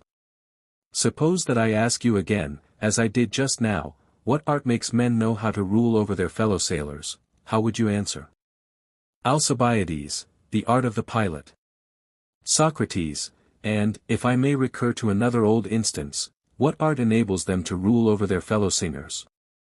Alcibiades, the art of the teacher of the chorus, which you were just now mentioning. Socrates, and what do you call the art of fellow citizens? Alcibiades, I should say, good counsel, Socrates. Socrates, and is the art of the pilot evil counsel? Alcibiades, no. Socrates, but good counsel. Alcibiades, yes, that is what I should say, good counsel, of which the aim is the preservation of the voyagers. Socrates, true. And what is the aim of that other good counsel of which you speak? Alcibiades, the aim is the better order and preservation of the city. Socrates, and what is that of which the absence or presence improves and preserves the order of the city? Suppose you were to ask me, what is that of which the presence or absence improves or preserves the order of the body? I should reply, the presence of health and the absence of disease. You would say the same. Alcibiades, yes. Socrates, and if you were to ask me the same question about the eyes, I should reply in the same way, the presence of sight and the absence of blindness, or about the ears, I should reply, that they were improved and were in better case, when deafness was absent, and hearing was present in them. Alcibiades, true. Socrates, and what would you say of a state? What is that by the presence or absence of which the state is improved and better managed and ordered? Alcibiades, I should say, Socrates, the presence of friendship and the absence of hatred and division. Socrates, and do you mean by friendship agreement or disagreement? Alcibiades, agreement. Socrates, what art makes cities agree about numbers? Alcibiades, arithmetic. Socrates, and private individuals? Alcibiades, the same. Socrates, and what art makes each individual agree with himself? Alcibiades, the same. Socrates, and what art makes each of us agree with himself about the comparative length of the span and of the cubit? Does not the art of measure? Alcibiades, yes. Socrates, individuals are agreed with one another about this, and states, equally. Alcibiades, yes. Socrates, and the same holds of the balance. Alcibiades, true. Socrates, but what is the other agreement of which you speak, and about what? What art can give that agreement? And does that which gives it to the state give it also to the individual, so as to make him consistent with himself and with another? Alcibiades, I should suppose so. Socrates, but what is the nature of the agreement? Answer, and faint not. Alcibiades, I mean to say that there should be such friendship and agreement as exists between an affectionate father and mother and their son, or between brothers, or between husband and wife. Socrates, but can a man, Alcibiades, agree with a woman about the spinning of wool, which she understands and he does not? Alcibiades, no, truly. Socrates, nor has he any need, for spinning is a female accomplishment. Alcibiades, yes. Socrates, and would a woman agree with a man about the science of arms, which she has never learned? Alcibiades, certainly not.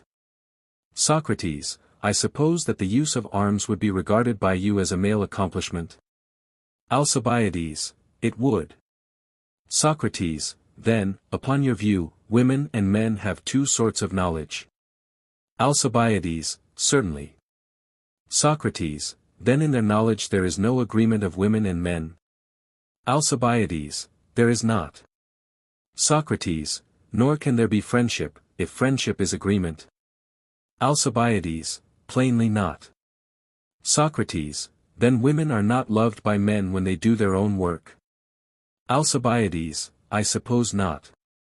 Socrates, nor men by women when they do their own work? Alcibiades, no. Socrates, nor are states well administered, when individuals do their own work? Alcibiades, I should rather think, Socrates, that the reverse is the truth. Socrates, what? Do you mean to say that states are well administered when friendship is absent, the presence of which, as we were saying, alone secures their good order?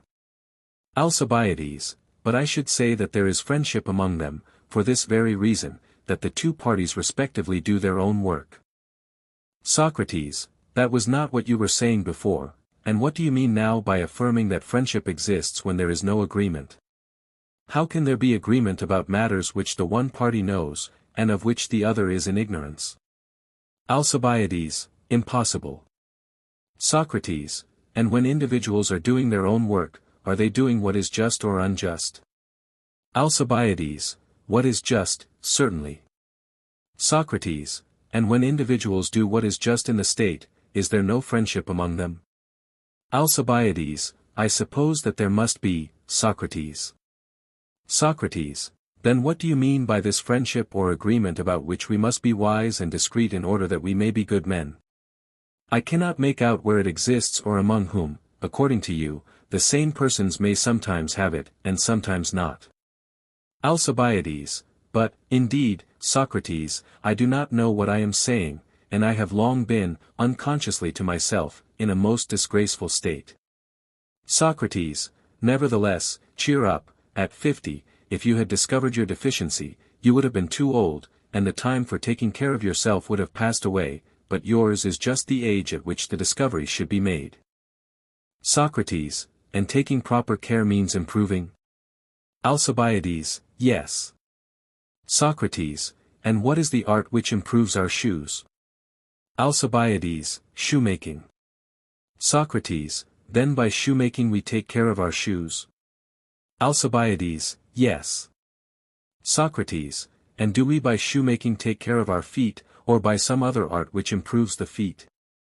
Alcibiades, by some other art. Socrates, and the same art improves the feet which improves the rest of the body? Alcibiades, very true. Socrates, which is gymnastic? Alcibiades, certainly. Socrates, then by gymnastic we take care of our feet, and by shoemaking of that which belongs to our feet? Alcibiades, very true. Socrates, and by gymnastic we take care of our hands, and by the art of graving rings of that which belongs to our hands? Alcibiades, yes. Socrates, and by gymnastic we take care of the body, and by the art of weaving and the other arts we take care of the things of the body? Alcibiades, clearly. Socrates, then the art which takes care of each thing is different from that which takes care of the belongings of each thing? Alcibiades, true. Socrates, then in taking care of what belongs to you, you do not take care of yourself? Alcibiades, certainly not. Socrates, for the art which takes care of our belongings appears not to be the same as that which takes care of ourselves? Alcibiades, clearly not. Socrates, and now let me ask you, what is the art with which we take care of ourselves? Alcibiades, I cannot say. Socrates, at any rate, thus much has been admitted, that the art is not one which makes any of our possessions, but which makes ourselves better. Alcibiades, true. Socrates, but should we ever have known what art makes a shoe better, if we did not know a shoe? Alcibiades, impossible. Socrates, nor should we know what art makes a ring better, if we did not know a ring. Alcibiades, that is true. Socrates, and can we ever know what art makes a man better, if we do not know what we are ourselves? Alcibiades, impossible. Socrates, and is self-knowledge such an easy thing, and was he to be lightly esteemed who inscribed the text on the temple at Delphi? Or is self-knowledge a difficult thing, which few are able to attain? Alcibiades, at times I fancy, Socrates, that anybody can know himself, at other times the task appears to be very difficult. Socrates, but whether easy or difficult, Alcibiades, still there is no other way, knowing what we are, we shall know how to take care of ourselves, and if we are ignorant we shall not know. Alcibiades, that is true. Socrates, well, then, let us see in what way the self-existent can be discovered by us, that will give us a chance of discovering our own existence, which otherwise we can never know. Alcibiades, you say truly. Socrates, come, now, I beseech you, tell me with whom you are conversing. With whom but with me? Alcibiades, yes. Socrates, as I am, with you? Alcibiades, yes. Socrates, that is to say, I, Socrates, am talking. Alcibiades, yes. Socrates, and Alcibiades is my hearer. Alcibiades, yes. Socrates, and I in talking use words. Alcibiades, certainly. Socrates, and talking and using words have, I suppose, the same meaning. Alcibiades, to be sure. Socrates, and the user is not the same as the thing which he uses. Alcibiades, what do you mean? Socrates, I will explain, the shoemaker, for example, uses a square tool, and a circular tool, and other tools for cutting. Alcibiades, yes. Socrates, but the tool is not the same as the cutter and user of the tool. Alcibiades, of course not. Socrates, and in the same way the instrument of the harper is to be distinguished from the harper himself. Alcibiades, it is. Socrates, now the question which I asked was whether you conceive the user to be always different from that which he uses. Alcibiades, I do.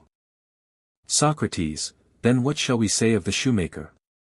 Does he cut with his tools only or with his hands? Alcibiades, with his hands as well. Socrates, he uses his hands too. Alcibiades, yes. Socrates, and does he use his eyes in cutting leather? Alcibiades, he does. Socrates, and we admit that the user is not the same with the things which he uses? Alcibiades, yes.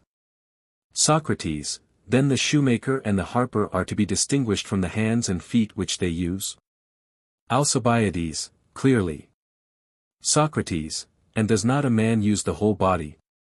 Alcibiades, certainly. Socrates, and that which uses is different from that which is used? Alcibiades, true.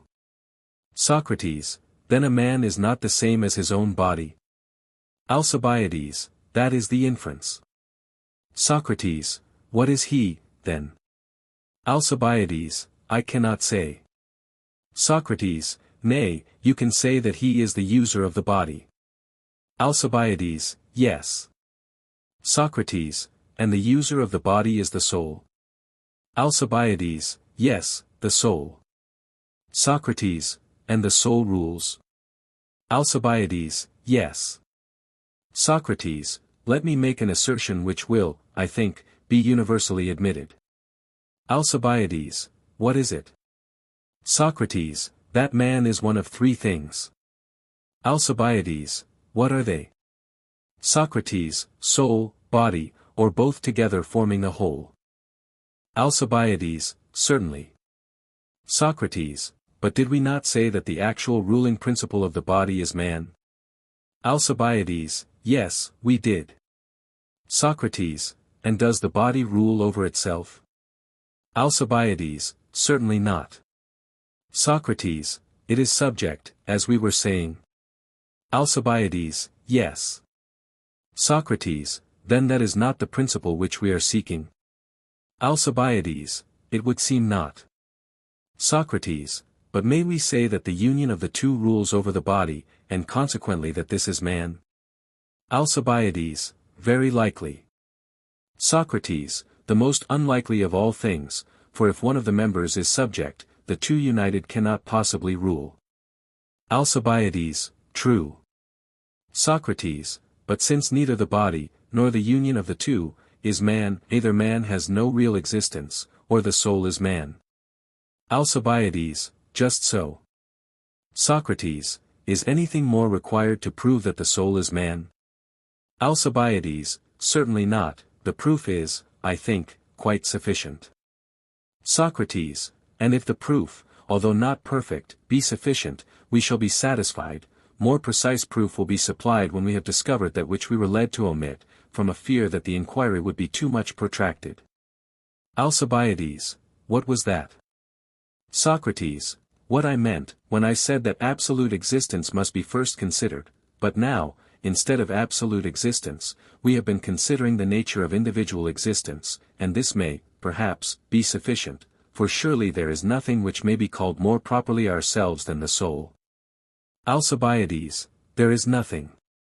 Socrates, then we may truly conceive that you and I are conversing with one another, soul to soul. Alcibiades, very true. Socrates, and that is just what I was saying before, that I, Socrates, am not arguing or talking with the face of Alcibiades, but with the real Alcibiades, or in other words, with his soul. Alcibiades, true. Socrates, then he who bids a man know himself, would have him know his soul. Alcibiades, that appears to be true. Socrates, he whose knowledge only extends to the body, knows the things of a man, and not the man himself. Alcibiades, that is true.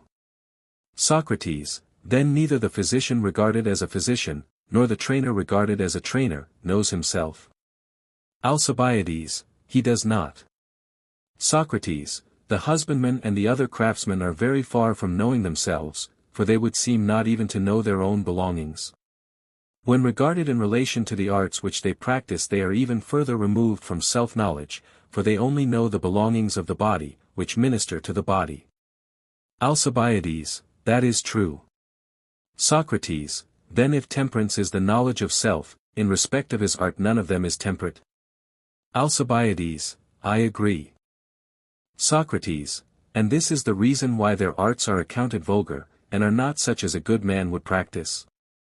Alcibiades, quite true. Socrates, again, he who cherishes his body cherishes not himself, but what belongs to him. Alcibiades, that is true. Socrates, but he who cherishes his money, cherishes neither himself nor his belongings, but is in a stage yet further removed from himself. Alcibiades, I agree. Socrates, then the moneymaker has really ceased to be occupied with his own concerns. Alcibiades, true. Socrates, and if anyone has fallen in love with the person of Alcibiades, he loves not Alcibiades, but the belongings of Alcibiades? Alcibiades, true. Socrates, but he who loves your soul is the true lover. Alcibiades, that is the necessary inference. Socrates, the lover of the body goes away when the flower of youth fades. Alcibiades, true.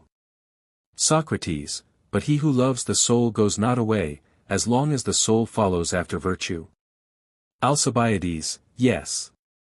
Socrates, and I am the lover who goes not away, but remains with you, when you are no longer young and the rest are gone. Alcibiades, yes, Socrates, and therein you do well, and I hope that you will remain. Socrates, then you must try to look your best. Alcibiades, I will. Socrates, the fact is, that there is only one lover of Alcibiades the son of Cleinias, there neither is nor ever has been seemingly any other, and he is his darling, Socrates, the son of Sophroniscus and Phaenarete. Alcibiades, true. Socrates, and did you not say, that if I had not spoken first, you were on the point of coming to me, and inquiring why I only remained. Alcibiades, that is true. Socrates, the reason was that I loved you for your own sake, whereas other men love what belongs to you, and your beauty, which is not you, is fading away, just as your true self is beginning to bloom. And I will never desert you, if you are not spoiled and deformed by the Athenian people, for the danger which I most fear is that you will become a lover of the people and will be spoiled by them. Many a noble Athenian has been ruined in this way. For the Demas of the great-hearted Erechtheus is of a fair countenance, but you should see him naked, wherefore observe the caution which I give you. Alcibiades, what caution? Socrates, practice yourself, sweet friend, in learning what you ought to know, before you enter on politics, and then you will have an antidote which will keep you out of harm's way. Alcibiades, good advice, Socrates, but I wish that you would explain to me in what way I am to take care of myself. Socrates, have we not made an advance? For we are at any rate tolerably well agreed as to what we are, and there is no longer any danger, as we once feared, that we might be taking care not of ourselves, but of something which is not ourselves. Alcibiades, that is true. Socrates, and the next step will be to take care of the soul, and look to that. Alcibiades, certainly. Socrates, leaving the care of our bodies and of our properties to others. Alcibiades, very good.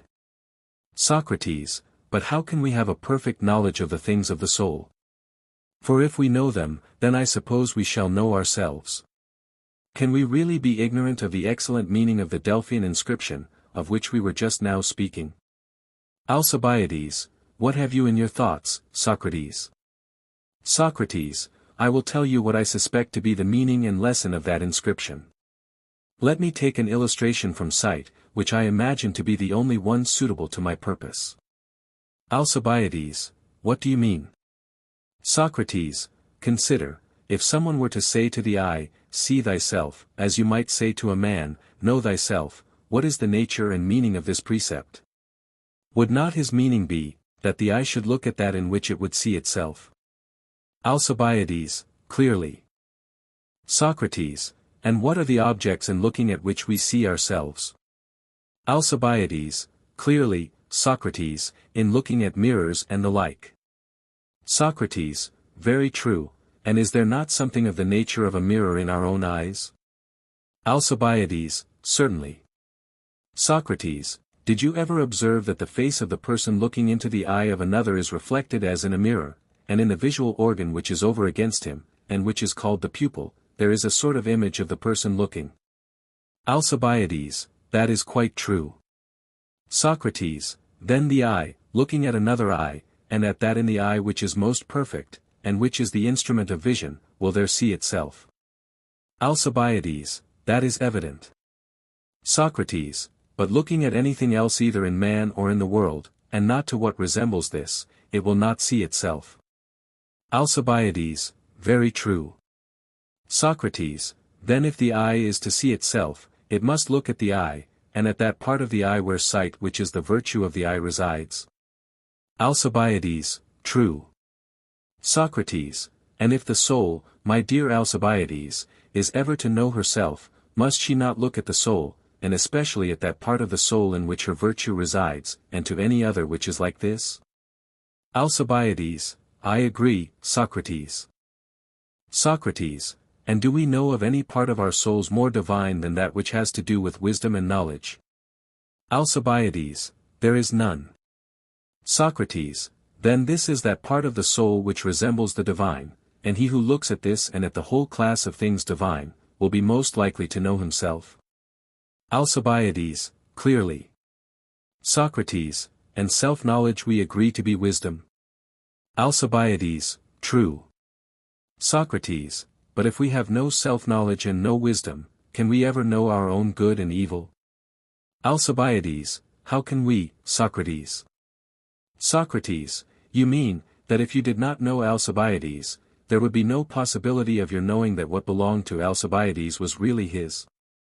Alcibiades, it would be quite impossible. Socrates, nor should we know that we were the persons to whom anything belonged, if we did not know ourselves.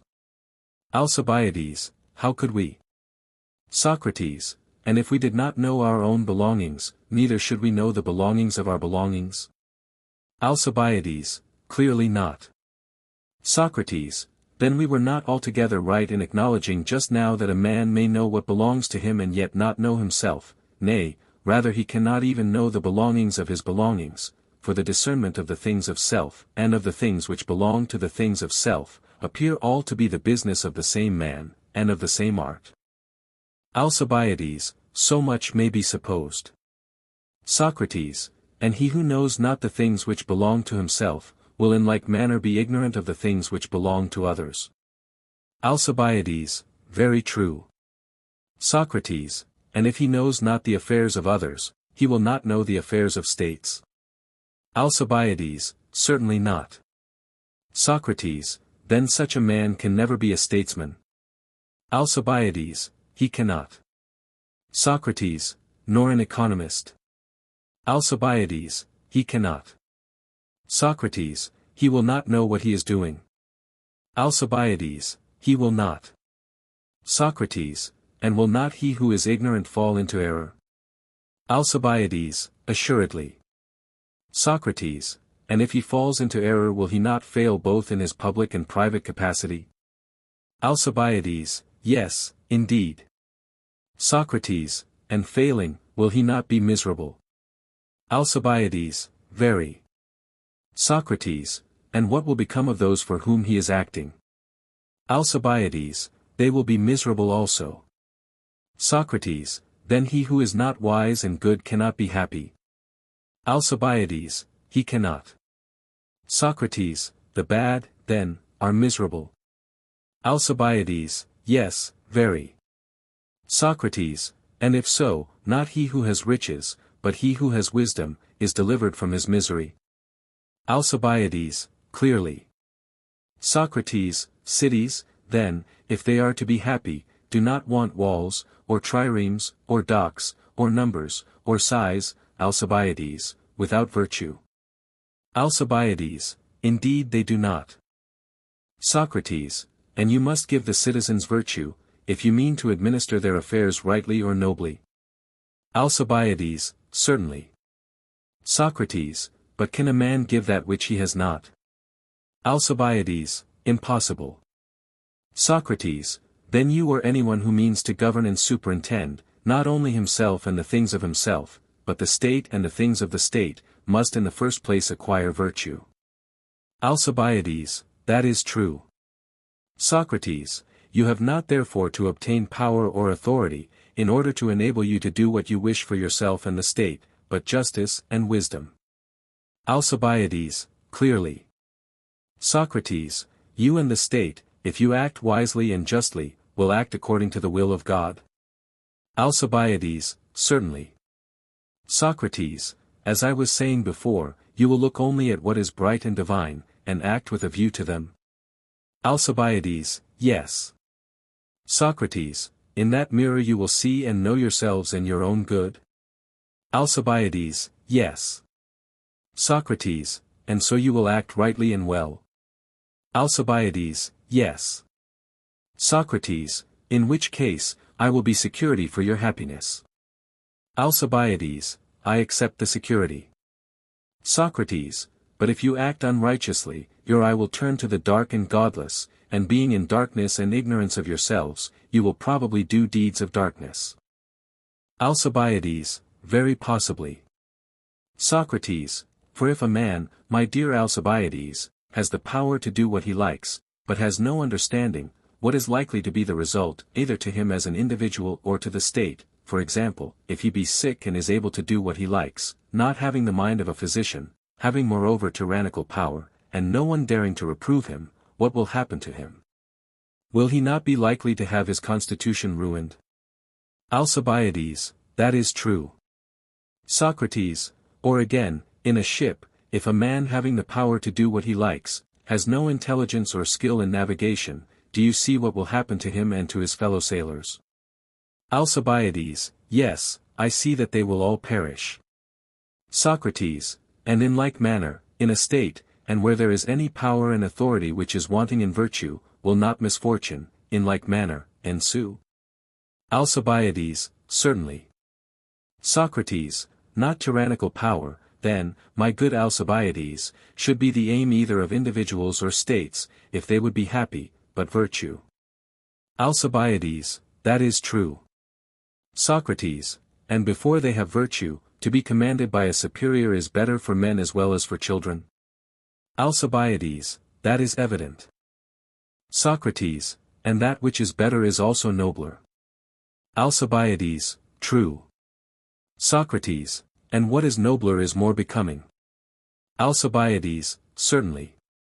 Socrates, then to the bad man slavery is more becoming, because better. Alcibiades, true. Socrates, then vice is only suited to a slave. Alcibiades, yes. Socrates, and virtue to a freeman. Alcibiades, yes. Socrates, and, O my friend, is not the condition of a slave to be avoided? Alcibiades, certainly, Socrates. Socrates, and are you now conscious of your own state? And do you know whether you are a freeman or not? Alcibiades, I think that I am very conscious indeed of my own state.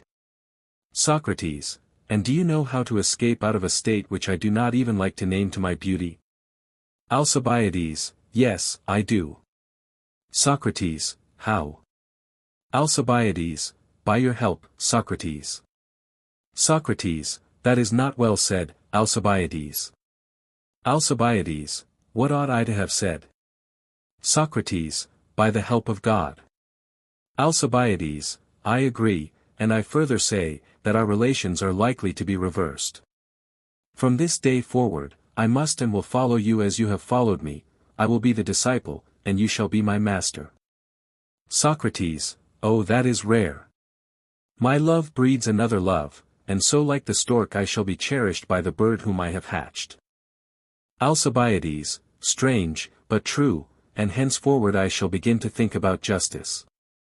Socrates, and I hope that you will persist, although I have fears, not because I doubt you, but I see the power of the state, which may be too much for both of us.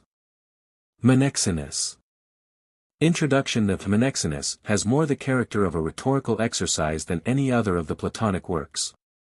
The writer seems to have wished to emulate Thucydides, and the far slighter work of Lysias. In his rivalry with the latter, to whom in the Phaedrus Plato shows a strong antipathy, he is entirely successful, but he is not equal to Thucydides. The Menexenus, though not without real Hellenic interest, falls very far short of the rugged grandeur and political insight of the great historian. The fiction of the speech having been invented by Aspasia is well sustained, and is in the manner of Plato, notwithstanding the anachronism which puts into her mouth an allusion to the peace of Antalcidas, an event occurring 40 years after the date of the supposed oration. But Plato, like Shakespeare, is careless of such anachronisms, which are not supposed to strike the mind of the reader. The effect produced by these grandiloquent orations on Socrates, who does not recover after having heard one of them for 3 days and more, is truly Platonic. Such discourses, if we may form a judgment from the 3 which are extant, for the so-called funeral oration of Demosthenes is a bad and spurious imitation of Thucydides and Lysias, conformed to a regular type. They began with gods and ancestors, and the legendary history of Athens, to which succeeded an almost equally fictitious account of later times.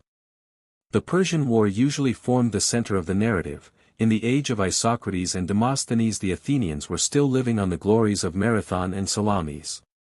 The Menexenus veils in panegyric the weak places of Athenian history. The War of Athens and Boeotia is a war of liberation. The Athenians gave back the Spartans taken at Sphacteria out of kindness. Indeed, the only fault of the city was too great kindness to their enemies, who were more honored than the friends of others. Compare Thucydides 2:41, which seems to contain the germ of the idea, we Democrats are the aristocracy of virtue, and the like. These are the platitudes and falsehoods in which history is disguised. The taking of Athens is hardly mentioned.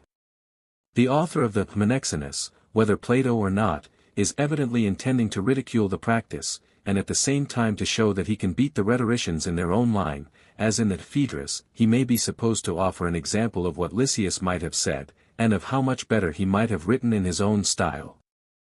The orators had recourse to their favorite loci communes, one of which, as we find in Lysias, was the shortness of the time allowed them for preparation. But Socrates points out that they had them always ready for delivery, and that there was no difficulty in improvising any number of such orations. To praise the Athenians among the Athenians was easy, to praise them among the Lacedaemonians would have been a much more difficult task. Socrates himself has turned rhetorician, having learned of a woman, Aspasia, the mistress of Pericles, and anyone whose teachers had been far inferior to his own, say, one who had learned from Antiphon the Rhamnusian, would be quite equal to the task of praising men to themselves. When we remember that Antiphon is described by Thucydides as the best pleader of his day, the satire on him and on the whole tribe of rhetoricians is transparent. The ironical assumption of Socrates, that he must be a good orator because he had learned of Aspasia, is not coarse, as Schleiermacher supposes, but is rather to be regarded as fanciful. Nor can we say that the offer of Socrates to dance naked out of love for Menexenus is any more unplatonic than the threat of physical force which Phaedrus uses towards Socrates, 236 c. Nor is there any real vulgarity in the fear which Socrates expresses that he will get a beating from his mistress, Aspasia. This is the natural exaggeration of what might be expected from an imperious woman. Socrates is not to be taken seriously in all that he says, and Plato, both in the Symposium and elsewhere, is not slow to admit a sort of Aristophanic humor. How a great original genius like Plato might or might not have written, what was his conception of humor, or what limits he would have prescribed to himself, if any, in drawing the picture of the Silenus Socrates, are problems which no critical instinct can determine. On the other hand, the dialogue has several Platonic traits, whether original or imitated may be uncertain. Socrates, when he departs from his character of a know-nothing and delivers a speech, generally pretends that what he is speaking is not his own composition. Thus in the Cratylus, he is run away with, 410 in the Phaedrus, he has heard somebody say something, 235 c, is inspired by the genius loci, 238 in the Symposium, he derives his wisdom from Diotima of Mantinia, and the like. But he does not impose on Menexenus by his dissimulation. Without violating the character of Socrates, Plato, who knows so well how to give a hint, or someone writing in his name, intimates clearly enough that the speech in the Menexenus, like that in the Phaedrus, is to be attributed to Socrates. The address of the dead to the living at the end of the oration may also be compared to the numerous addresses of the same kind which occur in Plato, in whom the dramatic element is always tending to prevail over the rhetorical. The remark has been often made, that in the funeral oration of Thucydides there is no allusion to the existence of the dead. But in the Menexenus a future state is clearly, although not strongly, asserted. Whether the Menexenus is a genuine writing of Plato, or an imitation only, remains uncertain. In either case, the thoughts are partly borrowed from the funeral oration of Thucydides, and the fact that they are so, is not in favor of the genuineness of the work. Internal evidence seems to leave the question of authorship in doubt. There are merits and there are defects which might lead to either conclusion. The form of the greater part of the work makes the inquiry difficult, the introduction and the finale certainly were the look either of Plato or of an extremely skillful imitator. The excellence of the forgery may be fairly adduced as an argument that it is not a forgery at all. In this uncertainty the express testimony of Aristotle, who quotes, in the Rhetoric 21 the well-known words, "It is easy to praise the Athenians among the Athenians," from the funeral oration, may perhaps turn the balance in its favor. It must be remembered also that the work was famous in antiquity, and is included in the Alexandrian catalogues of Platonic writings. Menexenus persons of the dialogue, Socrates Menexenus Socrates, whence come you, Menexenus? Are you from the Agora? Menexenus, yes, Socrates, I have been at the council. Socrates, and what might you be doing at the council? And yet I need hardly ask, for I see that you, believing yourself to have arrived at the end of education and of philosophy, and to have had enough of them, are mounting upwards to things higher still, and, though rather young for the post, are intending to govern us elder men, like the rest of your family, which has always provided someone who kindly took care of us. Menexenus: Yes, Socrates, I shall be ready to hold office, if you allow and advise that I should, but not if you think otherwise. I went to the council chamber because I heard that the council was about to choose someone who was to speak over the dead. For you know that there is to be a public funeral. Socrates: Yes, I know. And whom did they choose? Menexenus: No one, they delayed the election until tomorrow, but I believe that either Archinus or Dion will be chosen. Socrates: O Menexenus! Death in battle is certainly in many respects a noble thing. The dead man gets a fine and costly funeral, although he may have been poor, and an elaborate speech is made over him by a wise man who has long ago prepared what he has to say, although he who is praised may not have been good for much. The speakers praise him for what he has done and for what he has not done, that is the beauty of them, and they steal away our souls with their embellished words. In every conceivable form they praise the city, and they praise those who died in war, and all our ancestors who went before us, and they praise ourselves also who are still alive, until I feel quite elevated by their laudations, and I stand listening to their words, Menexenus, and become enchanted by them, and all in a moment I imagine myself to have become a greater and nobler and finer man than I was before.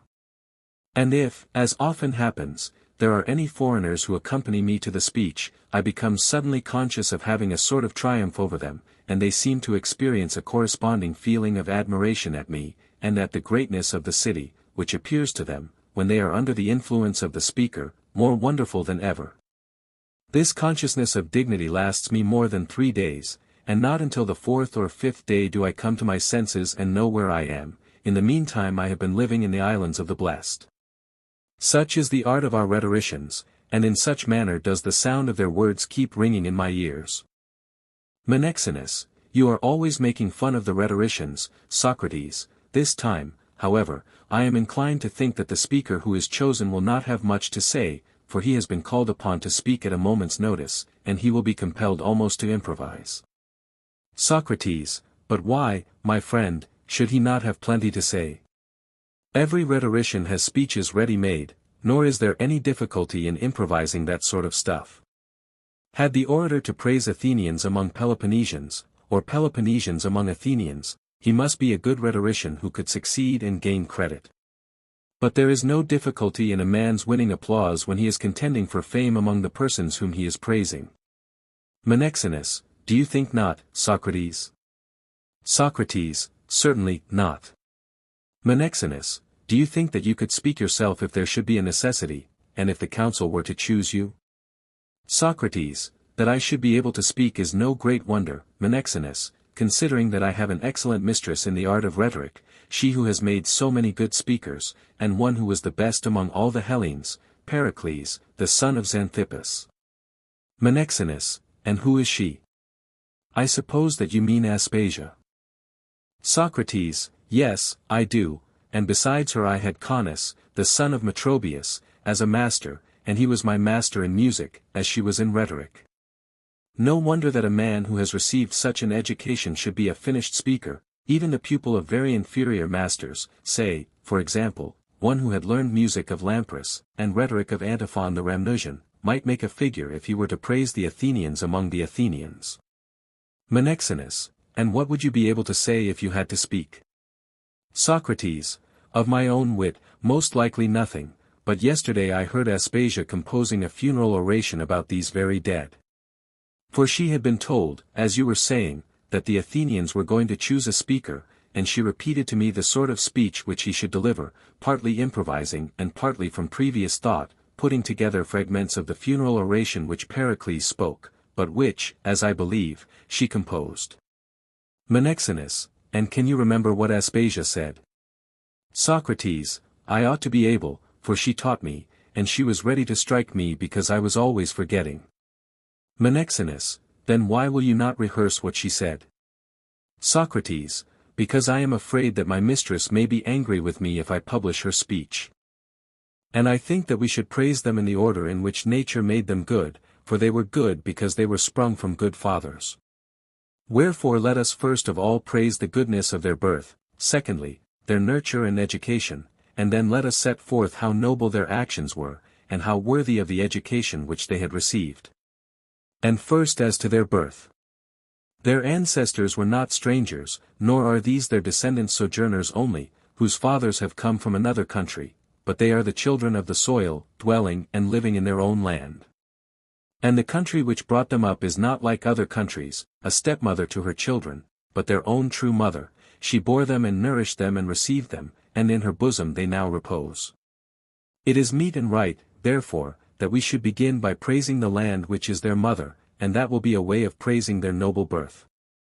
The country is worthy to be praised, not only by us, but by all mankind, first, and above all, as being dear to the gods. This is proved by the strife and contention of the gods respecting her. And ought not the country which the gods praise to be praised by all mankind? The second praise which may be fairly claimed by her, is that at the time when the whole earth was sending forth and creating diverse animals, tame and wild, she our mother was free and pure from savage monsters, and out of all animals selected and brought forth man, who is superior to the rest in understanding, and alone has justice and religion. And a great proof that she brought forth the common ancestors of us and of the departed, is that she provided the means of support for her offspring. For as a woman proves her motherhood by giving milk to her young ones, and she who has no fountain of milk is not a mother, so did this our land prove that she was the mother of men, for in those days she alone and first of all brought forth wheat and barley for human food, which is the best and noblest sustenance for man, whom she regarded as her true offspring. And these are truer proofs of motherhood in a country than in a woman, for the woman in her conception and generation is but the imitation of the earth, and not the earth of the woman. And of the fruit of the earth she gave a plenteous supply, not only to her own, but to others also, and afterwards she made the olive to spring up to be a boon to her children, and to help them in their toils. And when she had herself nursed them and brought them up to manhood, she gave them gods to be their rulers and teachers, whose names are well known, and need not now be repeated. They are the gods who first ordered our lives, and instructed us in the arts for the supply of our daily needs, and taught us the acquisition and use of arms for the defense of the country. Thus born into the world and thus educated, the ancestors of the departed lived and made themselves a government, which I ought briefly to commemorate. For government is the nurture of man, and the government of good men is good, and of bad men bad. And I must show that our ancestors were trained under a good government, and for this reason they were good, and our contemporaries are also good, among whom our departed friends are to be reckoned.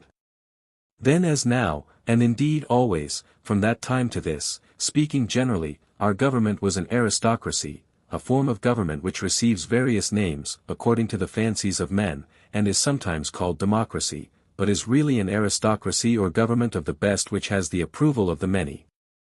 For kings we have always had, first hereditary and then elected, and authority is mostly in the hands of the people, who dispense offices and power to those who appear to be most deserving of them.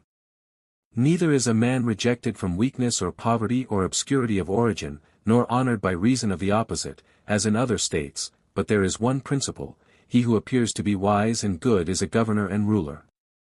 The basis of this our government is equality of birth, for other states are made up of all sorts and unequal conditions of men, and therefore their governments are unequal. There are tyrannies and there are oligarchies, in which the one party are slaves and the others masters.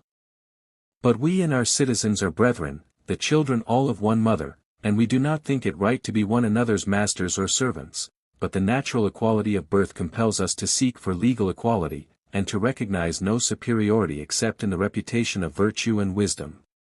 And so therein our fathers, and these, too, our brethren, being nobly born and having been brought up in all freedom, did both in their public and private capacity many noble deeds famous over the whole world.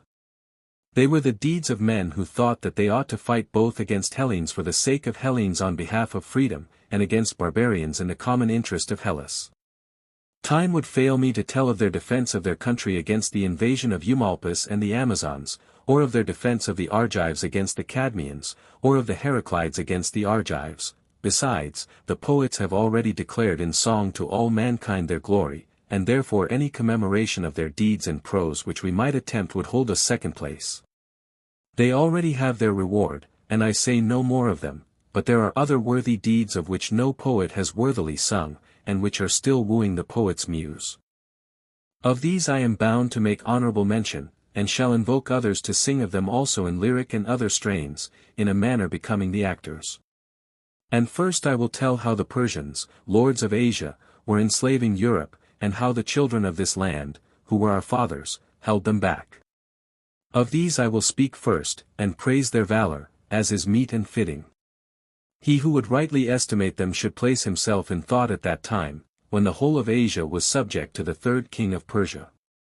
The first king, Cyrus, by his valor freed the Persians, who were his countrymen, and subjected the Medes, who were their lords, and he ruled over the rest of Asia, as far as Egypt, and after him came his son, who ruled all the accessible part of Egypt and Libya. The third king was Darius, who extended the land boundaries of the empire to Scythia, and with his fleet held the sea and the islands.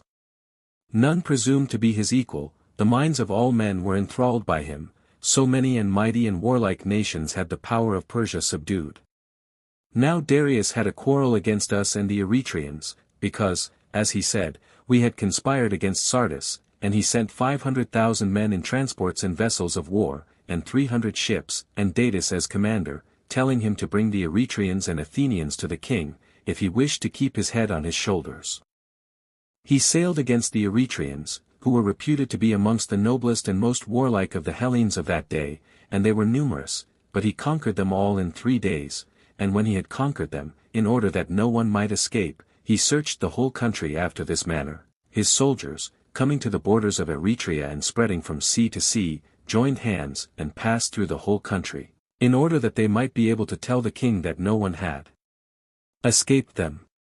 And from Eretria they went to Marathon with a like intention, expecting to bind the Athenians in the same yoke of necessity in which they had bound the Eretrians. Having effected one half of their purpose, they were in the act of attempting the other, and none of the Hellenes dared to assist either the Eretrians or the Athenians, except the Lacedaemonians, and they arrived a day too late for the battle, but the rest were panic-stricken and kept quiet, too happy in having escaped for a time. He who has present to his mind that conflict will know what manner of men they were who received the onset of the barbarians at Marathon, and chastened the pride of the whole of Asia, and by the victory which they gained over the barbarians first taught other men that the power of the Persians was not invincible, but that hosts of men and the multitude of riches alike yield to valor. And I assert that those men are the fathers not only of ourselves, but of our liberties and of the liberties of all who are on the continent, for that was the action to which the Hellenes looked back when they ventured to fight for their own safety in the battles which ensued. They became disciples of the men of Marathon.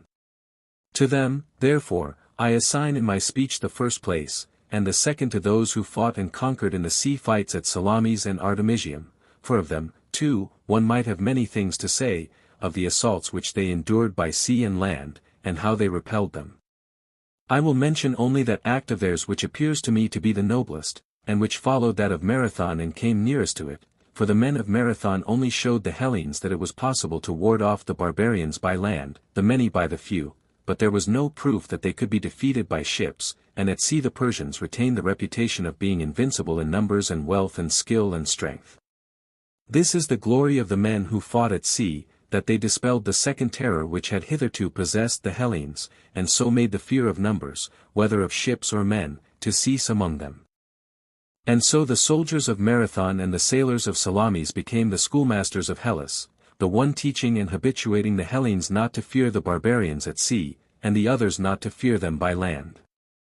Third in order, for the number and valor of the combatants, and third in the salvation of Hellas, I place the battle of Plataea.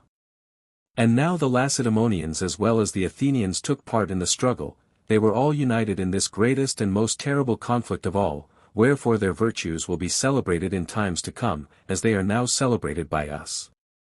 But at a later period many Hellenic tribes were still on the side of the barbarians, and there was a report that the great king was going to make a new attempt upon the Hellenes, and therefore justice requires that we should also make mention of those who crowned the previous work of our salvation, and drove and purged away all barbarians from the sea. These were the men who fought by sea at the river Eurymedon, and who went on the expedition to Cyprus, and who sailed to Egypt and divers other places, and they should be gratefully remembered by us, because they compelled the king in fear for himself to look to his own safety instead of plotting the destruction of Hellas. And so the war against the barbarians was fought out to the end by the whole city on their own behalf, and on behalf of their countrymen. There was peace, and our city was held in honor, and then, as prosperity makes men jealous, there succeeded a jealousy of her, and jealousy begot envy, and so she became engaged against her will in a war with the Hellenes. On the breaking out of war, our citizens met the Lacedaemonians at Tanagra, and fought for the freedom of the Boeotians. The issue was doubtful, and was decided by the engagement which followed. For when the Lacedaemonians had gone on their way, leaving the Boeotians, whom they were aiding, on the third day after the battle of Tanagra, our countrymen conquered at Enophada, and righteously restored those who had been unrighteously exiled. And they were the first after the Persian War who fought on behalf of liberty in aid of Hellenes against Hellenes. They were brave men, and freed those whom they aided, and were the first two who were honorably interred in this sepulchre by the state.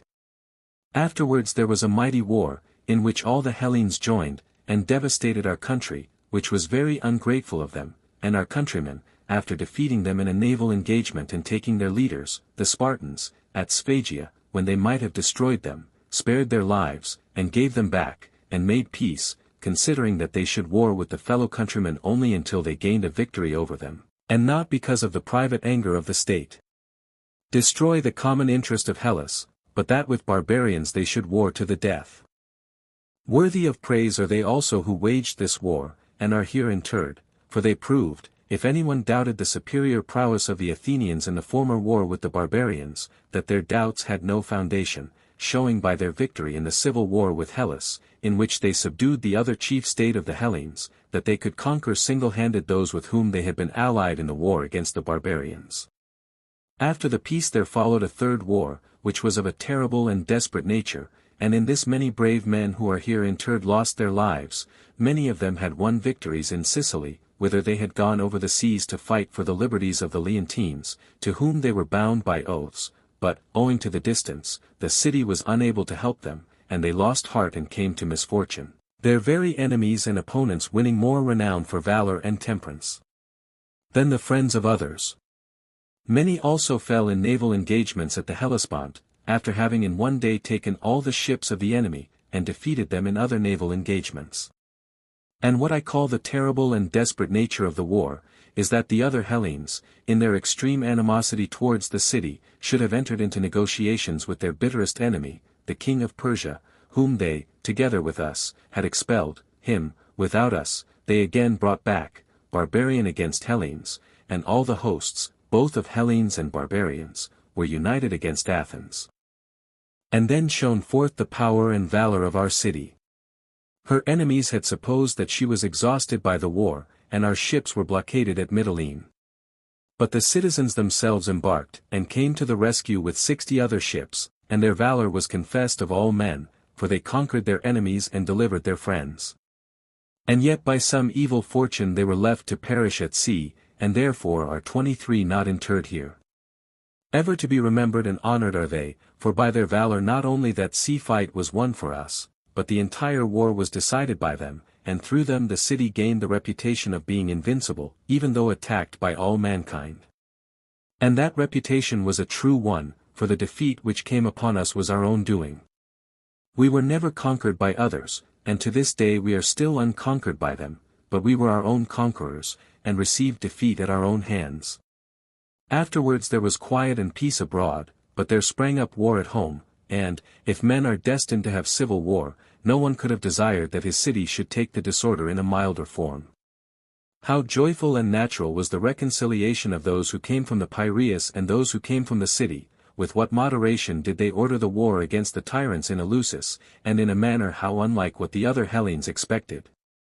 And the reason of this gentleness was the veritable tie of blood, which created among them a friendship as of kinsmen, faithful not in word only, but in deed. And we ought also to remember those who then fell by one another's hands, and on such occasions as these to reconcile them with sacrifices and prayers, praying to those who have power over them, that they may be reconciled even as we are reconciled. For they did not attack one another out of malice or enmity, but they were unfortunate. And that such was the fact we ourselves are witnesses, who are of the same race with them, and have mutually received and granted forgiveness of what we have done and suffered. After this there was perfect peace, and the city had rest, and her feeling was that she forgave the barbarians, who had severely suffered at her hands and severely retaliated, but that she was indignant at the ingratitude of the Hellenes, when she remembered how they had received good from her and returned evil, having made common cause with the barbarians, depriving her of the ships which had once been their salvation, and dismantling our walls which had preserved their own from falling. She thought that she would no longer defend the Hellenes, when enslaved either by one another or by the barbarians, and did accordingly. This was our feeling, while the Lacedaemonians were thinking that we who were the champions of liberty had fallen, and that their business was to subject the remaining Hellenes. And why should I say more? For the events of which I am speaking happened not long ago, and we can all of us remember how the chief peoples of Hellas, Argives and Boeotians and Corinthians, came to feel the need of us, and, what is the greatest miracle of all, the Persian king himself was driven to such extremity as to come round to the opinion, that from this city, of which he was the destroyer, and from no other, his salvation would proceed. And if a person desired to bring a deserved accusation against our city, he would find only one charge which he could justly urge, that she was too compassionate and too favorable to the weaker side. And in this instance she was not able to hold out or keep her resolution of refusing aid to her injurers when they were being enslaved, but she was softened, and did in fact send out aid, and delivered the Hellenes from slavery, and they were free until they afterwards enslaved themselves. Whereas, to the great king she refused to give the assistance of the state, for she could not forget the trophies of Marathon and Salamis and Plataea, but she allowed exiles and volunteers to assist him, and they were his salvation. And she herself, when she was compelled, entered into the war, and built walls and ships, and fought with the Lacedaemonians on behalf of the Parians. Now the king, fearing this city and wanting to stand aloof, when he saw the Lacedaemonians growing weary of the war at sea, asked of us, as the price of his alliance with us and the other allies, to give up the Hellenes in Asia, whom the Lacedaemonians had previously handed over to him, he thinking that we should refuse, and that then he might have a pretense for withdrawing from us.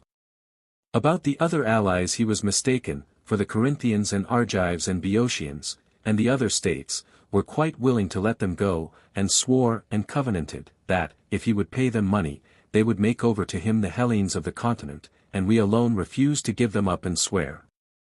Such was the natural nobility of this city, so sound and healthy was the spirit of freedom among us, and the instinctive dislike of the barbarian, because we are pure Hellenes, having no admixture of barbarism in us.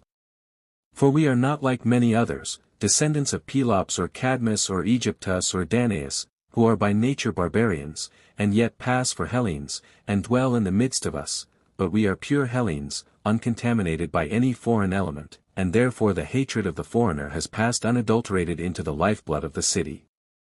And so, notwithstanding our noble sentiments, we were again isolated, because we were unwilling to be guilty of the base and unholy act of giving up Hellenes to barbarians.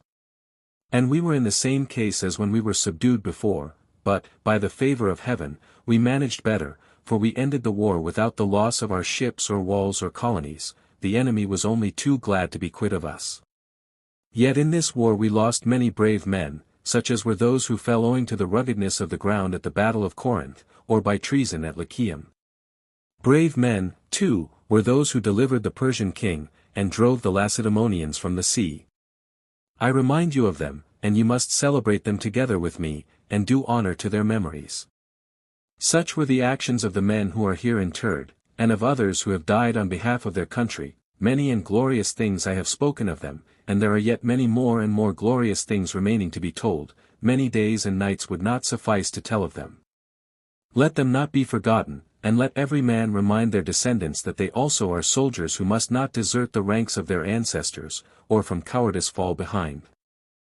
Even as I exhort you this day, and in all future time, whenever I meet with any of you, shall continue to remind and exhort you, O ye sons of heroes, that you strive to be the bravest of men. And I think that I ought now to repeat what your fathers desired to have said to you who are their survivors, when they went out to battle, in case anything happened to them. I will tell you what I heard them say, and what, if they had only speech, they would fain be saying, judging from what they then said. And you must imagine that you hear them saying what I now repeat to you, sons, the event proves that your fathers were brave men, for we might have lived dishonorably, but have preferred to die honorably rather than bring you and your children into disgrace, and rather than dishonor our own fathers and forefathers, considering that life is not life to one who is a dishonor to his race, and that to such a one neither men nor gods are friendly, either while he is on the earth or after death in the world below. Remember our words, then, and whatever is your aim, let virtue be the condition of the attainment of your aim, and know that without this all possessions and pursuits are dishonorable and evil. For neither does wealth bring honor to the owner, if he be a coward, of such a one the wealth belongs to another, and not to himself. Nor does beauty and strength of body, when dwelling in a base and cowardly man, appear comely, but the reverse of comely, making the possessor more conspicuous, and manifesting forth his cowardice. And all knowledge, when separated from justice and virtue, is seen to be cunning and not wisdom, wherefore make this your first and last and constant and all-absorbing aim, to exceed, if possible, not only us but all your ancestors in virtue, and know that to excel you in virtue only brings us shame, but that to be excelled by you is a source of happiness to us. And we shall most likely be defeated, and you will most likely be victors in the contest, if you learn so to order your lives as not to abuse or waste the reputation of your ancestors, knowing that to a man who has any self-respect, nothing is more dishonorable than to be honored, not for his own sake, but on account of the reputation of his ancestors. The honor of parents is a fair and noble treasure to their posterity, but to have the use of a treasure of wealth and honor, and to leave none to your successors, because you have neither money nor reputation of your own, is alike base and dishonorable. And if you follow our precepts you will be received by us as friends, when the hour of destiny brings you hither, but if you neglect our words and are disgraced in your lives, no one will welcome or receive you. This is the message which is to be delivered to our children.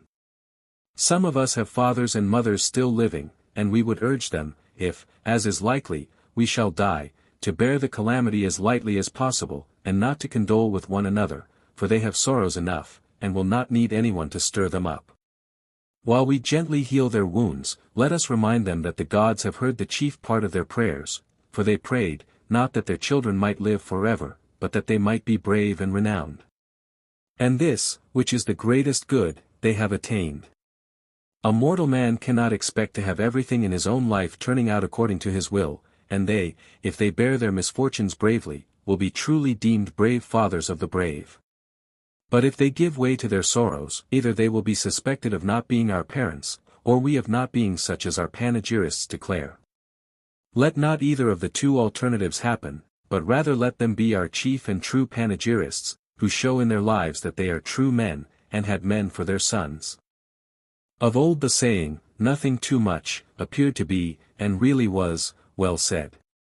For he whose happiness rests with himself, if possible, wholly, and if not, as far as is possible, who is not hanging in suspense on other men, or changing with the vicissitude of their fortune, has his life ordered for the best.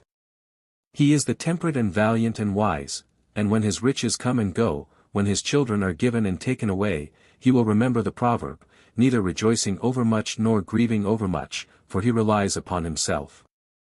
And such we would have our parents to be, that is our word and wish, and as such we now offer ourselves, neither lamenting overmuch, nor fearing overmuch, if we are to die at this time. And we entreat our fathers and mothers to retain these feelings throughout their future life, and to be assured that they will not please us by sorrowing and lamenting over us. But, if the dead have any knowledge of the living, they will displease us most by making themselves miserable and by taking their misfortunes too much to heart, and they will please us best if they bear their loss lightly and temperately.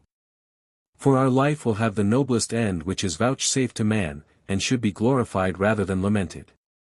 And if they will direct their minds to the care and nurture of our wives and children, they will soonest forget their misfortunes, and live in a better and nobler way, and be dearer to us. This is all that we have to say to our families, and to the state we would say, take care of our parents and of our sons, let her worthily cherish the old age of our parents, and bring up our sons in the right way. But we know that she will of her own accord take care of them, and does not need any exhortation of ours. This, O ye children and parents of the dead, is the message which they bid us deliver to you, and which I do deliver with the utmost seriousness. And in their name I beseech you, the children, to imitate your fathers, and you, parents, to be of good cheer about yourselves, for we will nourish your age, and take care of you both publicly and privately in any place in which one of us may meet one of you who are the parents of the dead. And the care of you which the city shows, you know yourselves, for she has made provision by law concerning the parents and children of those who die in war. The highest authority is specially entrusted with the duty of watching over them above all other citizens, and they will see that your fathers and mothers have no wrong done to them. The city herself shares in the education of the children, desiring as far as it is possible that their orphanhood may not be felt by them. While they are children she is a parent to them, and when they have arrived at man's estate she sends them to their several duties, in full armor clad, and bringing freshly to their minds the ways of their fathers, she places in their hands the instruments of their fathers' virtues. For the sake of the omen, she would have them from the first begin to rule over their own houses, arrayed in the strength and arms of their fathers. And as for the dead, she never ceases honoring them, celebrating in common for all rites which become the property of each, and in addition to this, holding gymnastic and equestrian contests, and musical festivals of every sort. She is to the dead in the place of a son and heir, and to their sons in the place of a father, and to their parents and elder kindred in the place of a guardian, ever and always caring for them. Considering this, you ought to bear your calamity the more gently, for thus you will be most endeared to the dead and to the living, and your sorrows will heal and be healed. And now do you and all, having lamented the dead in common according to the law, go your ways. You have heard, Menexenus, the oration of Aspasia the Milesian. Menexenus: truly, Socrates, I marvel that Aspasia, who is only a woman, should be able to compose such a speech. She must be a rare one. Socrates: well, if you are incredulous, you may come with me and hear her. Menexenus: I have often met Aspasia, Socrates, and know what she is like. Socrates: well, and do you not admire her, and are you not grateful for her speech? Menexenus: yes, Socrates, I am very grateful to her or to him who told you, and still more to you who have told me. Socrates: very good. But you must take care not to tell of me, and then at some future time I will repeat to you many other excellent political speeches of hers. Menexenus: fear not, only let me hear them, and I will keep the secret. Socrates: then I will keep my promise. Appendix 2. The two dialogues which are translated in the second appendix are not mentioned by Aristotle, or by any early authority, and have no claim to be ascribed to Plato. They are examples of Platonic dialogues to be assigned probably to the second or third generation after Plato, when his writings were well known at Athens and Alexandria. They exhibit considerable originality, and are remarkable for containing several thoughts of the sort which we suppose to be modern rather than ancient, and which therefore have a peculiar interest for us. The second Alcibiades shows that the difficulties about prayer which have perplexed Christian theologians were not unknown among the followers of Plato. The Eryxias was doubted by the ancients themselves, yet it may claim the distinction of being, among all Greek or Roman writings, the one which anticipates in the most striking manner the modern science of political economy and gives an abstract form to some of its principal doctrines. For the translation of these two dialogues I am indebted to my friend and secretary, Mr. Knight. That the dialogue which goes by the name of the second Alcibiades is a genuine writing of Plato will not be maintained by any modern critic, and was hardly believed by the ancients themselves. Tau lambda. There are several passages which are either corrupt or extremely ill expressed, see 144, 145, 146, 147, 150. But there is a modern interest in the subject of the dialogue, and it is a good example of a short spurious work, which may be attributed to the 2nd or 3rd century before Christ. Second Alcibiades. Persons of the dialogue: Socrates. Alcibiades. Socrates: are you going, Alcibiades, to offer prayer to Zeus? Alcibiades: yes, Socrates, I am. Socrates: you seem to be troubled and to cast your eyes on the ground, as though you were thinking about something. Alcibiades: of what do you suppose that I am thinking? Socrates: of the greatest of all things, as I believe. Tell me, do you not suppose that the gods sometimes partly grant and partly reject the requests which we make in public and private, and favor some persons and not others?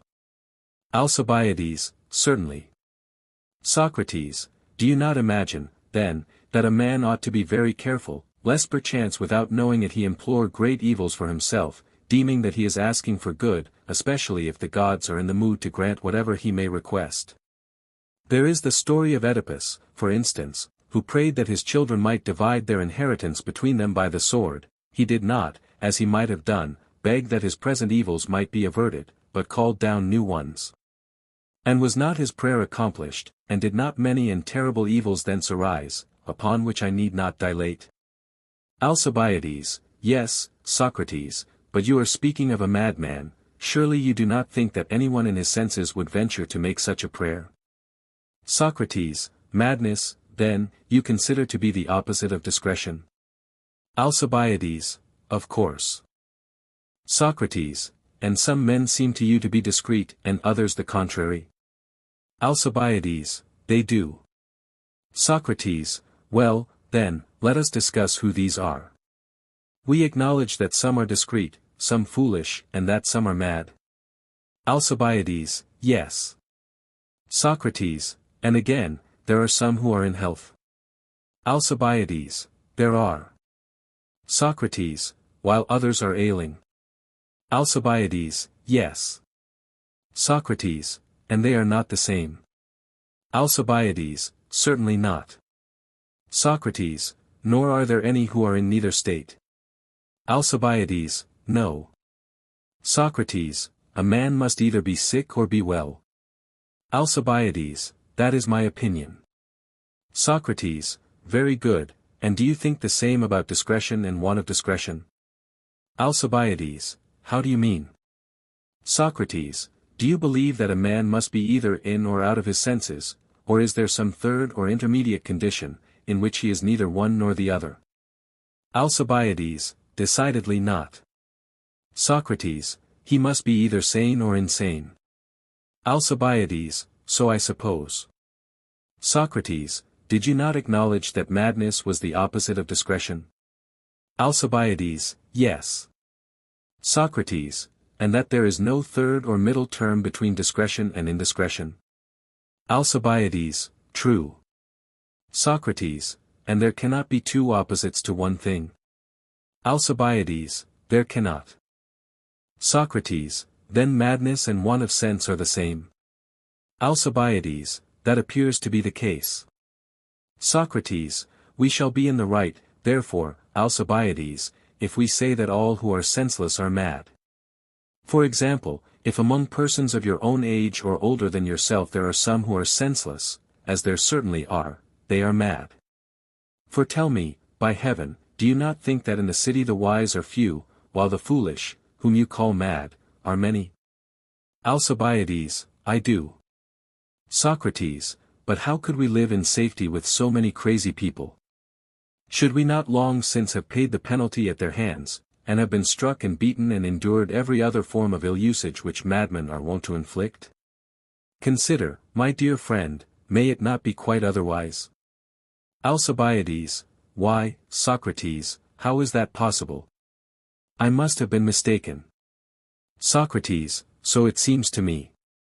But perhaps we may consider the matter thus, Alcibiades: How? Socrates: I will tell you. We think that some are sick, do we not? Alcibiades: Yes. Socrates: And must every sick person either have the gout, or be in a fever, or suffer from ophthalmia? Or do you believe that a man may labor under some other disease, even although he has none of these complaints? Surely, they are not the only maladies which exist. Alcibiades: Certainly not. Socrates: And is every kind of ophthalmia a disease? Alcibiades: Yes. Socrates: And every disease ophthalmia? Alcibiades: Surely not. But I scarcely understand what I mean myself. Socrates: Perhaps, if you give me your best attention, two of us, looking together, we may find what we seek.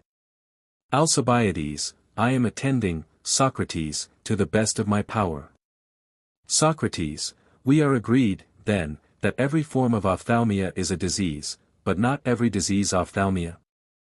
Alcibiades: We are. Socrates: And so far we seem to be right.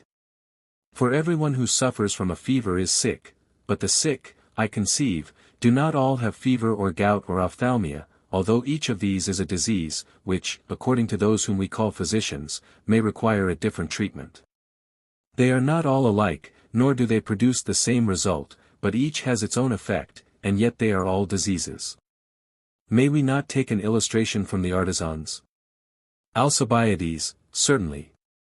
Socrates, there are cobblers and carpenters and sculptors and others of all sorts and kinds, whom we need not stop to enumerate. All have their distinct employments and all are workmen, although they are not all of them cobblers or carpenters or sculptors. Alcibiades, no, indeed. Socrates, and in like manner men differ in regard to want of sense. Those who are most out of their wits we call madmen, while we term those who are less far gone stupid, or idiotic, or, if we prefer gentler language, describe them as romantic, or simple-minded, or, again, as innocent, or inexperienced, or foolish. You may even find other names, if you seek for them, but by all of them lack of sense is intended. They only differ as one art appeared to us to differ from another or one disease from another. Or what is your opinion? Alcibiades, I agree with you. Socrates, then let us return to the point at which we digressed. We said at first that we should have to consider who were the wise and who the foolish. For we acknowledged that there are these two classes. Did we not? Alcibiades, to be sure.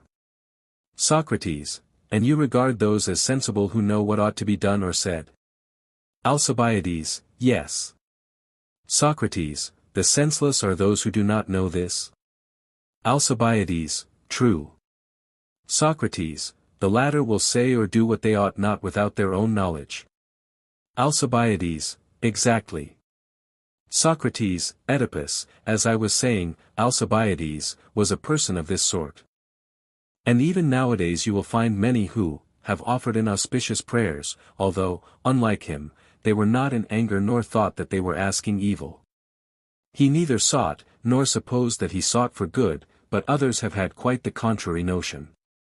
I believe that if the God whom you are about to consult should appear to you, and, in anticipation of your request, inquired whether you would be contented to become tyrant of Athens, and if this seemed in your eyes a small and mean thing, should add to it the dominion of all Hellas, and seeing that even then you would not be satisfied unless you were ruler of the whole of Europe, should promise, not only that, but, if you so desired, should proclaim to all mankind in one and the same day that Alcibiades, son of Cleinias, was tyrant, in such a case, I imagine, you would depart full of joy, as one who had obtained the greatest of goods. Alcibiades, and not only I, Socrates, but anyone else who should meet with such luck. Socrates, yet you would not accept the dominion and lordship of all the Hellenes and all the barbarians in exchange for your life. Alcibiades, certainly not, for then what use could I make of them? Socrates, and would you accept them if you were likely to use them to a bad and mischievous end? Alcibiades, would not. Socrates, you see that it is not safe for a man either rashly to accept whatever is offered him, or himself to request a thing, if he is likely to suffer thereby or immediately to lose his life. And yet we could tell of many who, having long desired and diligently labored to obtain a tyranny, thinking that thus they would procure an advantage, have nevertheless fallen victims to designing enemies. You must have heard of what happened only the other day, how Archelaus of Macedonia was slain by his beloved, whose love for the tyranny was not less than that of Archelaus for him. The tyrannicide expected by his crime to become tyrant and afterwards to have a happy life, but when he had held the tyranny 3 or 4 days, he was in his turn conspired against and slain. Or look at certain of our own citizens, and of their actions we have been not hearers, but eyewitnesses, who have desired to obtain military command, of those who have gained their object, some are even to this day exiles from the city, while others have lost their lives. And even they who seem to have fared best, have not only gone through many perils and terrors during their office, but after their return home they have been beset by informers worse than they once were by their foes, insomuch that several of them have wished that they had remained in a private station rather than have had the glories of command. If, indeed, such perils and terrors were of profit to the commonwealth, there would be reason in undergoing them, but the very contrary is the case. Again, you will find persons who have prayed for offspring, and when their prayers were heard, have fallen into the greatest pains and sufferings. For some have begotten children who were utterly bad, and have therefore passed all their days in misery, while the parents of good children have undergone the misfortune of losing them, and have been so little happier than the others that they would have preferred never to have had children rather than to have had them and lost them. And yet, although these and the like examples are manifest and known of all, it is rare to find anyone who has refused what has been offered him, or, if he were likely to gain aught by prayer, has refrained from making his petition. The mass of mankind would not decline to accept a tyranny, or the command of an army, or any of the numerous things which cause more harm than good, but rather, if they had them not, would have prayed to obtain them. And often in a short space of time they change their tone, and wish their old prayers unsaid. Wherefore also I suspect that men are entirely wrong when they blame the gods as the authors of the ills which befall them. Their own presumption, or folly, whichever is the right word, has brought these unmeasured woes upon them. 24 He must have been a wise poet, Alcibiades, seeing as I believe, his friends foolishly praying for and doing things which would not really profit them, offered up a common prayer in behalf of them all. King Zeus, grant us good whether prayed for or unsought by us, but that which we ask amiss, do thou avert. 25 In my opinion, I say, the poet spoke both well and prudently, but if you have anything to say in answer to him, speak out. Alcibiades, it is difficult, Socrates, to oppose what has been well said. And I perceive how many are the ills of which ignorance is the cause, since, as would appear, through ignorance we not only do, but what is worse, pray for the greatest evils. No man would imagine that he would do so, he would rather suppose that he was quite capable of praying for what was best. To call down evil seems more like a curse than a prayer. Socrates, but perhaps, my good friend, someone who is wiser than either you or I will say that we have no right to blame ignorance thus rashly, unless we can add what ignorance we mean and of what, and also to whom and how it is respectively a good or an evil. Alcibiades, how do you mean? Can ignorance possibly be better than knowledge for any person in any conceivable case? Socrates, so I believe. You do not think so? Alcibiades, certainly not. Socrates, and yet surely I may not suppose that you would ever wish to act towards your mother as they say that Orestes and Alcmaeon and others have done towards their parent. Alcibiades, good words, Socrates, prithee. Socrates, you ought not to bid him use auspicious words, who says that you would not be willing to commit so horrible a deed, but rather him who affirms the contrary, if the act appear to you unfit even to be mentioned. Or do you think that Orestes, had he been in his senses and knew what was best for him to do, would ever have dared to venture on such a crime? Alcibiades, certainly not. Socrates, nor would anyone else, I fancy. Alcibiades, no. Socrates, that ignorance is bad then, it would appear, which is of the best and does not know what is best. Alcibiades, so I think, at least. Socrates, and both to the person who is ignorant and everybody else. Alcibiades, yes. Socrates, let us take another case. Suppose that you were suddenly to get into your head that it would be a good thing to kill Pericles, your kinsman and guardian, and were to seize a sword and, going to the doors of his house, were to inquire if he were at home, meaning to slay only him and no one else. The servants reply, yes, mind, I do not mean that you would really do such a thing, but there is nothing, you think, to prevent a man who is ignorant of the best, having occasionally the whim that what is worst is best. Alcibiades, no. Socrates, if, then, you went indoors, and seeing him, did not know him, but thought that he was someone else, would you venture to slay him? Alcibiades, most decidedly not, it seems to me. 26 Socrates, for you designed to kill, not the first who offered, but Pericles himself. Alcibiades, certainly. Socrates, and if you made many attempts, and each time failed to recognize Pericles, you would never attack him? Alcibiades, never. Socrates, well, but if Orestes in like manner had not known his mother, do you think that he would ever have laid hands upon her? Alcibiades, no. Socrates, He did not intend to slay the first woman he came across, nor anyone else's mother, but only his own. Alcibiades, true. Socrates, ignorance, then, is better for those who are in such a frame of mind, and have such ideas? Alcibiades, obviously. Socrates, you acknowledge that for some persons in certain cases the ignorance of some things is a good and not an evil, as you formerly supposed. Alcibiades, I do.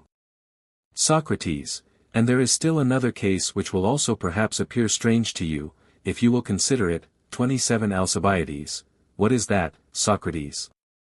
Socrates, it may be, in short, that the possession of all the sciences, if unaccompanied by the knowledge of the best, will more often than not injure the possessor. Consider the matter thus, must we not, when we intend either to do or say anything, suppose that we know or ought to know that which we propose so confidently to do or say? Alcibiades, yes, in my opinion. Socrates, we may take the orators for an example, who from time to time advise us about war and peace, or the building of walls and the construction of harbors, whether they understand the business in hand, or only think that they do.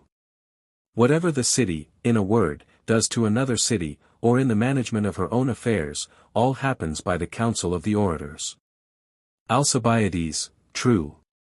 Socrates, but now see what follows, if I can, make it clear to you. 28 You would distinguish the wise from the foolish? Alcibiades, yes. Socrates, the many are foolish, the few wise?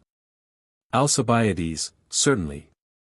Socrates, and you use both the terms, wise, and foolish, in reference to something? Alcibiades, I do. Socrates, would you call a person wise who can give advice, but does not know whether or when it is better to carry out the advice?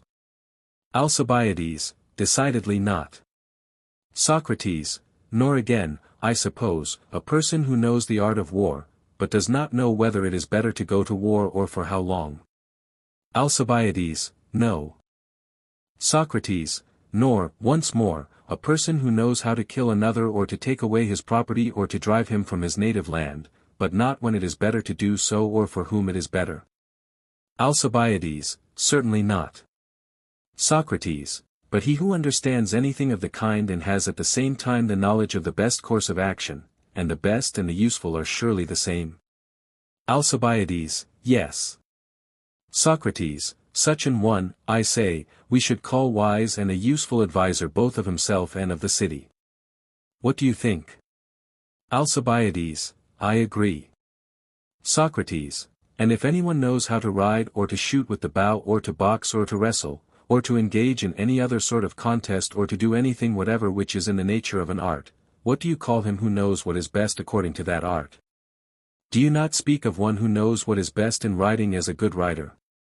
Alcibiades, yes. Socrates, and in a similar way you speak of a good boxer or a good flute player or a good performer in any other art? Alcibiades, true. Socrates, but is it necessary that the man who is clever in any of these arts should be wise also in general? Or is there a difference between the clever artist and the wise man? Alcibiades, all the difference in the world. Socrates, and what sort of a state do you think that would be which was composed of good archers and flute players and athletes and masters in other arts, and besides them of those others about whom we spoke, who knew how to go to war and how to kill, as well as of orators puffed up with political pride, but in which not one of them all had this knowledge of the best, and there was no one who could tell when it was better to apply any of these arts or in regard to whom? Alcibiades, I should call such a state bad, Socrates. Socrates, you certainly would when you saw each of them rivaling the other and esteeming that of the greatest importance in the state, wherein he himself most excelled. 29 I mean that which was best in any art, while he was entirely ignorant of what was best for himself and for the state, because, as I think, he trusts to opinion which is devoid of intelligence.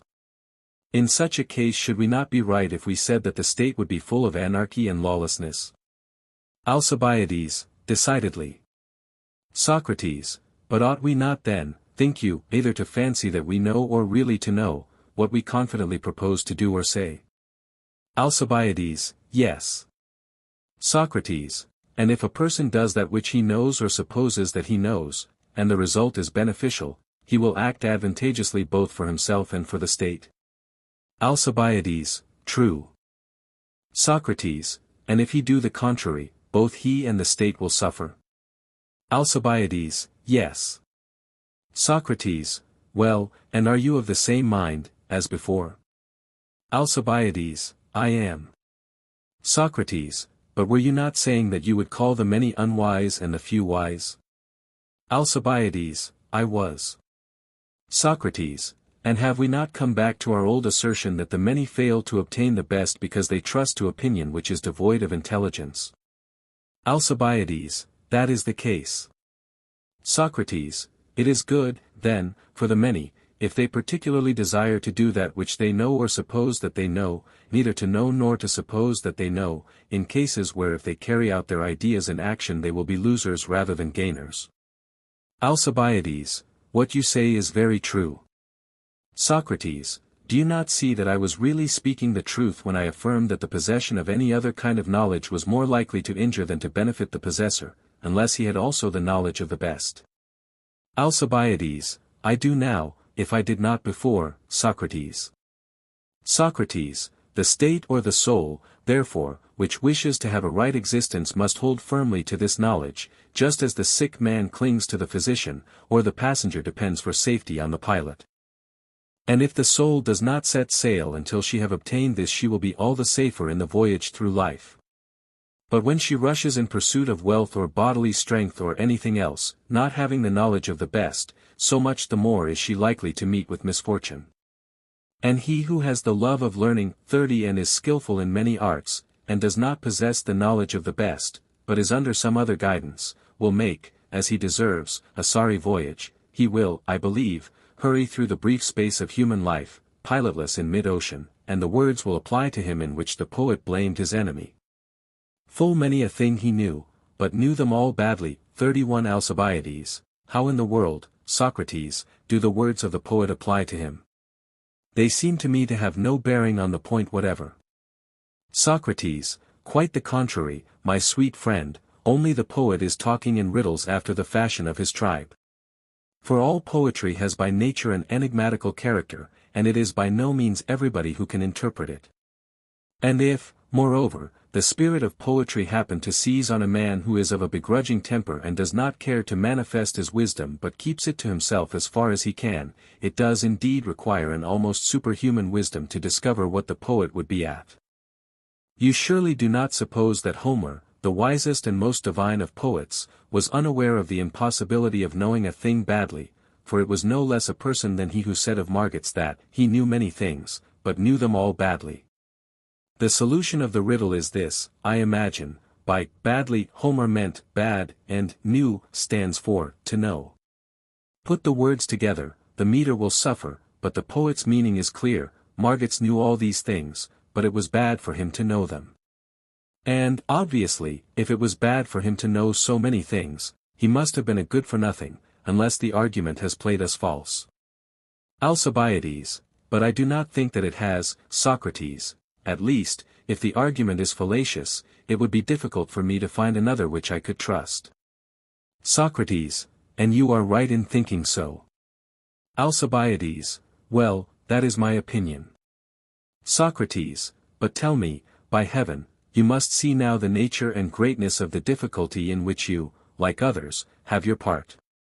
For you change about in all directions, and never come to rest anywhere. What you once most strongly inclined to suppose, you put aside again and quite alter your mind. If the God to whose shrine you are going should appear at this moment, and ask before you made your prayer, whether you would desire to have one of the things which we mentioned at first, or whether he should leave you to make your own request, what in either case, think you, would be the best way to take advantage of the opportunity? Alcibiades, indeed, Socrates, I could not answer you without consideration. It seems to me to be a wild thing 32 to make such a request. A man must be very careful lest he pray for evil under the idea that he is asking for good, when shortly after he may have to recall his prayer, and, as you were saying, demand the opposite of what he at first requested. Socrates, and was not the poet whose words I originally quoted wiser than we are, when he bade us, pray God, to defend us from evil even though we asked for it? Alcibiades, I believe that you are right. Socrates, the Lacedaemonians, too, whether from admiration of the poet or because they have discovered the idea for themselves, are wont to offer the prayer alike in public and private, that the gods will give unto them the beautiful as well as the good. No one is likely to hear them make any further petition. And yet up to the present time they have not been less fortunate than other men, or if they have sometimes met with misfortune, the fault has not been due to their prayer. For surely, as I conceive, the gods have power either to grant our requests, or to send us the contrary of what we ask. And now I will relate to you a story which I have heard from certain of our elders. It chanced that when the Athenians and Lacedaemonians were at war, our city lost every battle by land and sea and never gained a victory. The Athenians, being annoyed and perplexed how to find a remedy for their troubles, decided to send and inquire at the shrine of Ammon. Their envoys were also to ask, why the gods always granted the victory to the Lacedaemonians. We, they were to say, offer them more and finer sacrifices than any other Hellenic state, and adorn their temples with gifts, as nobody else does. Moreover, we make the most solemn and costly processions to them every year, and spend more money in their service than all the rest of the Hellenes put together. But the Lacedaemonians take no thought of such matters, and pay so little respect to the gods that they have a habit of sacrificing blemished animals to them, and in various ways are less zealous than we are, although their wealth is quite equal to ours. When they had thus spoken, and had made their request to know what remedy they could find against the evils which troubled them, the prophet made no direct answer, clearly because he was not allowed by the god to do so, but he summoned them to him and said, Thus saith Ammon to the Athenians, The silent worship of the Lacedaemonians pleaseth me better than all the offerings of the other Hellenes. Such were the words of the god, and nothing more.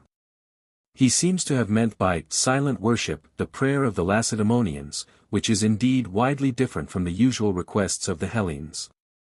For they either bring to the altar bulls with gilded horns or make offerings to the gods, and beg at random for what they need, good or bad.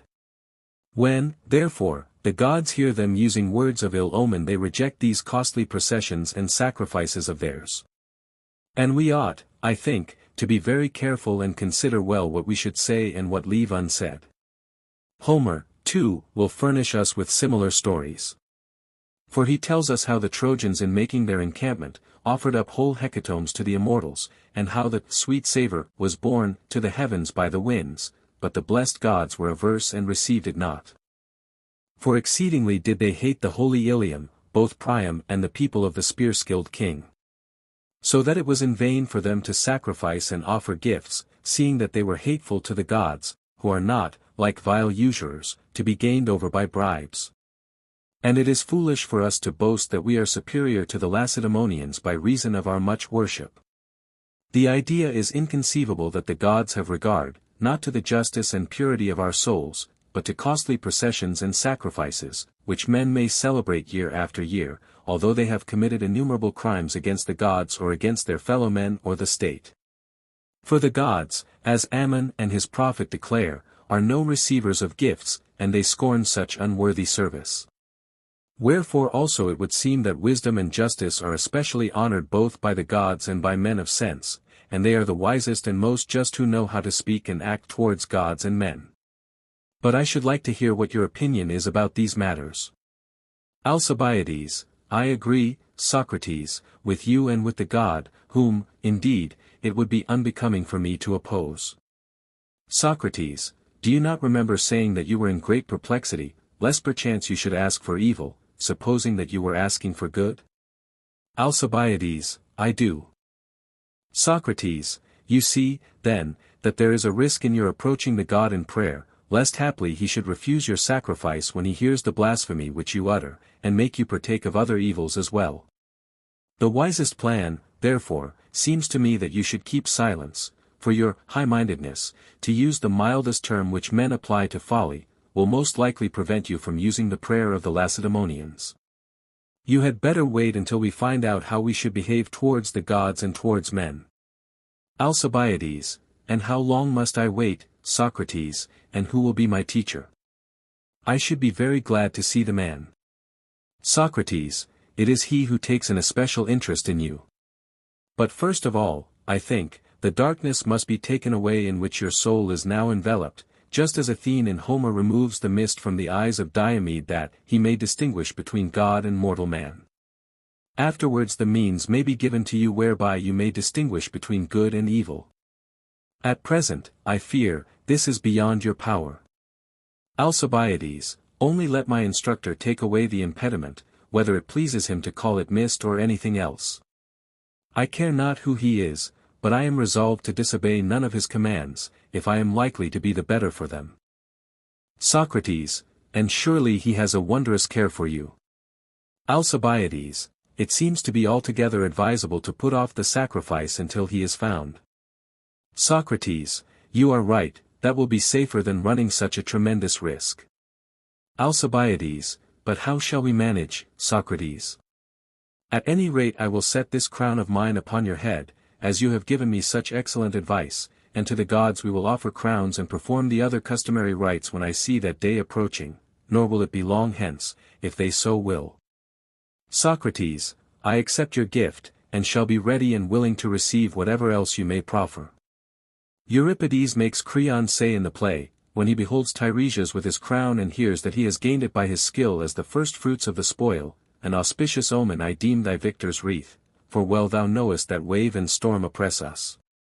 And so I count your gift to be a token of good fortune, for I am in no less stress than Creon, and would fain carry off the victory over your lovers. Eryxias.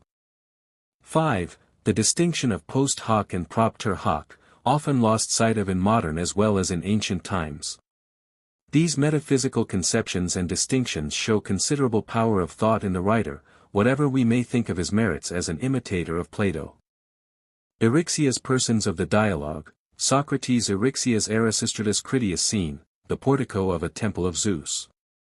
It happened by chance that Eryxias the Styrian was walking with me in the portico of Zeus the Deliverer, when there came up to us Critias and Erasistratus, the latter the son of Phaeax, who was the nephew of Erasistratus. Now Erasistratus had just arrived from Sicily and that part of the world. As they approached, he said, "Hail, Socrates." "Socrates, the same to you," I said, "have you any good news from Sicily to tell us?" Erasistratus, "Most excellent. But, if you please, let us first sit down, for I am tired with my yesterday's journey from Megara." Socrates, "Gladly, if that is your desire." Erasistratus, "What would you wish to hear first?" He said, "What the Sicilians are doing, or how they are disposed towards our city. To my mind, they are very like wasps, so long as you only cause them a little annoyance they are quite unmanageable, you must destroy their nests if you wish to get the better of them. And in a similar way, the Syracusans, unless we set to work in earnest, and go against them with a great expedition, will never submit to our rule. The petty injuries which we at present inflict merely irritate them enough to make them utterly intractable. And now they have sent ambassadors to Athens, and intend, I suspect, to play us some trick." While we were talking, the Syracusan envoys chanced to go by, and Erasistratus, pointing to one of them, said to me, that, Socrates, is the richest man in all Italy and Sicily. For who has larger estates or more land at his disposal to cultivate if he please? And they are of a quality, too, finer than any other land in Hellas. Moreover, he has all the things which go to make up wealth, slaves and horses innumerable, gold and silver without end. I saw that he was inclined to expatiate on the riches of the man, so I asked him, "Well, Erasistratus, and what sort of character does he bear in Sicily?" Erasistratus, "He is esteemed to be, and really is, the wickedest of all the Sicilians and Italians, and even more wicked than he is rich. Indeed, if you were to ask any Sicilian whom he thought to be the worst and the richest of mankind, you would never hear anyone else named." I reflected that we were speaking, not of trivial matters, but about wealth and virtue, which are deemed to be of the greatest moment, and I asked Erasistratus whom he considered the wealthier, he who was the possessor of a talent of silver or he who had a field worth 2 talents. Erasistratus, "The owner of the field." Socrates, "And on the same principle he who had robes and bedding and such things which are of greater value to him than to a stranger would be richer than the stranger."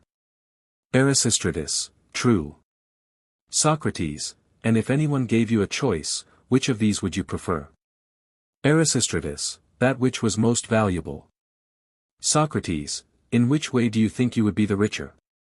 Erasistratus, by choosing as I said. Socrates, and he appears to you to be the richest who has goods of the greatest value? Erasistratus, he does. Socrates, and are not the healthy richer than the sick, since health is a possession more valuable than riches to the sick? Surely there is no one who would not prefer to be poor and well, rather than to have all the king of Persia's wealth and to be ill. And this proves that men set health above wealth, else they would never choose the one in preference to the other. Erasistratus, true. Socrates, and if anything appeared to be more valuable than health, he would be the richest who possessed it? Erasistratus, he would. Socrates, suppose that someone came to us at this moment and were to ask, well, Socrates and Eryxias and Erasistratus, can you tell me what is of the greatest value to men? Is it not that of which the possession will best enable a man to advise how his own and his friends' affairs should be administered? What will be our reply? Erasistratus should say, Socrates, that happiness was the most precious of human possessions. Socrates, not a bad answer. But do we not deem those men who are most prosperous to be the happiest? Erasistratus, that is my opinion. Socrates, and are they not most prosperous who commit the fewest errors in respect either of themselves or of other men? Erasistratus, certainly. Socrates, and they who know what is evil and what is good, what should be done and what should be left undone, these behave the most wisely and make the fewest mistakes. Erasistratus agreed to this. Socrates, then the wisest and those who do best and the most fortunate and the richest would appear to be all one and the same, if wisdom is really the most valuable of our possessions. Yes, said Eryxias, interposing, but what use would it be if a man had the wisdom of Nestor and wanted the necessaries of life, food and drink and clothes and the like? Where would be the advantage of wisdom then? Or how could he be the richest of men who might even have to go begging, because he had not wherewithal to live? I thought that what Eryxias was saying had some weight, and I replied, would the wise man really suffer in this way, if he were so ill provided, whereas if he had the house of Politian, and the house were full of gold and silver, he would lack nothing? Eryxias, yes, for then he might dispose of his property and obtain in exchange what he needed, or he might sell it for money with which he could supply his wants and in a moment procure abundance of everything. Socrates, true, if he could find someone who preferred such a house to the wisdom of Nestor. But if there are persons who set great store by wisdom like Nestor's and the advantages accruing from it, to sell these, if he were so disposed, would be easier still. Or is a house a most useful and necessary possession, and does it make a great difference in the comfort of life to have a mansion like Politian's instead of living in a shabby little cottage, whereas wisdom is of small use and it is of no importance whether a man is wise or ignorant about the highest matters? Or is wisdom despised of men and can find no buyers, although cypress wood and marble of Pentelicus are eagerly bought by numerous purchasers? Surely the prudent pilot or the skillful physician, or the artist of any kind who is proficient in his art, is more worth than the things which are especially reckoned among riches, and he who can advise well and prudently for himself and others is able also to sell the product of his art, if he so desire. Eryxias looked askance, as if he had received some unfair treatment, and said, I believe, Socrates, that if you were forced to speak the truth, you would declare that you were richer than Callias the son of Hipponicus. And yet, although you claimed to be wiser about things of real importance, you would not any the more be richer than he. I dare say, Eryxias, I said, that you may regard these arguments of ours as a kind of game. You think that they have no relation to facts, but are like the pieces in the game of draughts which the player can move in such a way that his opponents are unable to make any countermove. And perhaps, too, as regards riches you are of opinion that while facts remain the same, there are arguments, no matter whether true or false, which enable the user of them to prove that the wisest and the richest are one and the same, although he is in the wrong and his opponents are in the right. There would be nothing strange in this. It would be as if two persons were to dispute about letters, one declaring that the word Socrates began with an S, the other that it began with an A, and the latter could gain the victory over the former.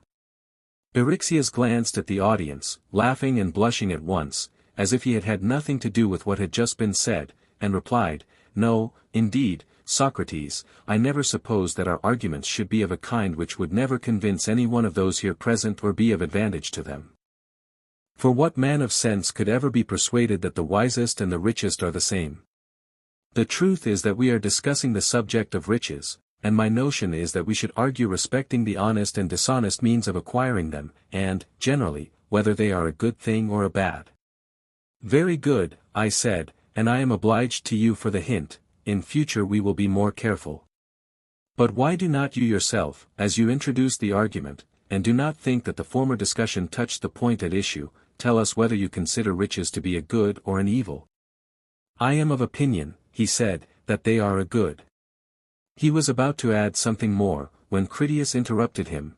"Do you really suppose so, Eryxias?" "Certainly," replied Eryxias, "I should be mad if I did not, and I do not fancy that you would find anyone else of a contrary opinion." "And I," retorted Critias, "should say that there is no one whom I could not compel to admit that riches are bad for some men. But surely, if they were a good, they could not appear bad for anyone." Here I interposed and said to them, "If you two were having an argument about equitation and what was the best way of riding, supposing that I knew the art myself, I should try to bring you to an agreement. For I should be ashamed if I were present and did not do what I could to prevent your difference. And I should do the same if you were quarreling about any other art and were likely, unless you agreed on the point in dispute, to part as enemies instead of as friends.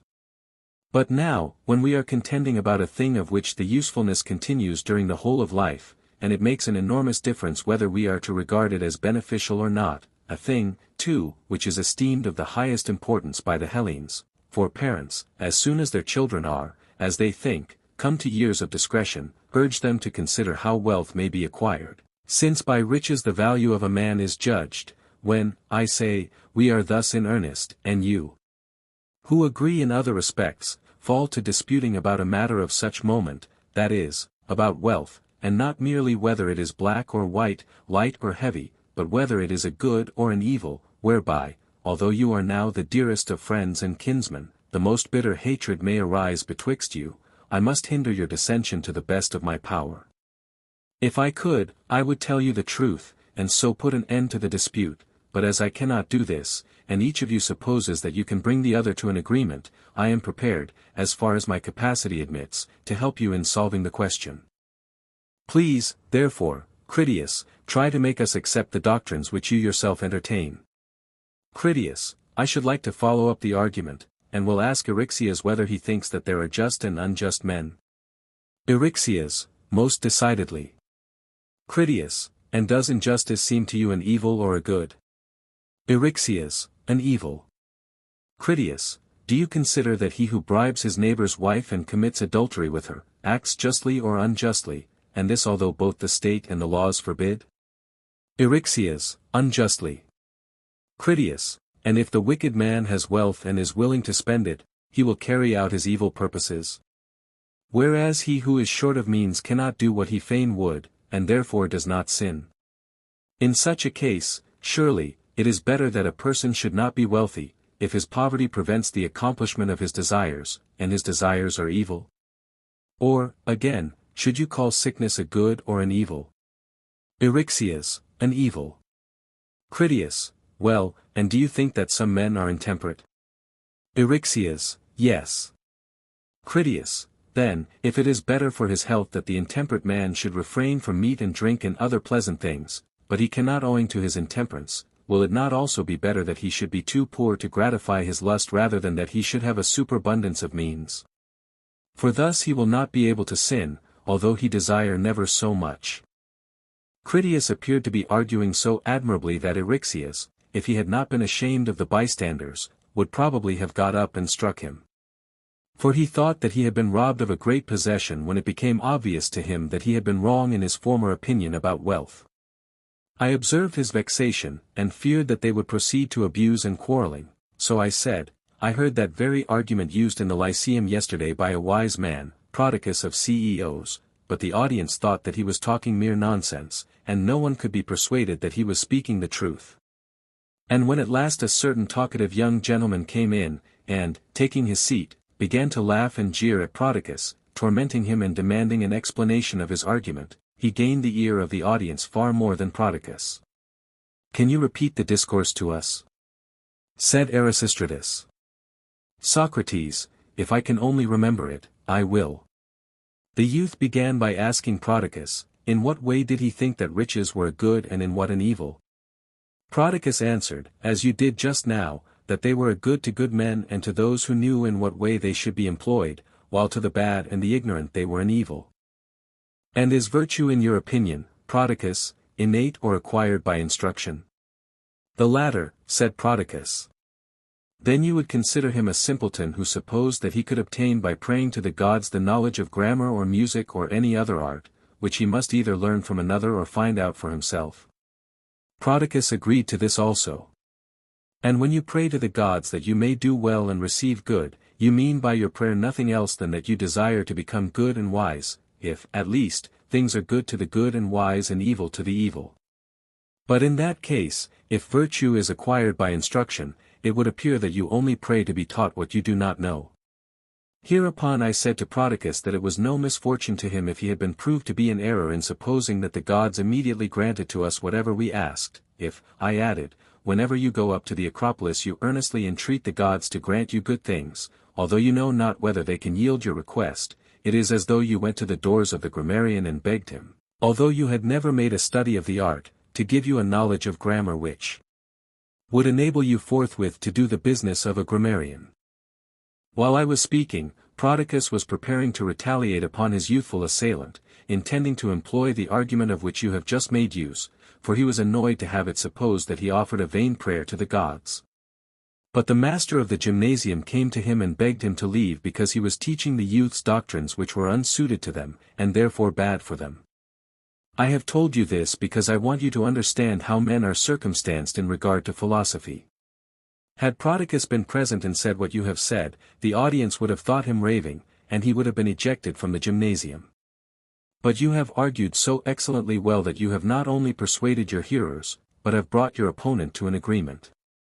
For just as in the law courts, if two witnesses testify to the same fact, one of whom seems to be an honest fellow and the other a rogue, the testimony of the rogue often has the contrary effect on the judges' minds to what he intended, while the same evidence if given by the honest man at once strikes them as perfectly true.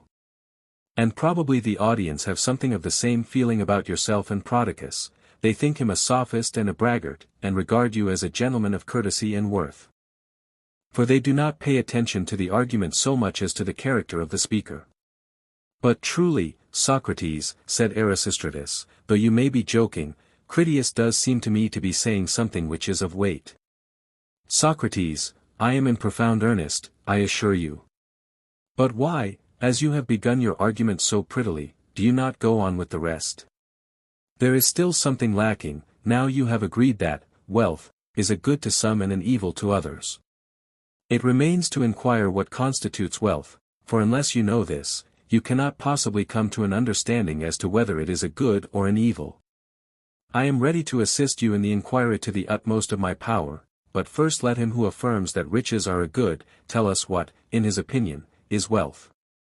Erasistratus, indeed, Socrates, I have no notion about wealth beyond that which men commonly have.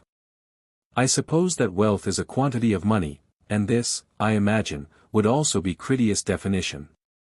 Socrates, then now we have to consider, what is money? Or else later on we shall be found to differ about the question. For instance, the Carthaginians use money of this sort. Something which is about the size of a stater is tied up in a small piece of leather, what it is, no one knows but the makers. A seal is next set upon the leather, which then passes into circulation, and he who has the largest number of such pieces is esteemed the richest and best off. And yet if anyone among us had a mass of such coins he would be no wealthier than if he had so many pebbles from the mountain.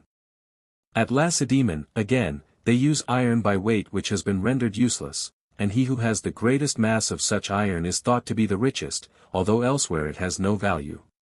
In Ethiopia engraved stones are employed, of which a Lacedaemonian could make no use. Once more, among the nomad Scythians a man who owned the house of Politian would not be thought richer than one who possessed Mount Lycabettus among ourselves. And clearly those things cannot all be regarded as possessions, for in some cases the possessors would appear none the richer thereby, but, as I was saying, some one of them is thought in one place to be money, and the possessors of it are the wealthy, whereas in some other place it is not money, and the ownership of it does not confer wealth, just as the standard of morals varies, and what is honorable to some men is dishonorable to others. And if we wish to inquire why a house is valuable to us but not to the Scythians, or why the Carthaginians value leather which is worthless to us, or the Lacedaemonians find wealth in iron and we do not, can we not get an answer in some such way as this? Would an Athenian, who had 1,000 talents weight of the stones which lie about in the agora and which we do not employ for any purpose, be thought to be any the richer? Erasistratus, he certainly would not appear so to me. Socrates, but if he possessed 1,000 talents weight of some precious stone, we should say that he was very rich? Erasistratus, of course. Socrates, the reason is that the one is useless and the other useful. Erasistratus, yes. Socrates, and in the same way among the Scythians a house has no value because they have no use for a house, nor would a Scythian set so much store on the finest house in the world as on a leather coat, because he could use the one and not the other. Or again, the Carthaginian coinage is not wealth in our eyes, for we could not employ it, as we can silver, to procure what we need, and therefore it is of no use to us. Erasistratus, true. Socrates, what is useful to us, then, is wealth, and what is useless to us is not wealth. But how do you mean, Socrates? Said Eryxias, interrupting. Do we not employ in our intercourse with one another speech and violence, and various other things? These are useful and yet they are not wealth. Socrates, clearly we have not yet answered the question, what is wealth? That wealth must be useful, to be wealth at all, thus much is acknowledged by everyone. But what particular thing is wealth, if not all things? Let us pursue the argument in another way, and then we may perhaps find what we are seeking. What is the use of wealth, and for what purpose has the possession of riches been invented, in the sense, I mean, in which drugs have been discovered for the cure of disease? Perhaps in this way we may throw some light on the question. It appears to be clear that whatever constitutes wealth must be useful, and that wealth is one class of useful things, and now we have to inquire, what is the use of those useful things which constitute wealth? For all things probably may be said to be useful which we use in production, just as all things which have life are animals, but there is a special kind of animal which we call man. Now if anyone were to ask us, what is that of which, if we were rid, we should not want medicine and the instruments of medicine, we might reply that this would be the case if disease were absent from our bodies and either never came to them at all or went away again as soon as it appeared, and we may therefore conclude that medicine is the science which is useful for getting rid of disease. But if we are further asked, what is that from which, if we were free, we should have no need of wealth? Can we give an answer? If we have none, suppose that we restate the question thus: if a man could live without food or drink, and yet suffer neither hunger nor thirst, would he want either money or anything else in order to supply his needs? Eryxias, he would not. Socrates, and does not this apply in other cases?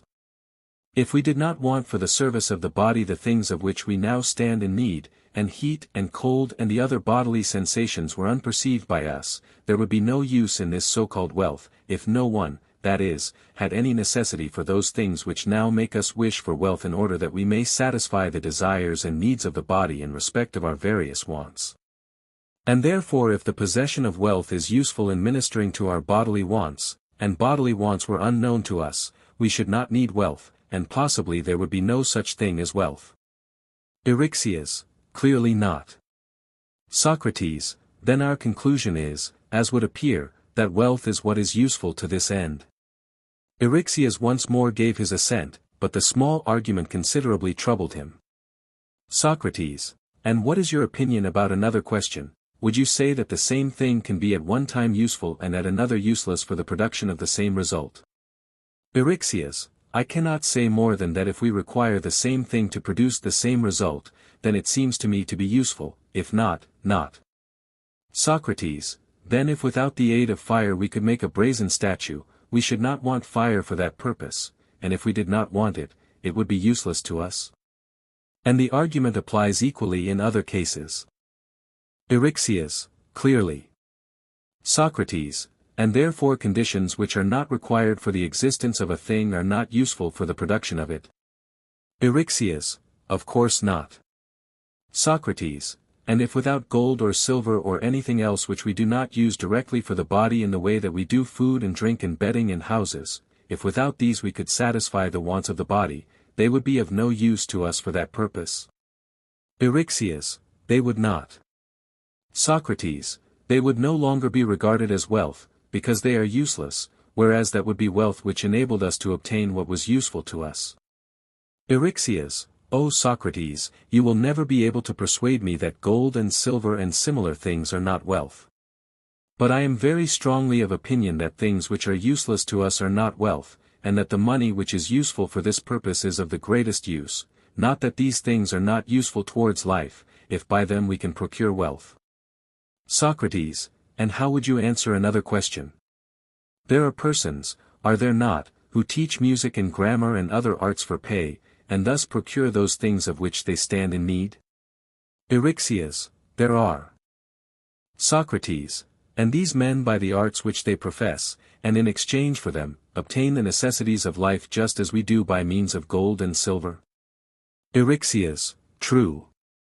Socrates, then if they procure by this means what they want for the purposes of life, that art will be useful towards life.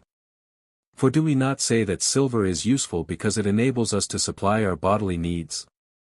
Eryxias, we do. Socrates, then if these arts are reckoned among things useful, the arts are wealth for the same reason as gold and silver are, for, clearly, the possession of them gives wealth. Yet a little while ago we found it difficult to accept the argument which proved that the wisest are the wealthiest. But now there seems no escape from this conclusion. Suppose that we are asked, is a horse useful to everybody? Will not our reply be, no, but only to those who know how to use a horse? Eryxias, certainly. Socrates, and so, too, physic is not useful to everyone, but only to him who knows how to use it? Eryxias, true. Socrates, and the same is the case with everything else? Eryxias, yes. Socrates, then gold and silver and all the other elements which are supposed to make up wealth are only useful to the person who knows how to use them? Eryxias, exactly. Socrates, and were we not saying before that it was the business of a good man and a gentleman to know where and how anything should be used? Eryxias, yes. Socrates, the good and gentle, therefore will alone have profit from these things, supposing at least that they know how to use them. But if so, to them only will they seem to be wealth. It appears, however, that where a person is ignorant of riding, and has horses which are useless to him, if someone teaches him that art, he makes him also richer, for what was before useless has now become useful to him, and in giving him knowledge he has also conferred riches upon him. Eryxias, that is the case. Socrates, yet I dare be sworn that Critias will not be moved a whit by the argument. Critias, no, by heaven, I should be a madman if I were. But why do you not finish the argument which proves that gold and silver and other things which seem to be wealth are not real wealth? For I have been exceedingly delighted to hear the discourses which you have just been holding. Socrates, my argument, Critias, I said, appears to have given you the same kind of pleasure which you might have derived from some rhapsode's recitation of Homer, for you do not believe a word of what has been said. But come now, give me an answer to this question. Are not certain things useful to the builder when he is building a house?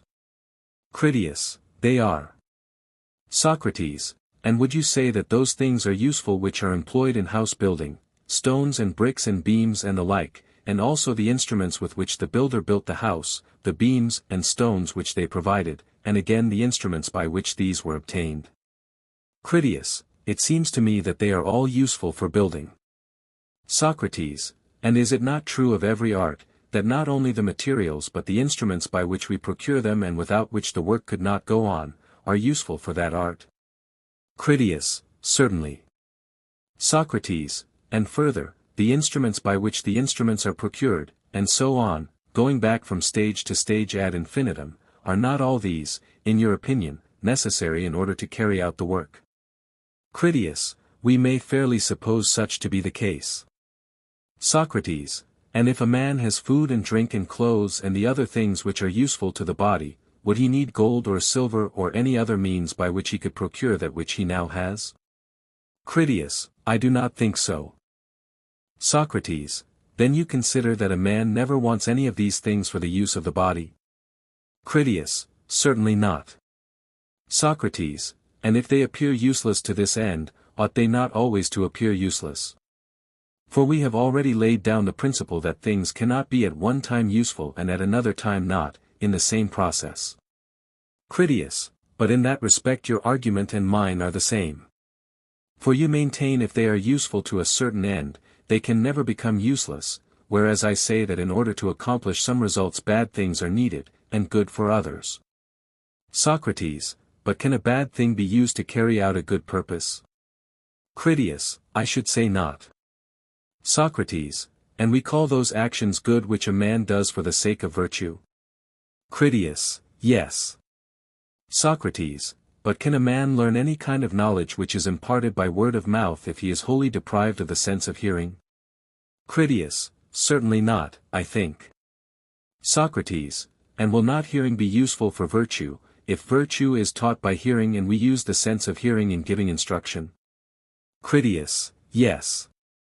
Socrates, and since medicine frees the sick man from his disease, that art too may sometimes appear useful in the acquisition of virtue, e.g., when hearing is procured by the aid of medicine. Critias, very likely. Socrates, but if, again, we obtain by wealth the aid of medicine, shall we not regard wealth as useful for virtue? Critias, true. Socrates, and also the instruments by which wealth is procured? Critias, certainly. Socrates, then you think that a man may gain wealth by bad and disgraceful means, and, having obtained the aid of medicine which enables him to acquire the power of hearing, may use that very faculty for the acquisition of virtue? Critias, yes, I do. Socrates, but can that which is evil be useful for virtue? Critias, no. Socrates, it is not therefore necessary that the means by which we obtain what is useful for a certain object should always be useful for the same object, for it seems that bad actions may sometimes serve good purposes. The matter will be still plainer if we look at it in this way: if things are useful towards the several ends for which they exist, which ends would not come into existence without them, how would you regard them?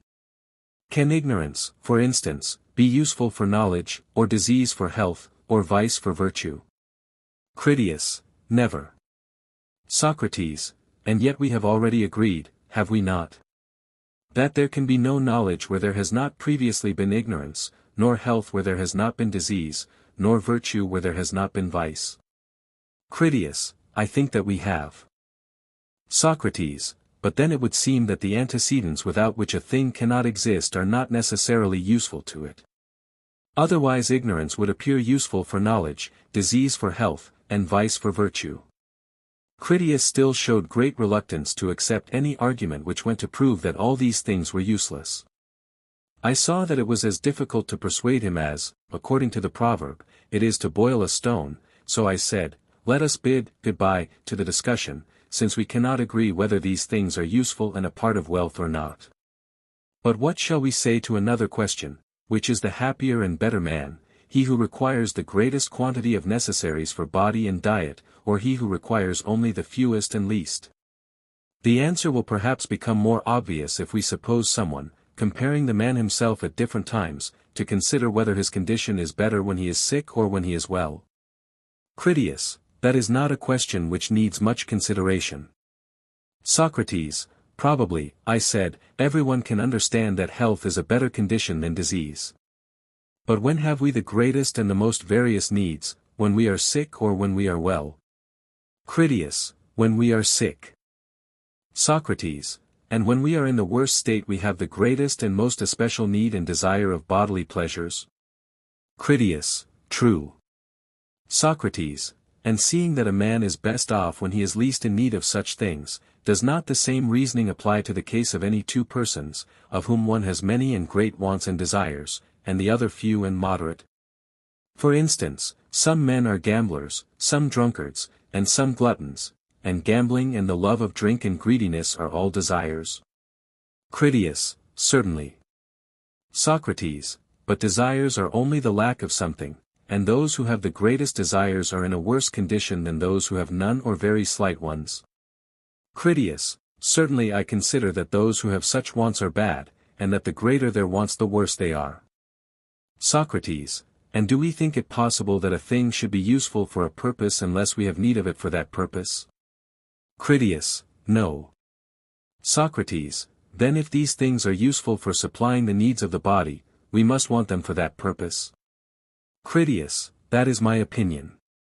Socrates, and he to whom the greatest number of things are useful for his purpose, will also want the greatest number of means of accomplishing it, supposing that we necessarily feel the want of all useful things. Critias, it seems so.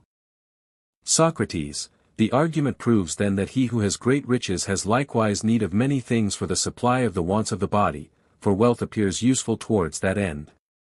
And the richest must be in the worst condition, since they seem to be most in want of such things. I'm Julie, the woman who runs Global Grey, the website where this ebook was published. These are my own formatted editions, and I hope you enjoyed reading this particular one. If you have this book because you bought it as part of a collection, thank you so much for your support. If you downloaded it for free, please consider, if you haven't already, making a small donation to help keep the site running. If you bought this from Amazon or anywhere else, you have been ripped off by someone taking free ebooks from my site and selling them as their own. You should definitely get a refund, uneasy face. Thanks for reading this and I hope you visit the site again. New books are added regularly so you'll always find something of interest, smiley face. Notes: 1. Butler's analogy. 2. Or, whether a certain area is capable of being inscribed as a triangle in a certain circle.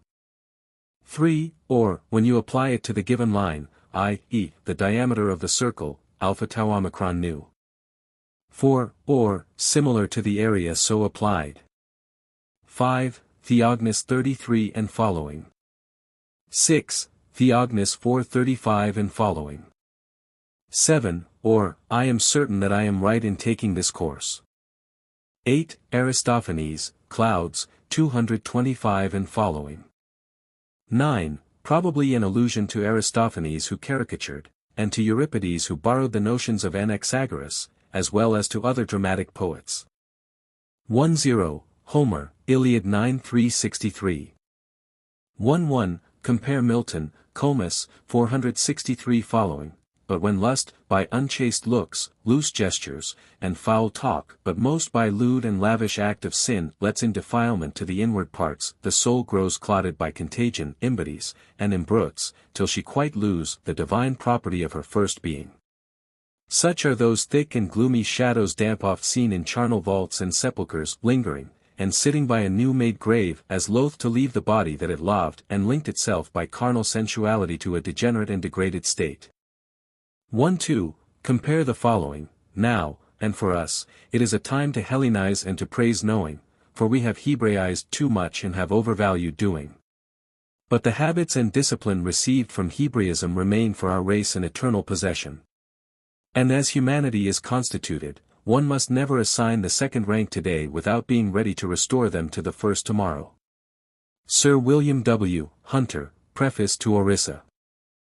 1-3. Omitting the words tau nu eta tau omicron rho iota kappa nu delta kappa alpha iota omicron nu epsilon nu alpha iota and delta in next clause. 1-4. There is an untranslatable play on the name polis, which means occult. 1-5. An untranslatable pun, delta iota tau pi iota theta alpha nu tau epsilon kappa alpha pi iota sigma tau iota kappa nu mu alpha sigma epsilon pi theta omicron nu. 1-6, or, I am in profound earnest. 1-7, reading with the majority of Mrs. Pyros I omicron nu tau epsilon. 1-8, Iliad 15:187. Following. 1-9, Odyssey 11:569. 2-0, about 406 pounds. 2-1, I 9, 30, 314, 11. 2-2, Thucydides 2:35, 46. 2-3, reading omicron kappa epsilon nu tau alpha iota, or taking omicron kappa before nu alpha iota rho epsilon theta nu tau epsilon with kappa epsilon nu tau alpha iota. 2-4, Homer Odyssey I-32. 2-5, the author of these lines, which are probably of Pythagorean origin, is unknown. They are found also in the anthology, Anthologia Palatina 10, 108. 2-6, these words are omitted in several MSS. 2-7, the reading is here uncertain. 2-8, some words appear to have dropped out here. 2-9, Euripides, Antiope, Fr 20, Dindorf. 3-0, or, reading pi omicron lambda upsilon mu theta epsilon iota alpha nu, abundant learning. 3-1, a fragment from the pseudo-Homeric poem, Margits. 3-2, the Homeric word mu rho gamma omicron is said to be here employed in allusion to the quotation from the Margits, which Socrates has just made, but it is not used in the sense which it has in Homer.